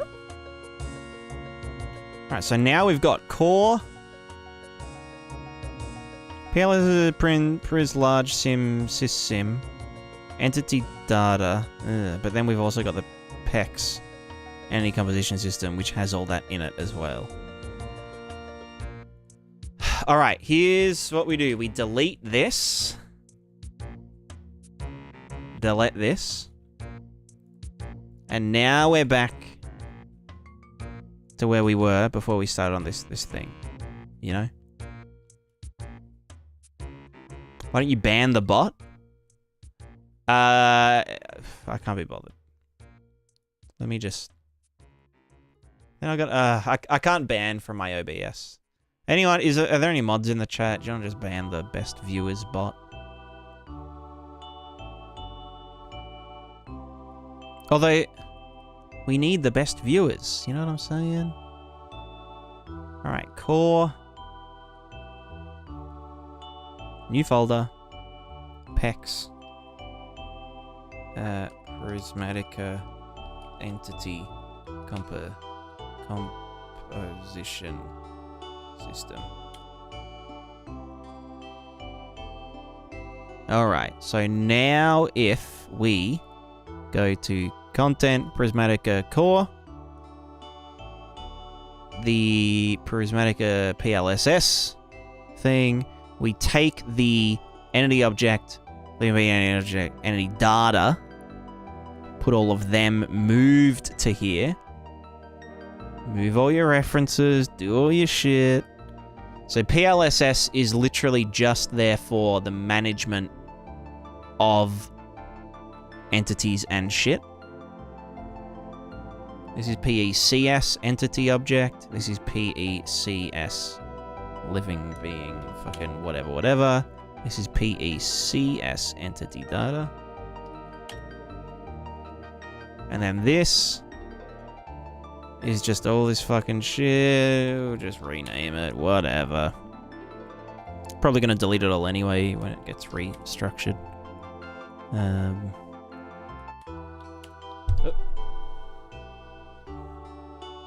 Like, what is this entity static definition? That's literally empty. So you can die. You die, and you die. Does this have anything in it? Array of objects. Wow, that's very enticing. And then this is just prone data. Okay, so you guys can both die. Entity static data is kind of in use, even though it's a fucking mess. But the whole point of this system is to, rather than have a bunch of, like, rather than have, like, every possible variable on here, it's instead, like, optional variables that can be compositionated. Yeah. I guess. Okay. So let me just close this down. That's all good. Oh, burping.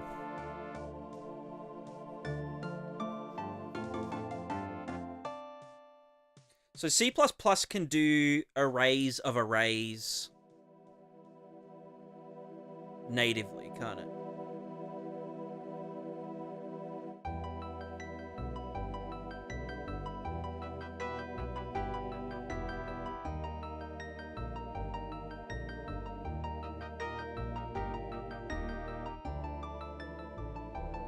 Vinny, dropping by to say thanks for all the materials. Tutorials. Starting to understand how that works thanks to you. No worries. I'm glad that you're getting the hang of it.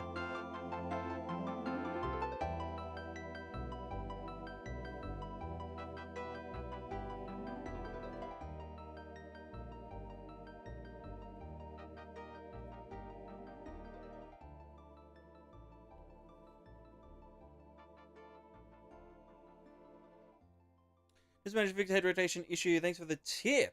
Awesome. You wouldn't happen to know how it would make the eyes move before the head does. So you could do a look at node for the eyes. And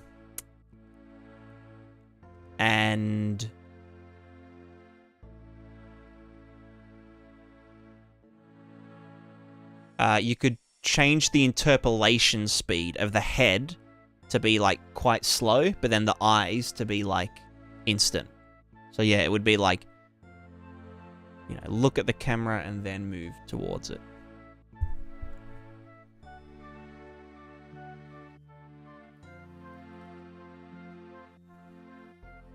Can't make them exposed to blueprints. So if I had... Yeah, okay.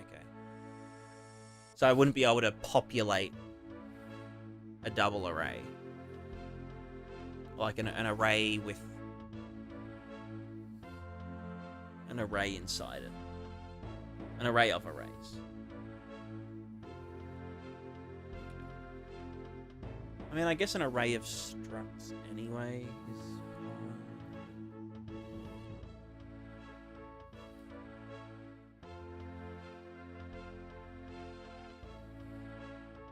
Trying to make cell shaded from the series work well in 5.4. I know they changed some stuff, still doing what needs tweaking. I haven't moved to 5.4 actually, so I know some people there was like a setting that made it kind of act more like, you know, the original thingo.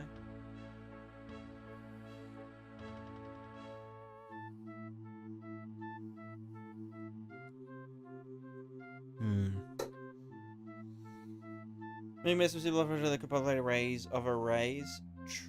True. But that sounds like an array of pain within an array of pain. Like a double-nested array of pain and frustration. I guess a struct would kind of be needed anyway.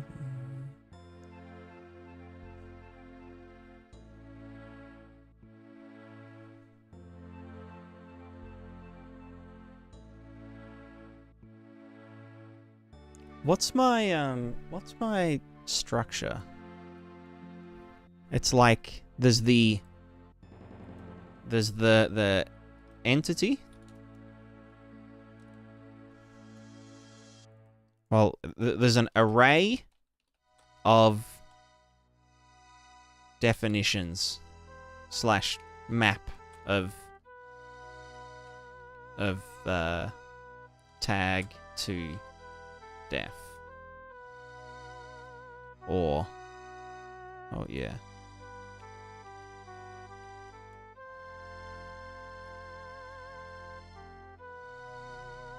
So this is like equipment.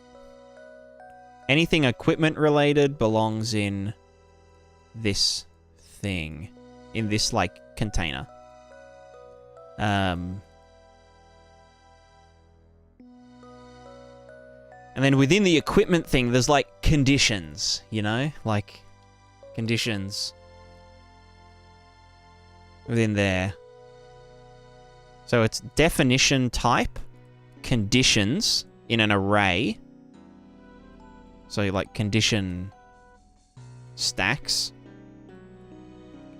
And then like, what are these called? Results. Or like, you know, the stuff. So equipment, and so we'd need to be able to query. Oh, there's like a lot of fuckery though.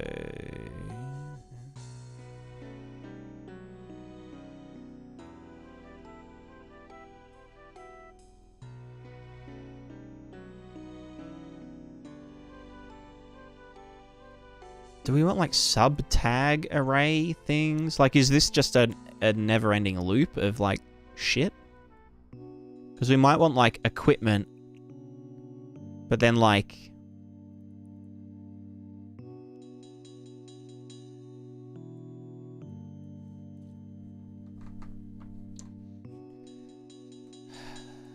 Alright, what's in equipment? What does equipment need? Well, equipment needs the visual shit. It needs the gameplay shit. It needs the how to equip.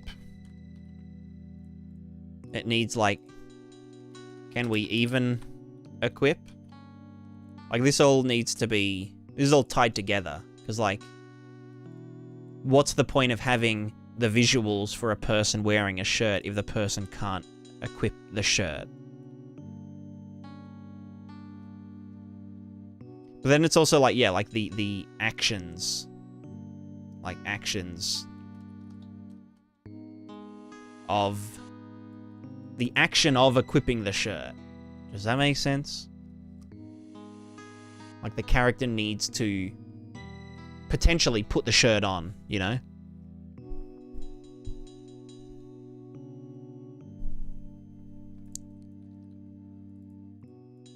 Action of actually equipping it.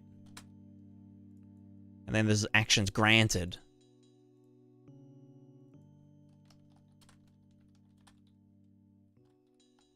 Do you know what I mean?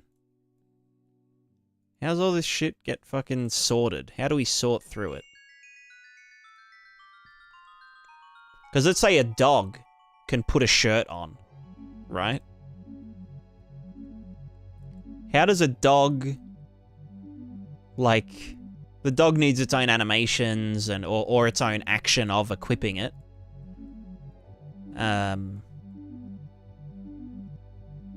Or maybe us as a person might need an action for equipping this shirt to a dog. Maybe we want to put the shirt on the dog. We need the, like, how do we specify the animation for that particular thing? So, equipment, yes, this can be equipped to a dog, but we are a human. We're equipping it to someone else. How do I get the fucking animations for doing the, or the actions, and the actions then have the animations for doing this thing? How do we, like, query that?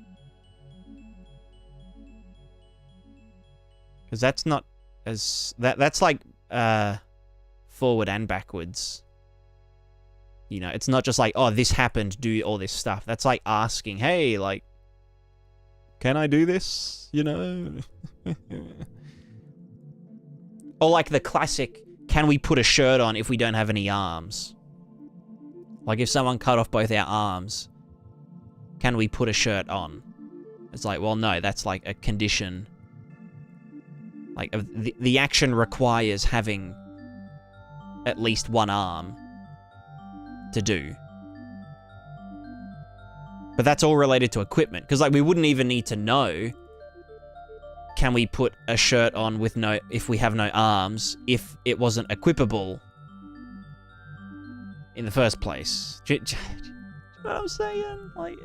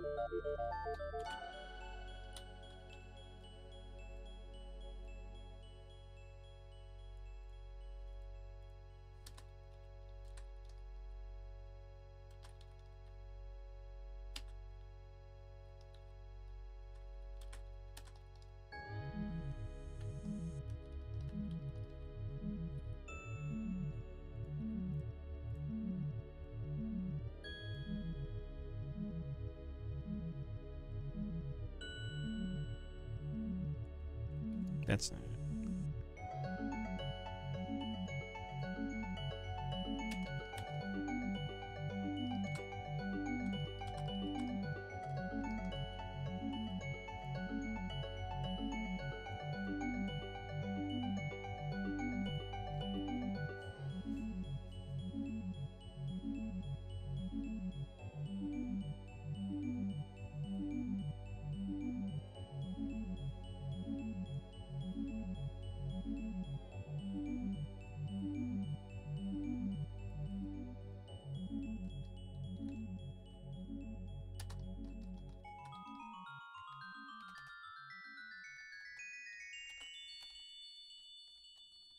Hmm. Hmm.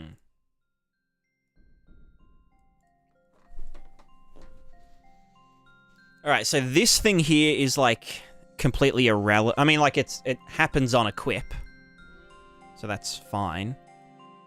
Hmm.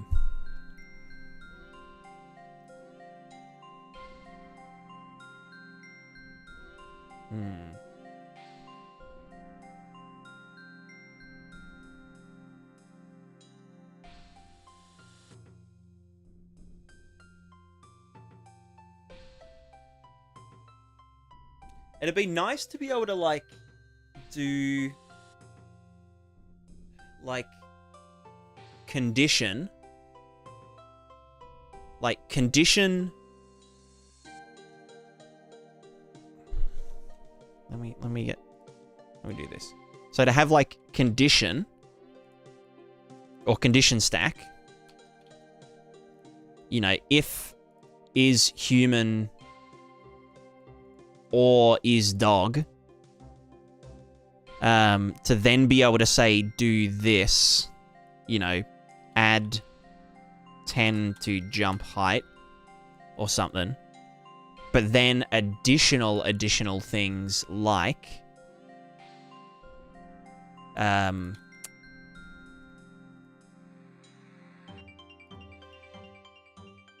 or just like, you know, like on equip, or like, you know, if these rocket boots added 10 to jump height, and we wanted that to be definition for some fucking reason, instead of like needing to put it on, oh yeah, you know, when equipped to a human, when equipped to a dog, when equipped to a thing, you know, do all this shit.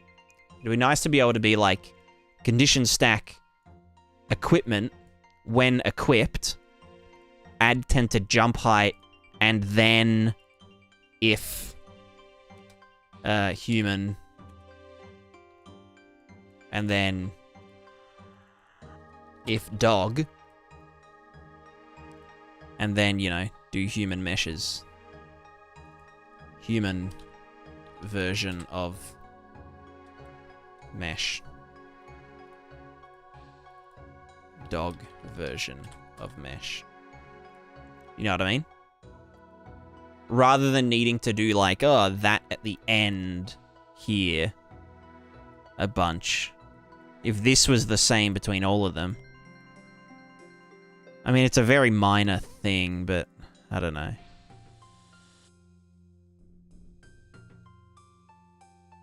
It would be nice.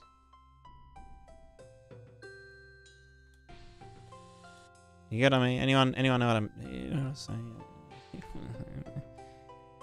Because there'd be a bunch of different stuff here, but then there'd be some similar things between both of them. So I guess it is just a matter of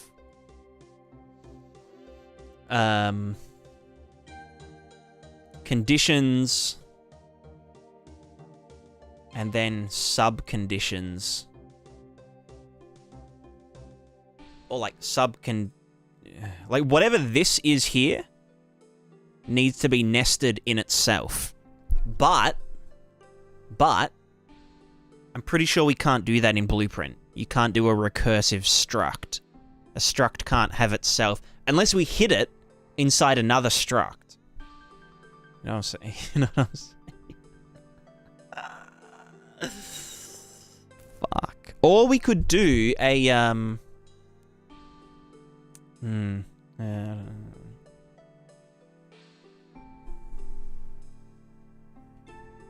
know. We could kind of have like... It feels kind of fucked up, but... oh no, would that still... No, because a struct can't have a nothing in it, can it? No, but it would be an array of them. And it would have 0 entries. So...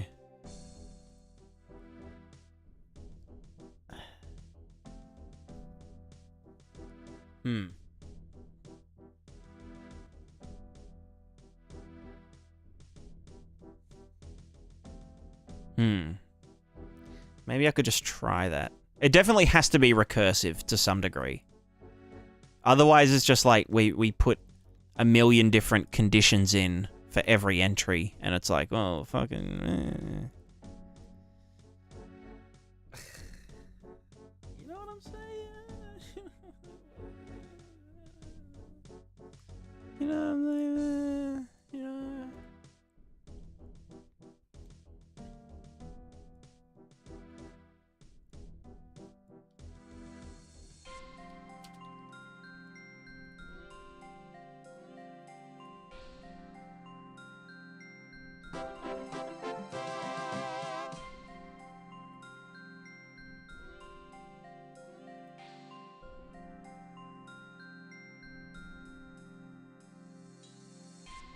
Hmm.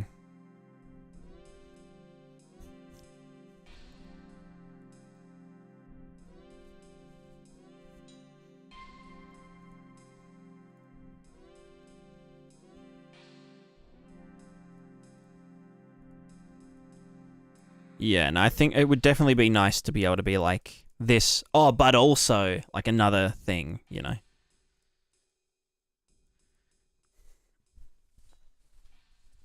Like if human, use the human version of the mesh. If like you know, a subspecies of human, then wearing this thing gives them an extra ability or something. So it would be condition stacks and condition substacks, which is like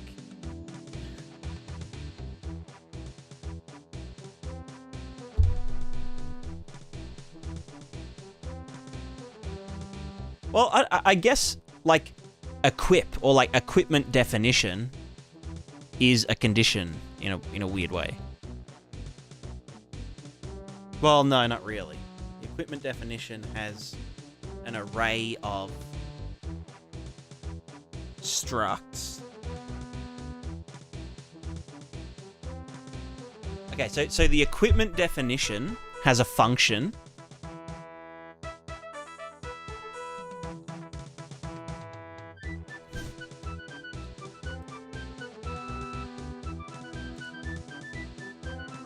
Has a function called, well, implements functions.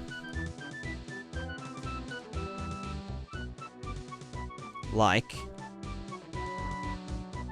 can equip, on equip,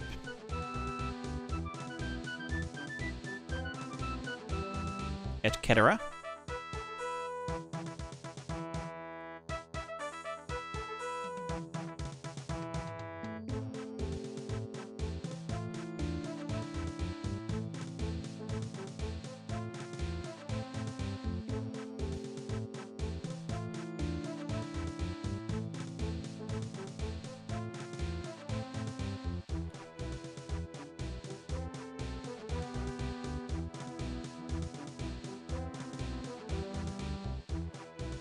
So then the can equip just needs to be like,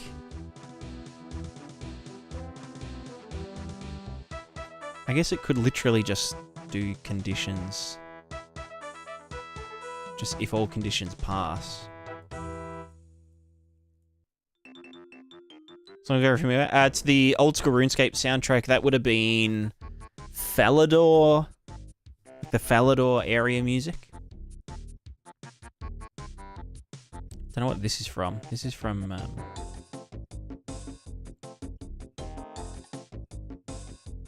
can't remember. Karamja music.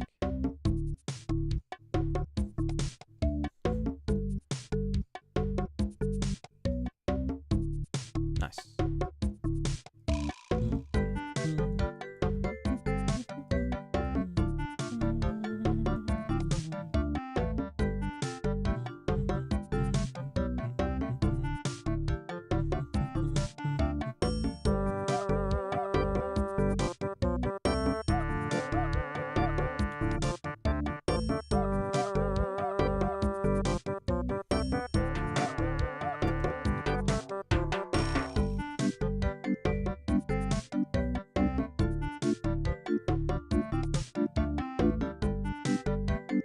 Maybe this would just be called equipping or something. I don't know.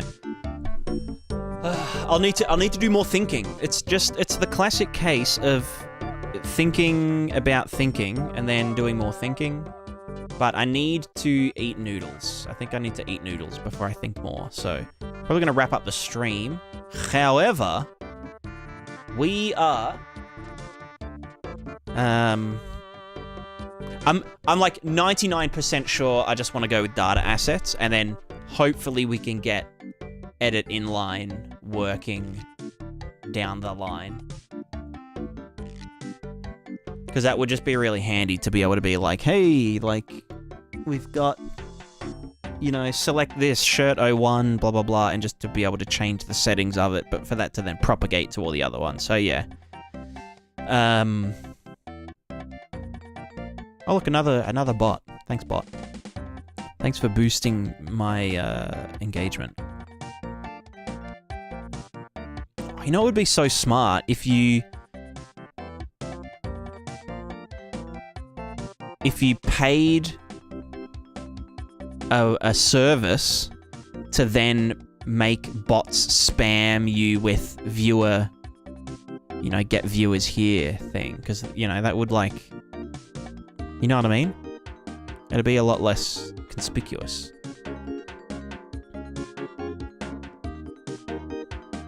I don't know what I'm saying. Anyway, we are gonna wrap up. We're gonna be raiding Mr. Crimson. First name Crim. Second name Sin. His first name is first. First name first, second name Crimson.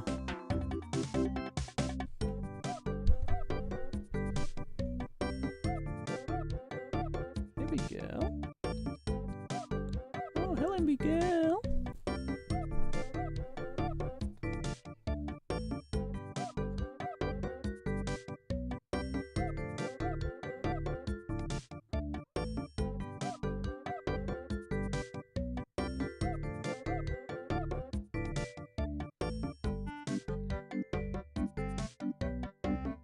What a funny cat.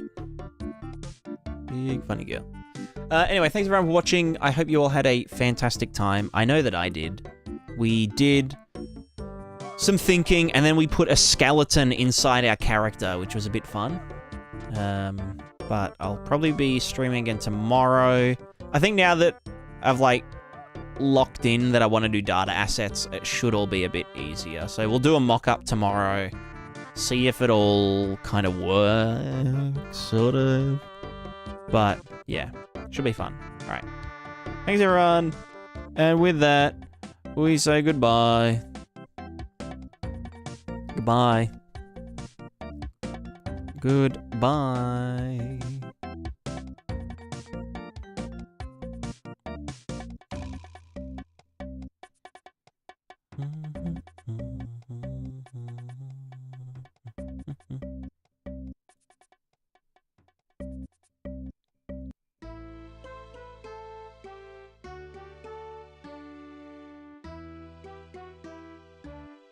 Why does this take so long? Raid now. There we go. Alright, and to all the